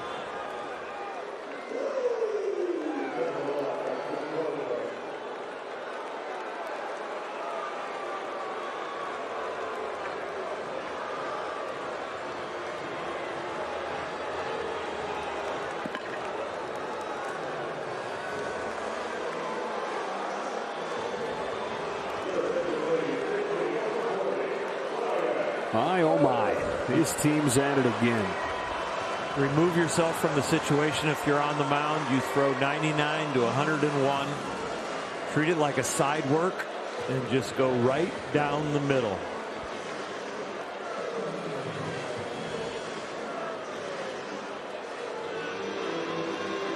Usually with Brewstar, where he's aiming, it doesn't hit specifically, so the ball will probably end up on one half of the plate or the other.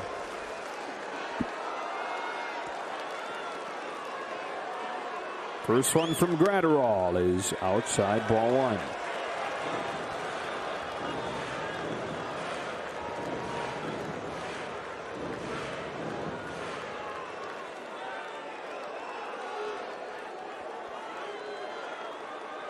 Weathers, who is 4 for 24, takes a strike.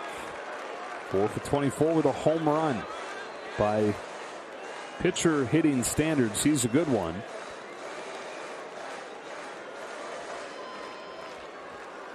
Former 7th overall pick of the draft. Waits on this 1-1 from Gratterall. Ball 2 on a pitch that has gone both ways tonight. Every pitch Will Smith has set up inner half, and he has been away with all 3.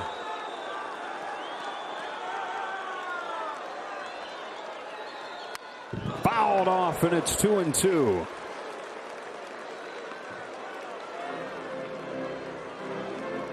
Again, sit right down the middle.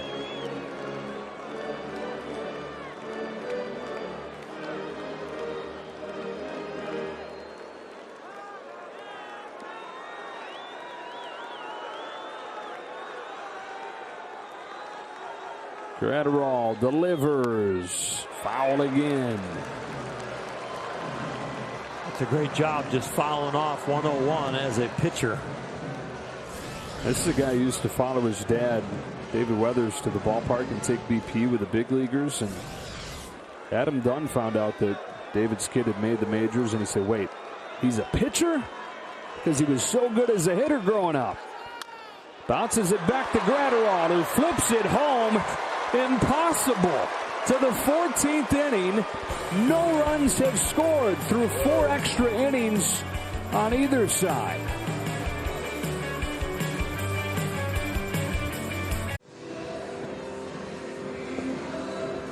He's going to throw a lot of sliders. He's got a 4-seam fastball. Doesn't throw many sinkers at all. Doesn't throw many changeups or curves. He has them in the arsenal, but it's mostly sliders and 4-seam fastballs. Goes to the Minnesota Twins to get Lamont Wade. He's made his way to the Padres. Former Florida Gator Sean Anderson, originally drafted by the Boston Red Sox. So he's been all over the place in his short time as a pro.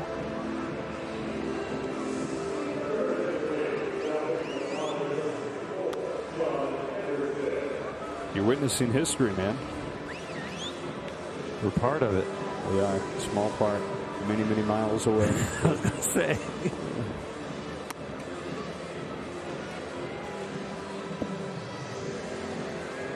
Who's going to score first? Doesn't necessarily mean you're going to win. Nobody knows. We're finally starting to thin out the crowd in San Diego.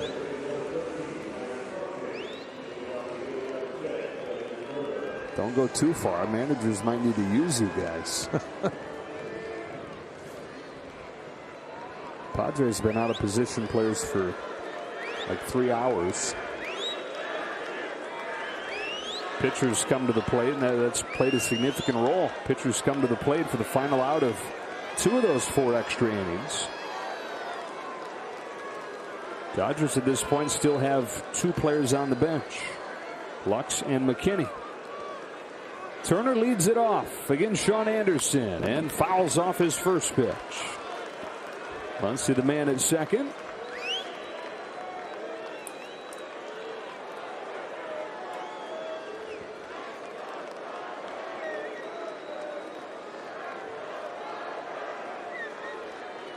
Dodgers have 5 hits tonight. Turner has 2 of them. He's also walked. He's leading off this 14th. Anderson deals, and Turner fouls it again, 0-2.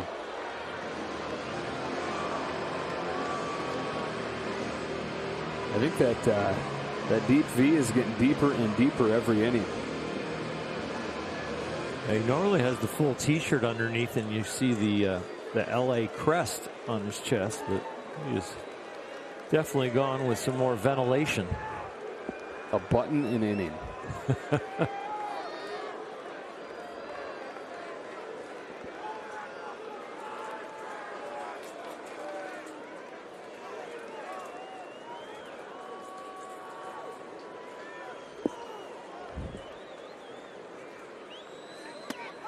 That comes back to get him. Good 2-seamer from Sean Anderson for the first out of the 14th.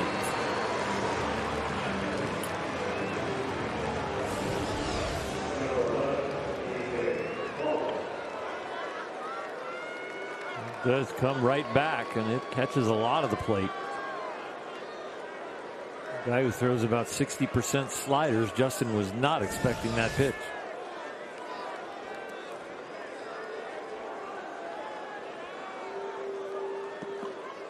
Pollock, 0 for 5.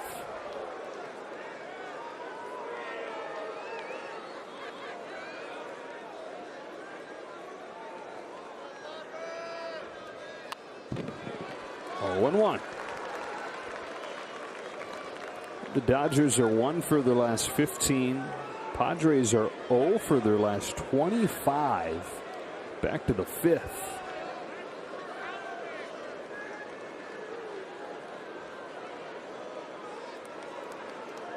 Anybody that wants it can have it.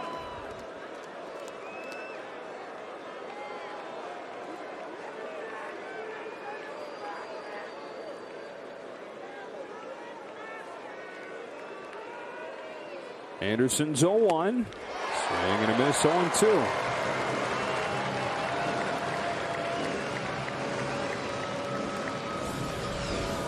It's a good breaking ball right here. The first pitch to AJ was a high breaking ball that he missed. That one right there, I was a little worried that he pulled something. Just the way he walked around and across the plate.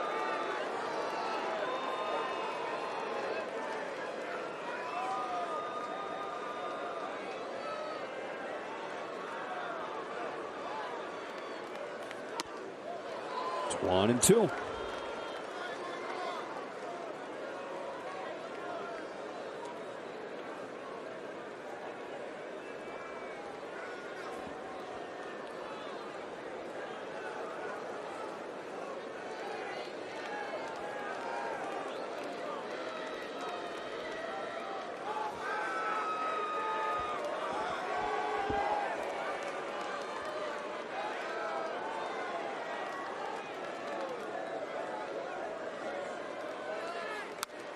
Fouls it off. Stays alive. A good pitch to spoil right there. The same type of fastball he threw to Justin Turner. You look the lock hitters up with that pitch because it's out there on the edge where if it's a slider, it's going to end up a ball. The hitter takes it, but it stays straight as a fastball, and you get the called third strike like they did on Turner.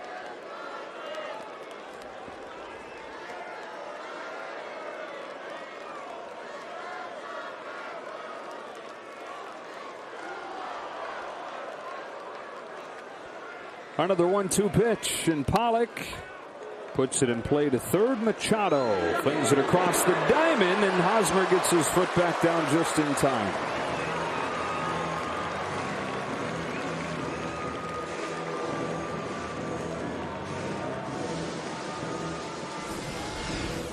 Machado congratulating and thanking Hosmer at first.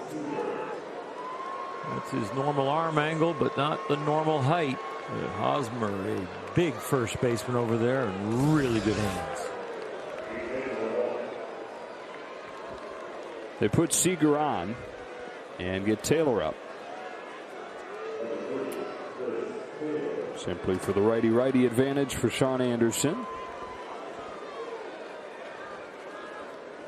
If baseball's going to do anything to help the offense, maybe they would eliminate the intentional walk in extra innings.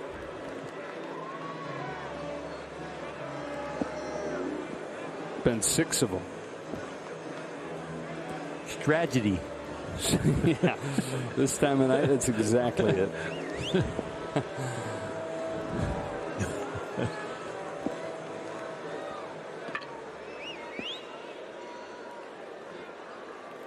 Those whistles are starting to echo a little more inside Petco. Yeah. Haven't lost many Dodger fans over their dugout. Just about a dozen. That's about it.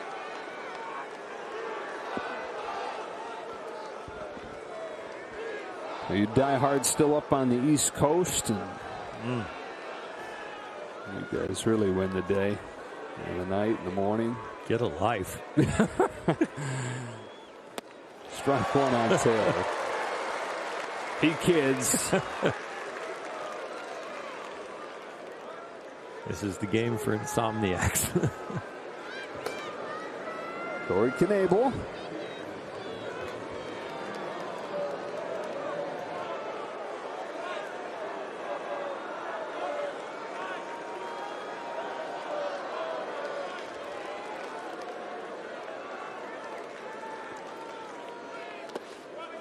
Caratini stops it. 1 ball, 1 strike. Pounced on that like a cat.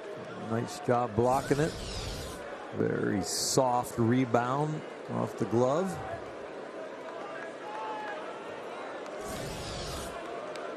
More like Catatini. I see where you're going. Yeah. You're allowed to be like that. It's almost midnight.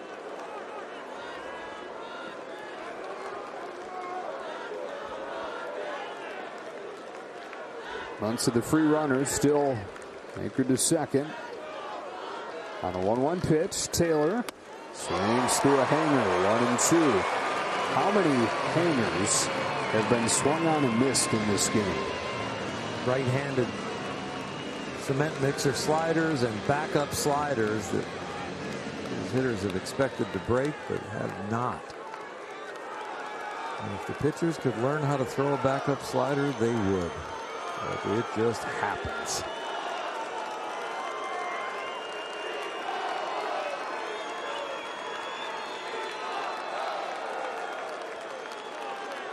The 1-2.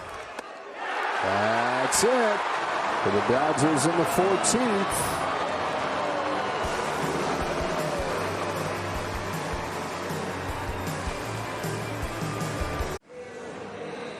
Gratterall stays out there trying to do what he did in the 13th.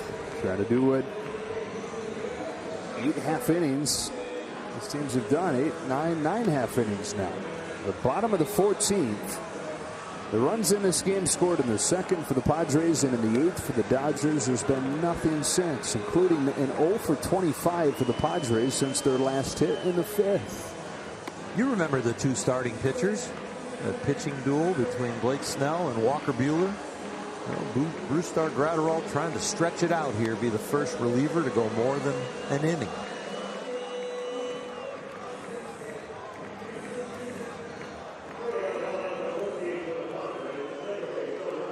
Dodgers have used 8 pitchers. Padres have used 8 pitchers. Padres used 8 pitchers yesterday. Dodgers used 6. Padres are thinking, wow, 7 2/3 from Blake Snell, career-long outing, saving the bullpen. Cronenworth, the man at second. When the pitcher makes the last out, or a pitcher makes the last out, you can go to the previous man in the order, have him run. Hosmer bounces one up the middle, quickly advancing the winning run to third. We've seen this play before.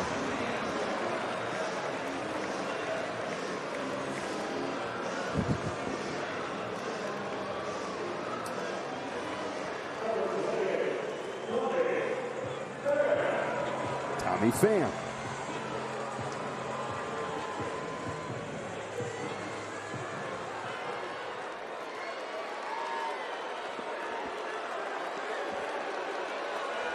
First time he gets a chance to hit. He's been walked intentionally both times he's been up.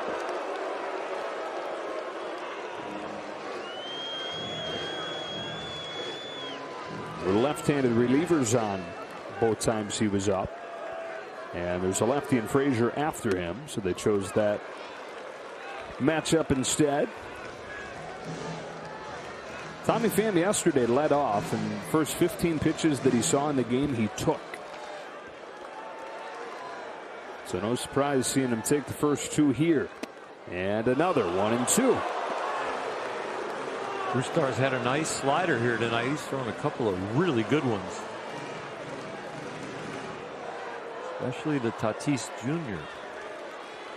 Strikeout here would be huge. Runner at third, 1 gone. It's high and it's 2-2.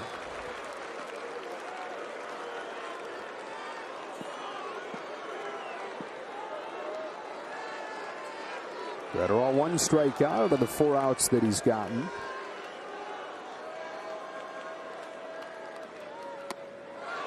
Pass to first, no swing, full count.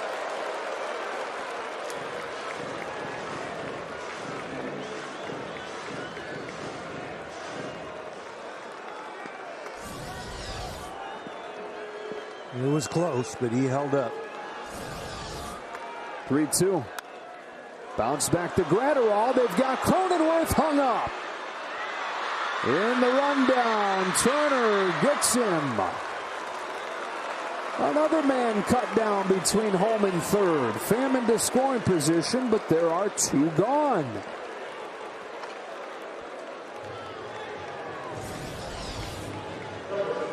Yeah, good job by Brewstar. The short hop there on the mound and then not panicking, running him back, getting him past halfway, get the ball in a fielder's hand, and Justin Turner does the job. We losing you?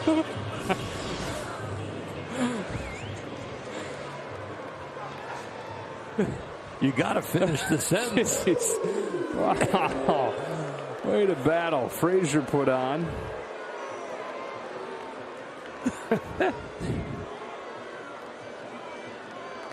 It's like the time in Chicago, Oral had a milk-based drink from Starbucks. It sounded like Batman until the 4th inning. The Cliff Bar got to you, huh? Mark Pryor out to talk with Gratterall.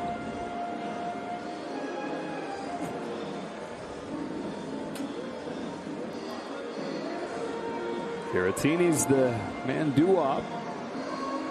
After him, top of the order in Trent Grisham. Pryor and Dave Roberts and the Dodgers hope they can deal with Grisham maybe in the 15th inning. Will there be a 15th? There was never a 14th before tonight. And tomorrow is today.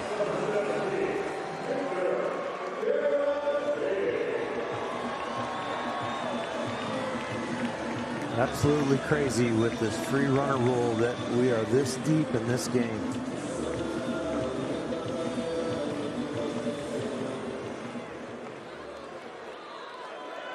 Sam, the only runner that matters, has good speed. Gratterall to Caratini. High strike.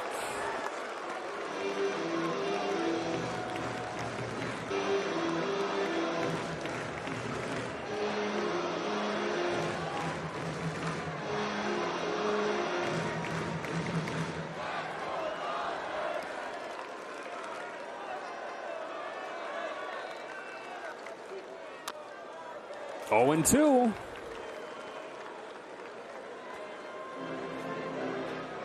If they can get it there, it'll be Smith, Bellinger, and the pitcher's spot. And still 2 bench players available to Dave Roberts.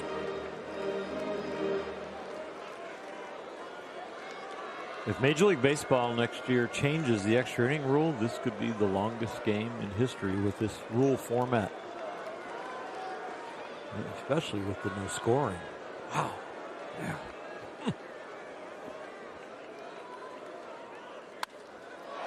Fly ball, left field, A.J. Pollock to the 15th inning.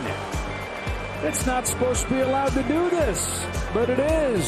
Still 1-1. Walker Buehler started this game for the Dodgers, and he did nothing to hurt his Cy Young campaign. 13-2. The only time he has been beat is by a no-hitter and a shutout. And tonight, he was on his game again. 1 unearned run when he went deep into the game, but I guess it's only like halfway now compared to deep. But Walker did very, very well, and he continues to be the front runner for the Cy Young in the National League.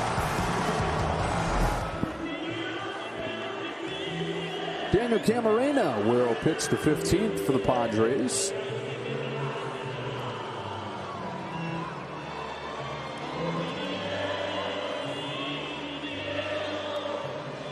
The Dodgers are looking for a run, Joe. Yes, no matter who's partner. throwing with what hand.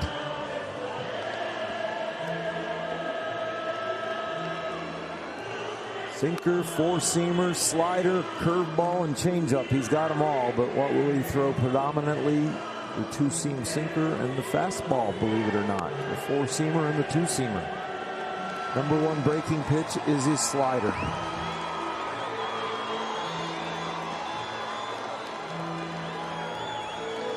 Taylor gets the little X by him.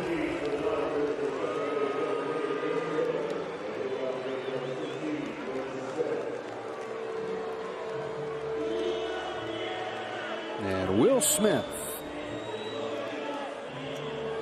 who got this game into extras, leads off the 15th inning.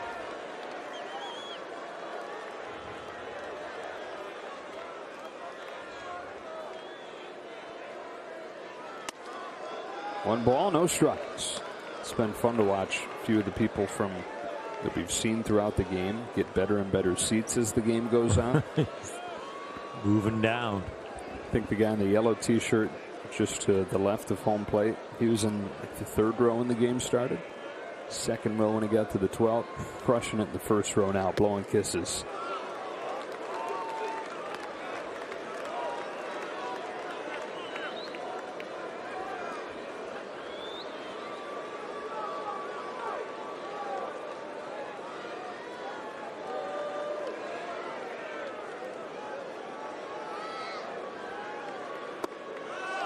On Will Smith.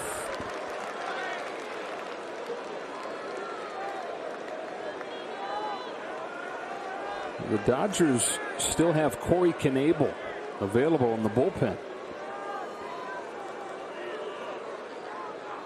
They can just get ahead here.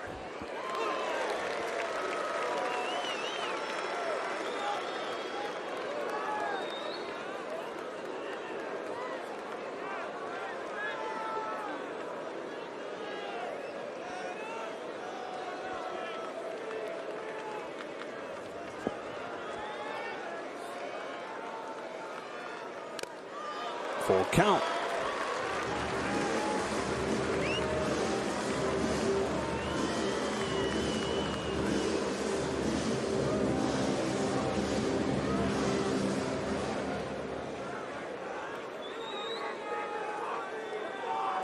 We got all time zones checking in. The East Coasters are mad. You told them to get a life. Oh. Central Time Zone says hi. We have fans in Italy. That's awesome. Was so tongue-in-cheek about Get Alive. I think we know. I know. We know that. Thank you for being so dedicated there on the East Coast. And in Italy. That's the real coast.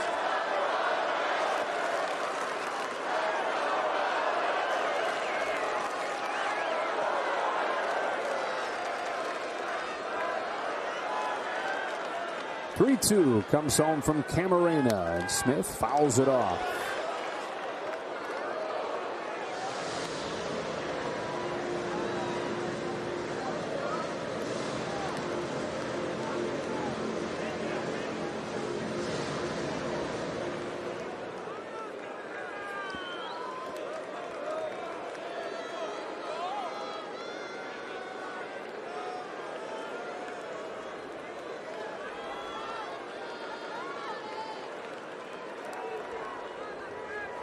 Another payoff. Another foul. Ouch.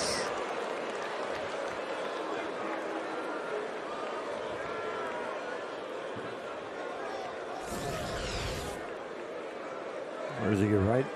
Yep, right on the kneecap. You can have all the padding you want, but there's a lot of nerves right there. Nowhere for that ball to go. There's no cushion.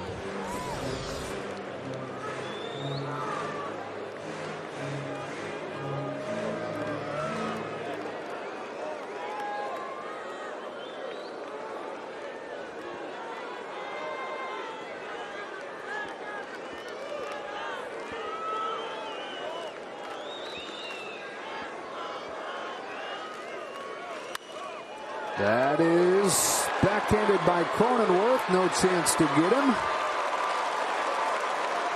And an infield hit for Will Smith.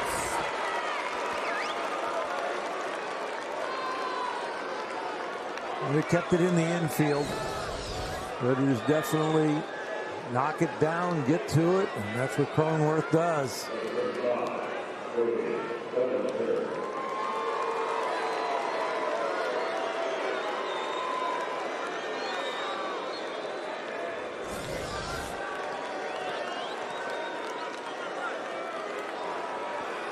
Cody Bellinger, 2 on, nobody out in the 15th inning. Looking to produce the first runs of extras. Cody has 2 hits tonight. Dodgers as a team, 6. Padres have 3. Dodgers have thrown a no-hitter since the 5th. 27 outs.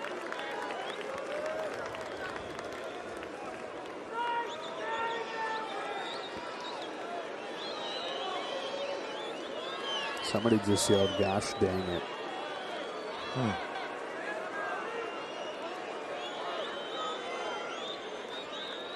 That stage of the game.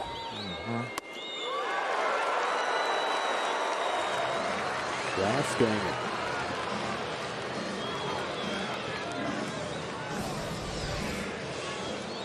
A high hanging slider, but the height of the pitch is what has been an illusion to Cody.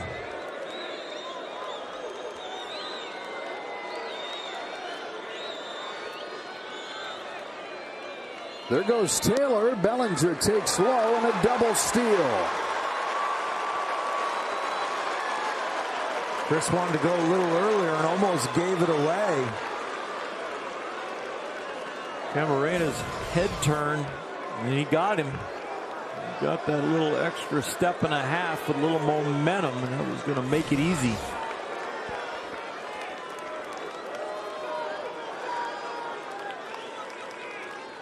Two is down and away, and the count is full. 2 strike, just touch it. Yeah. They put it in play.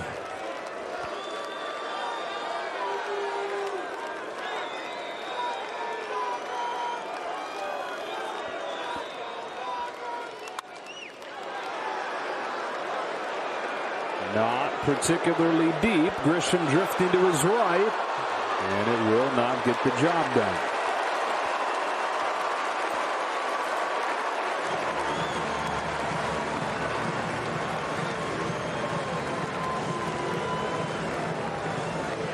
When does a short fly ball to center field get the fans on their feet and high-fiving each other and cheering? The 15th in a tie game.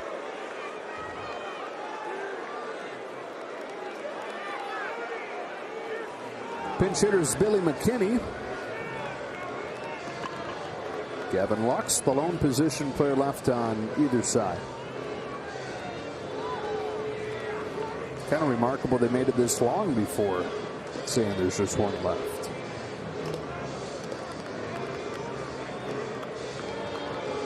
Padres were out of position players in the 10th inning. Dave Roberts has used the intentional walk to really pick on that fact. Walking 2 twice with 2 outs to get to the pitcher's slot. Getting Musgrove out and Weathers out.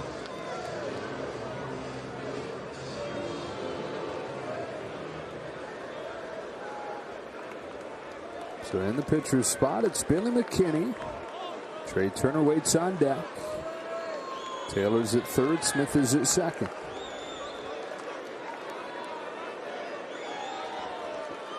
It's been 13 innings since the Padres scored their run. It's been 7 innings since the Dodgers tied it.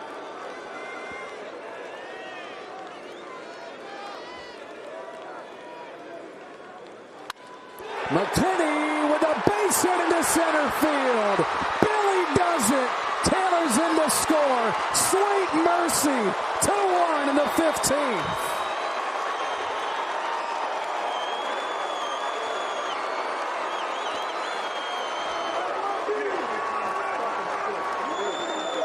Been on the bench for 14 and a third innings. Comes up and looks at one pitch and hits a line drive to left center. Somebody needed to pop the bubble, and McKinney did it.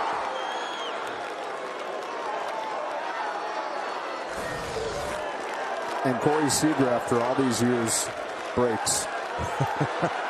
Finally smiles.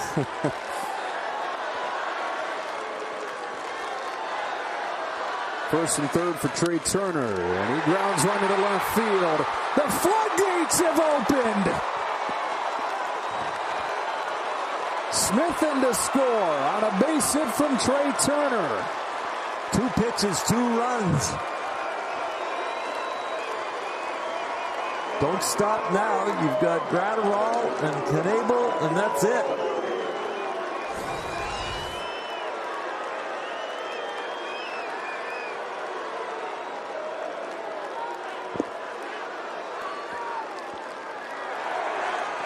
The Dodgers also have Shane Green, so with 2 runs so far,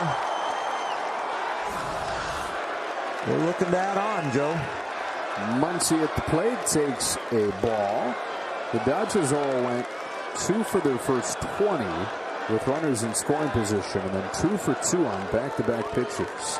Padres tonight 1 for 19. Put it all together, 5 out of 41 in this game with men in scoring position. That is not what you want. Nope, but they do have a chance to win 2 games in one day. That's true. Hey, is Mookie eligible now? Coming back today?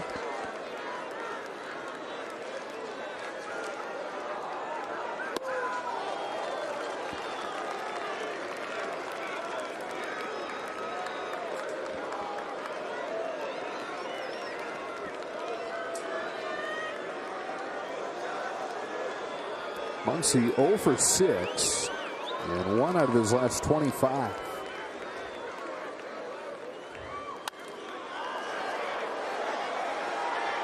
When this game started, it was his birthday. Well, it's not for another 364 days.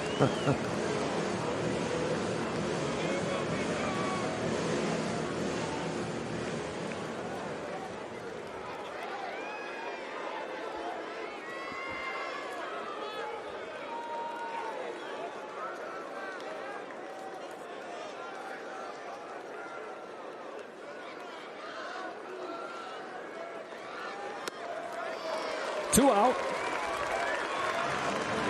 And an 0 for 7 for Max.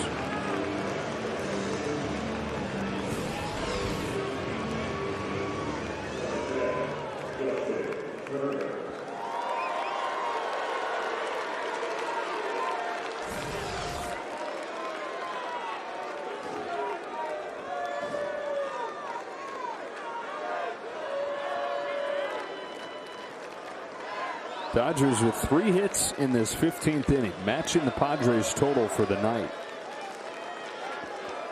They lead 3-1. 2 on, 2 out for Turner, who takes a ball. 2-run lead. The tying runs at the plate if this is the way this inning ends. And you are coming up into the heavy heat of the Padre order. Grisham, Tatis, Machado.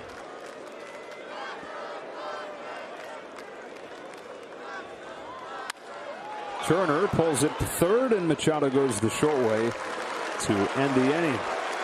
To the bottom of the 15th, the Dodgers finally break through. Billy McKinney with a pinch hit RBI single. Trey Turner drives in a run. Can they finish it off?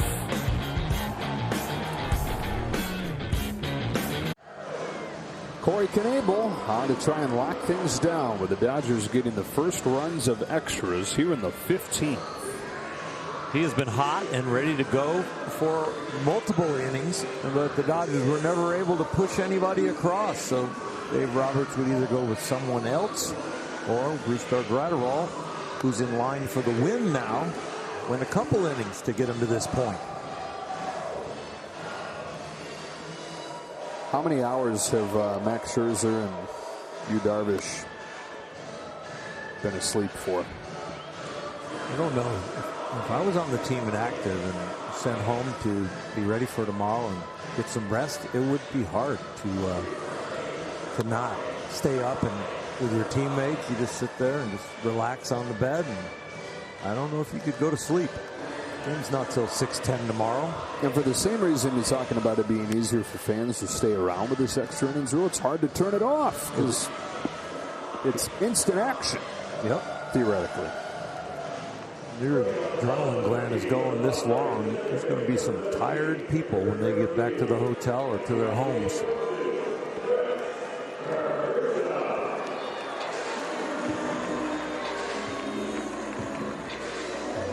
Caratini for the third time is the free runner, which means for the third time he makes the last out for one of the extra innings. Top of the order. And another example of this being instant action, instant stress. Immediately, tying run at the plate.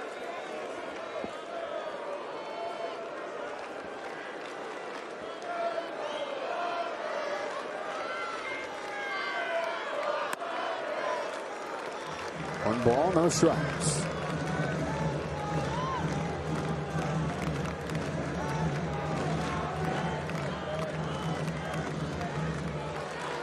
Do not worry about that guy in second. Holding him doesn't keep a double play in order. You can just let him stand out there, do what he wants. 3 outs. And it begins with Grisham.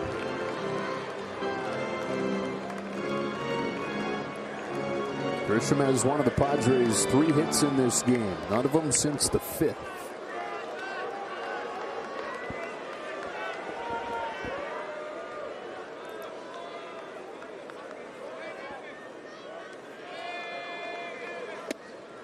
In there, 1-2.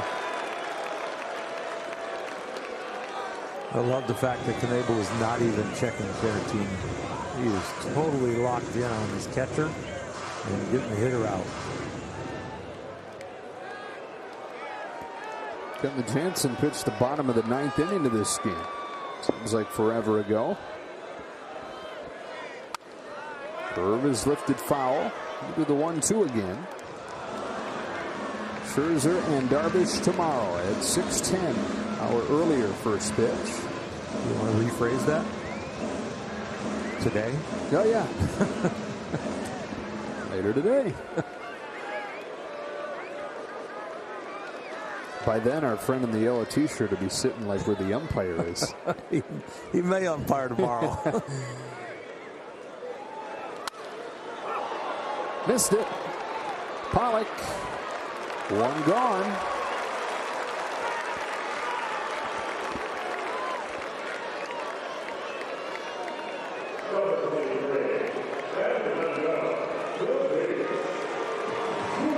Fernando Tatis Jr. has had a couple chances to end this game. 0 for 6 tonight with 4 strikeouts. And 1 for his last 23 with 11 strikeouts.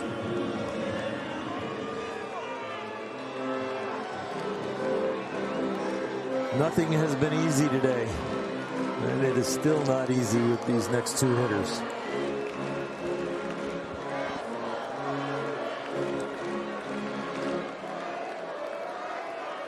Nothing has been easy yesterday either. No.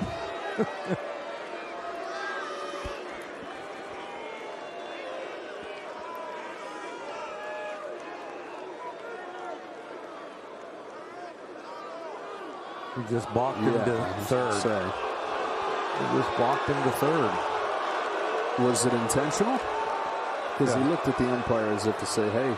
Stepped on the rubber and he dropped the ball, and that's a balk. Right, I mean, did he intentionally drop the ball? Yeah, I would think he probably did. Move him up there.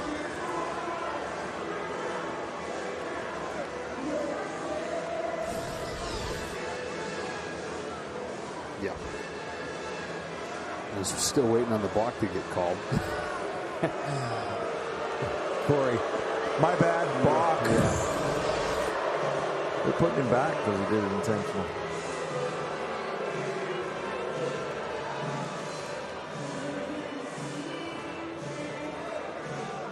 Is that a thing? It is right now. The reason it could just be making it up. The ball wasn't put in play, maybe. That's a block. Yep. If I've ever seen one. You can't fake to third base. Gotta step off. The ball was not put in play on the last one where he dropped the ball. And there's still timeout. Yeah. Is he going to pull a Germany Schaefer and try and steal backwards?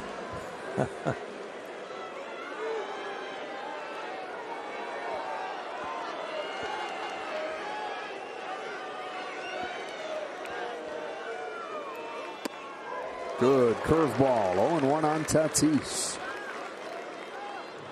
And the balk was on purpose because they don't want to be able to give any signals as far as which side of the plate Will Smith shifts to. The signs are too deep to decipher. Oh my goodness. At the wall, my lord. Tied at 3.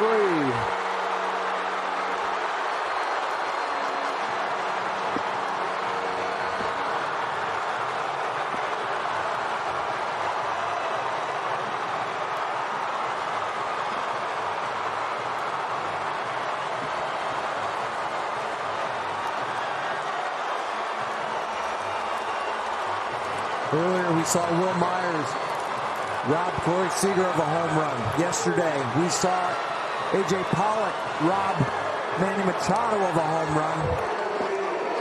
This one was so close to being another one of those, but instead Tatis gets enough of it to right field to hit the top of the wall and go over Chris Taylor's glove.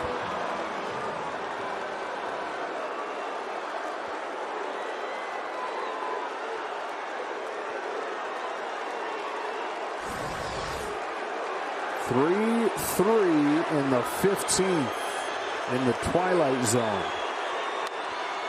Now Machado pops up the first pitch. Muncy, 2 out.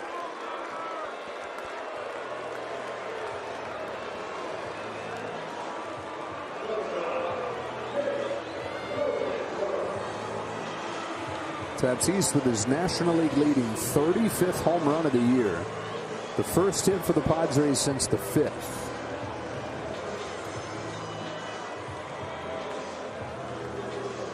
Two out, and here's Jake Cronenworth.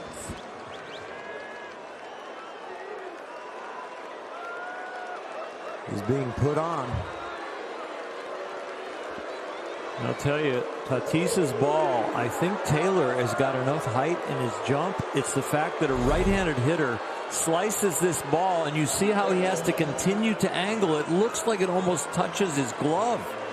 But Tatis, as he hits this ball at the end, it's curving. And as it curved away from Taylor, he ends up not having enough height or distance to grab it. Well, he's talked about the challenge of playing right field.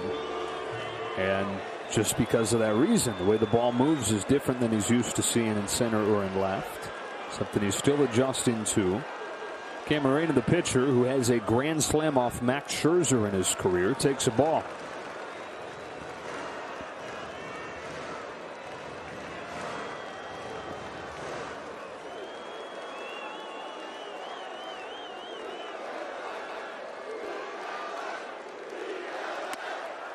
Healthy rip and a miss, 1-1.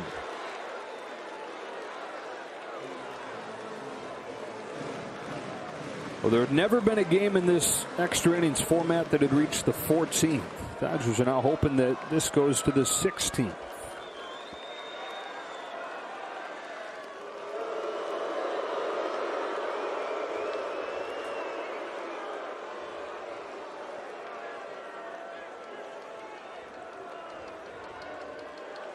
You don't really run to get in scoring position right here because the Padres would not want the pitcher to lead off next inning.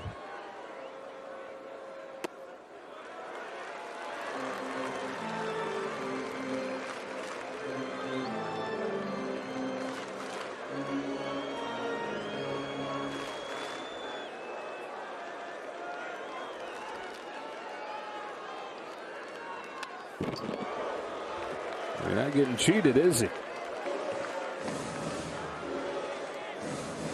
His hands are pretty free. He's got a pretty quick bat.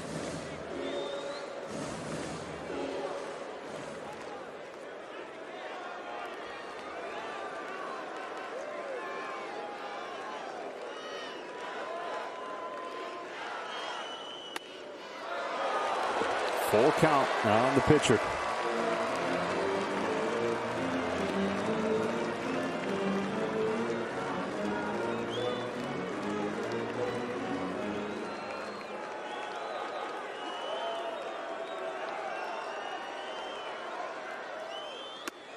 Got him looking. On to the 16th as Fernando Tatis Jr. ties it with a home run.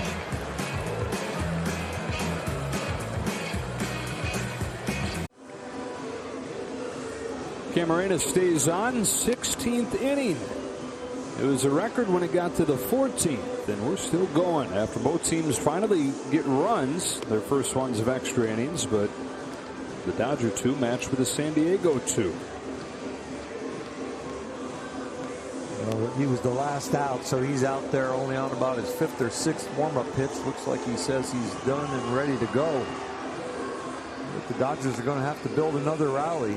They went 14 innings without a hit on a breaking ball, and their 2-run rally in the 15th. 2 of the 3 hits that inning were on sliders. They're going to have to find something to hit in the 16th.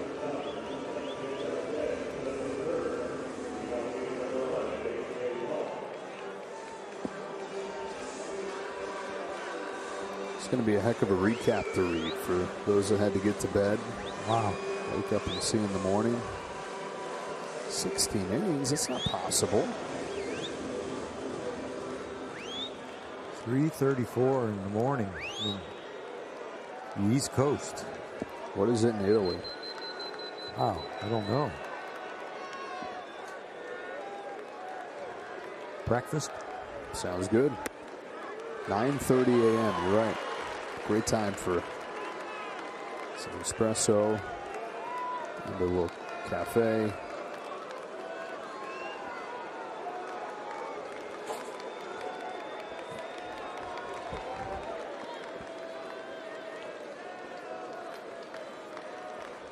Pollock, Seager, and Taylor turn to the man at second as Pollock takes low, and it's 1-1.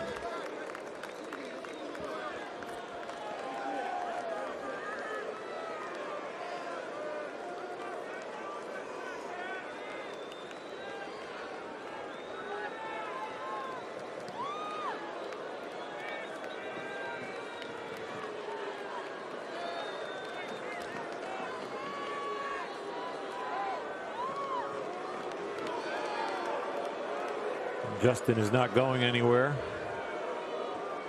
He'll move up on hits, but he's not going to stress his legs now.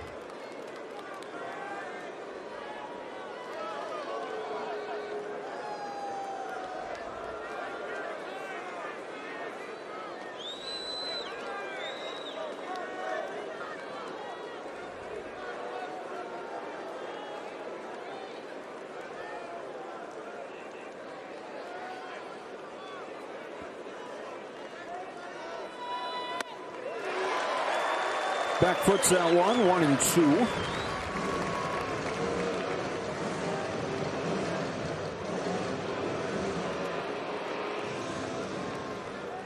Caratini just reminded Camarena that Justin Turner was wandering off. He did take a very liberal lead.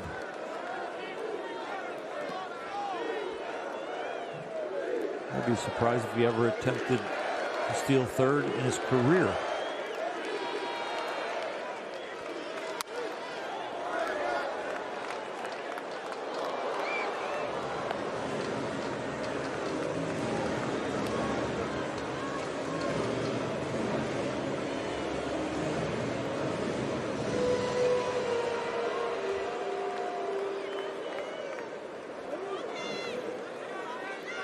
Shane Green.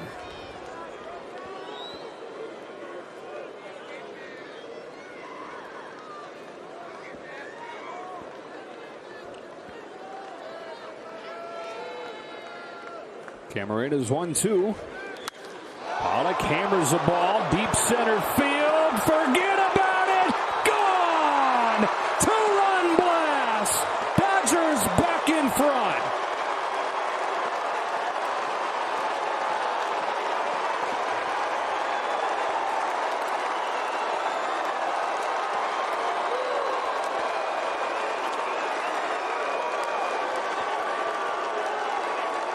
A.J. Pollock was worth 2 runs yesterday. 2 on a catch at the wall, 2 on a base hit to right, and now he's worth 2 runs tonight.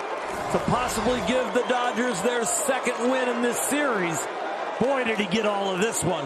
A breaking ball right on time and hit a long way. Seager on the ground foul.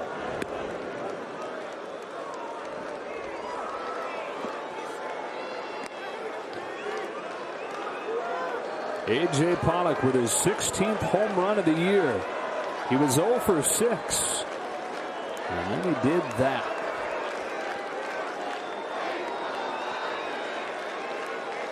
He may see the sunrise. You do something like that, you get all that adrenaline in your body. When do you shut down? And now Seager bangs one up the middle, but Cronenworth there. These long games, we haven't had this conversation in a couple of years because the games don't go this long anymore, but it's a bad time to have an off night. Muncie's got 7 at-bats. Off night, he's 0 for 7. Seager's now 0 for 6. Taylor's coming up here is 0 for 5.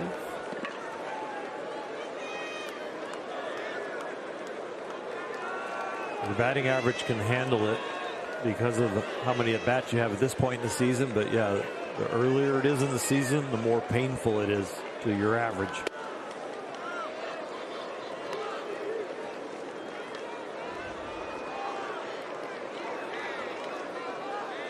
At this point, it maybe drops about a half a point every over. Muncy, for example, is 265 to start the night. He's 260 after the 0 for 7. 0 for 7, so yeah, a little over.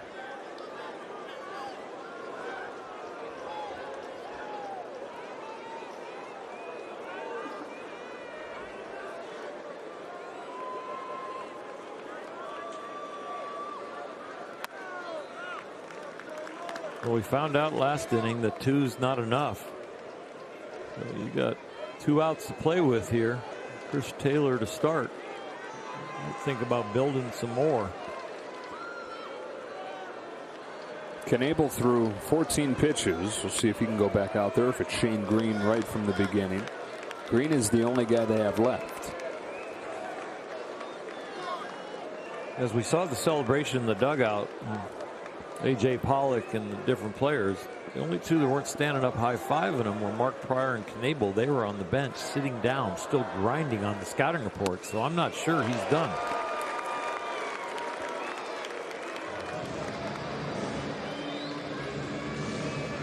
Now, Shane Green's Dodger debut on Sunday was not a good one. So they're going to get everything they can out of Corey Knebel. Taylor to left center field. That'll get down and get by Pham for extra bases. Pollock and Taylor both collecting their first hits of the night here in the 16th inning. Both going for extra bases.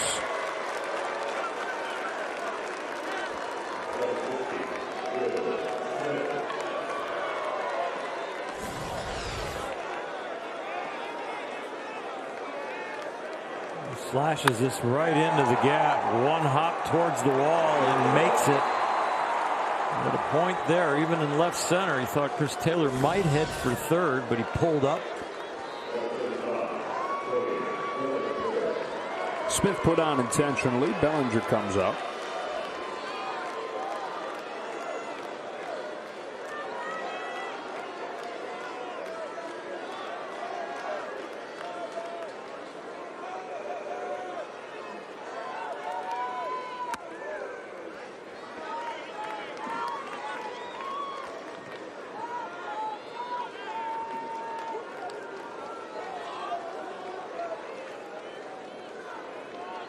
That is the 3rd intentional walk issued by the Padres. Dodgers have issued 8,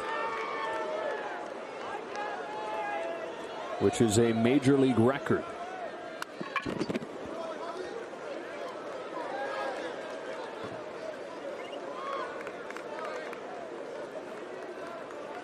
Major league record, and Mark McGwire and Barry Bonds are not in the game. Right. Ted Williams not in the game.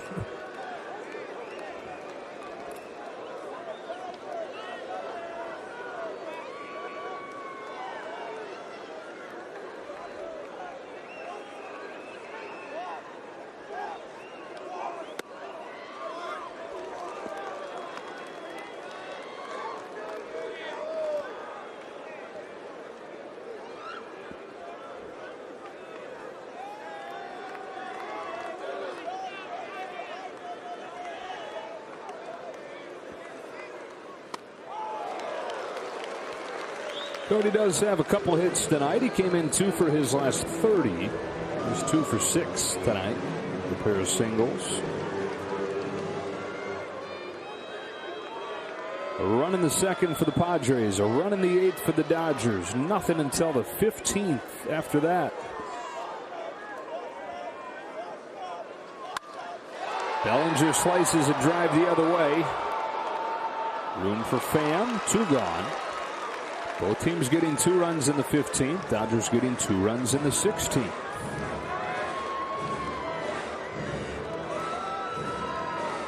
And now every position player has been used as Gavin Lux is announced as the pinch hitter.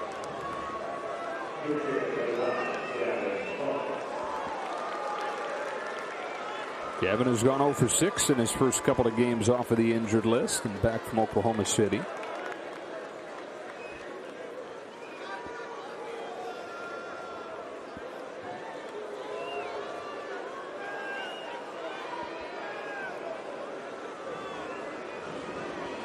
Little scouting report on Gavin Lux. Gavin could use a shot in the arm with a base hit right here, and you could use it. You could use one more insurance run because, again, the tying run will be at the plate if you're only up by 2.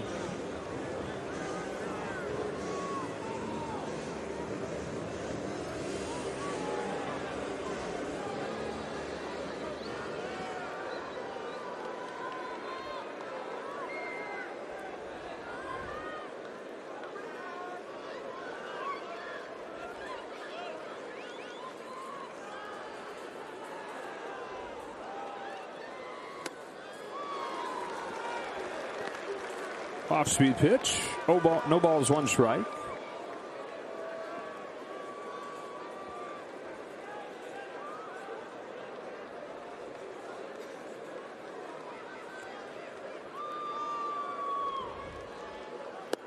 It'll be Hosmer, Pham, and Frazier coming up for the Padres in the bottom of the 16th.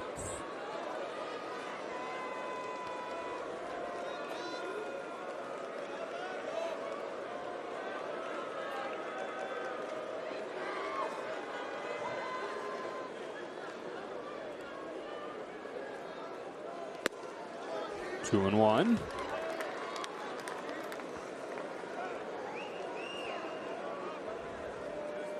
Longest game for the Dodgers since 2019, that 16-inning game in Philadelphia where the losing pitcher was Kike Hernandez.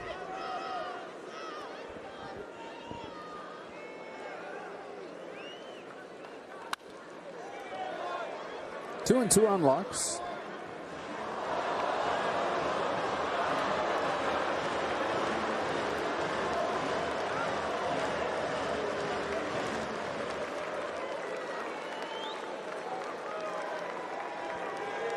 Oh, was a packed house to begin. Still a decent amount of people in the lower bowl.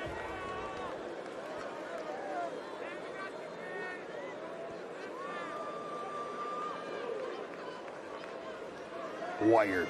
Yep. Locked in and loves the game.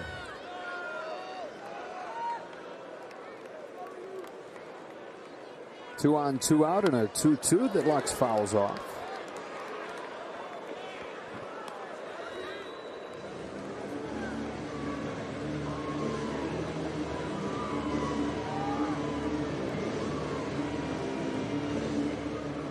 Camarena now with 46 pitches.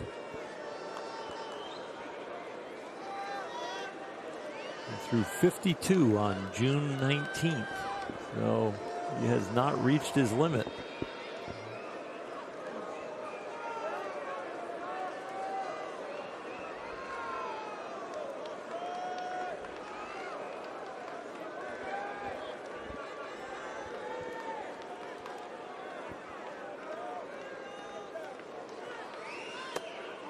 Count goes full.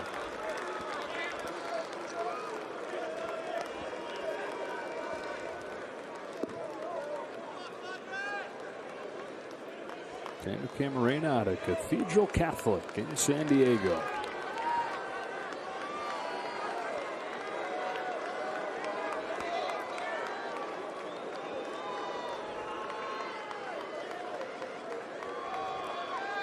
Runners get a head start. There they go. Here it comes, and Lux fouls it. We'll do it again.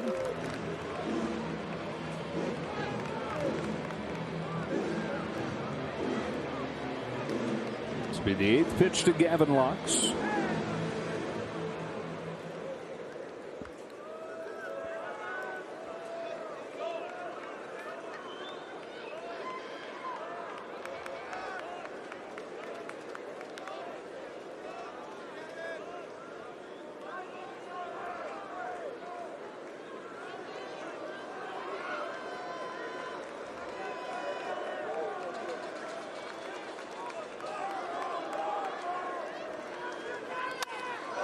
That ball's driven right center field. Caught by Tatis. Just missed putting this one on ice. Instead, it's a 2-run game. A.J. Pollock with a home run to center field. Fasten those seatbelts again to the bottom of the 16th inning.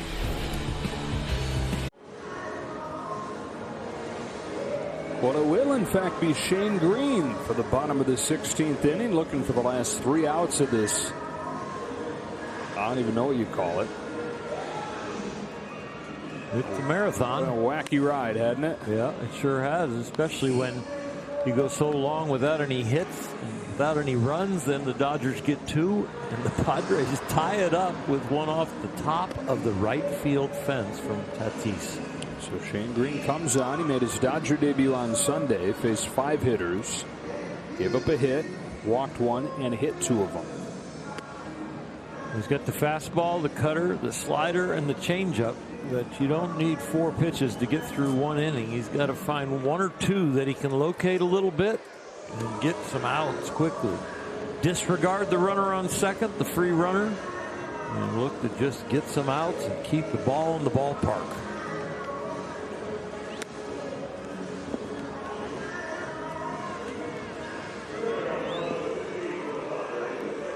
But once again, Jake Cronenworth will be the free runner, not because he made the last out, but because the pitcher did.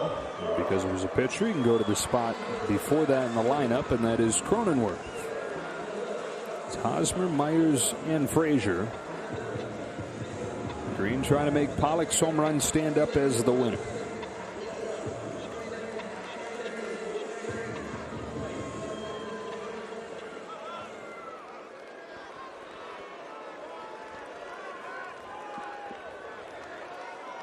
Hosmer 0 for 6.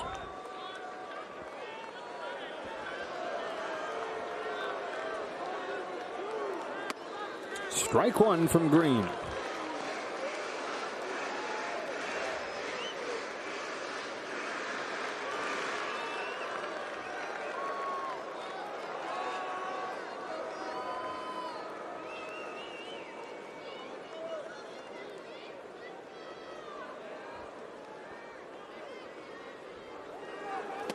Strike 2. Let's see what's on Hosmer's mind. First pitch cutter, second pitch slider. Creating his own momentum there on the mound with this 0-2 count to the first hitter.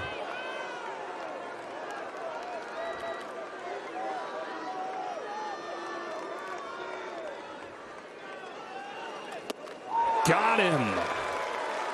Bottom falls out for Shane Green. Outstanding movement. That's some kind of split change right there that the bottom falls out of.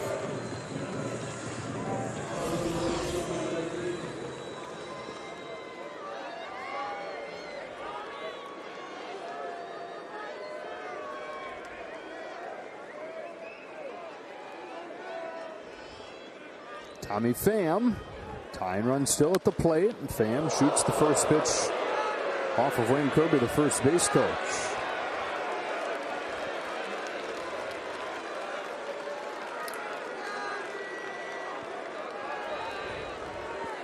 He is a very funny man. I played with him in Cleveland. He will have something sarcastic to say about that later today. But I don't mean later today. tonight.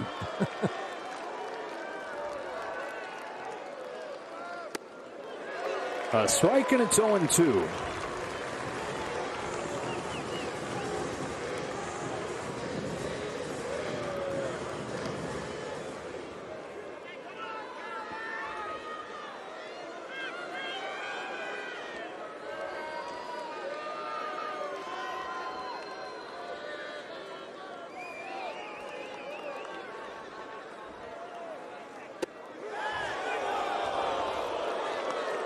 Great shot for an 0-2 pitch, but Pham ain't biting.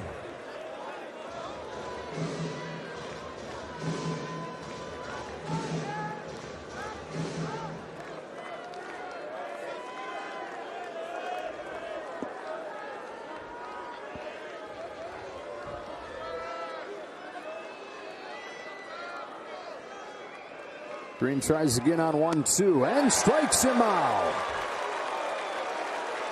Back-to-back Ks to open the 16th inning for Shane Green. We've seen the backup and hanging sliders work an awful lot in this game, and you can see that spin wants to break but doesn't.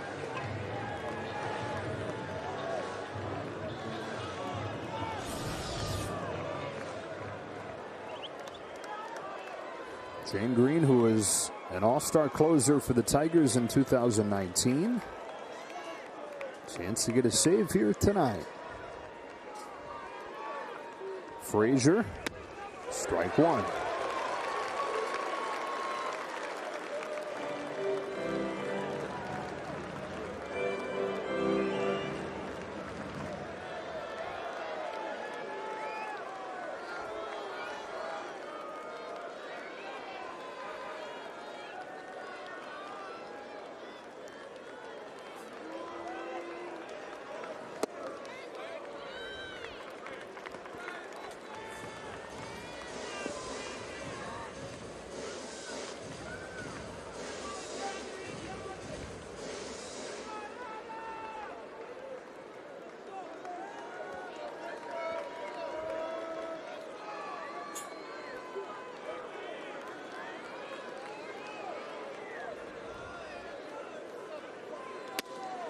Boy, it's a changeup that he's thrown very little of this season that he seems to have found. It's an outstanding pitch. When he throws it firm like that last one, it doesn't break a lot, but it breaks late. And then when he keeps it down and takes a little speed off it, the bottom drops out of it.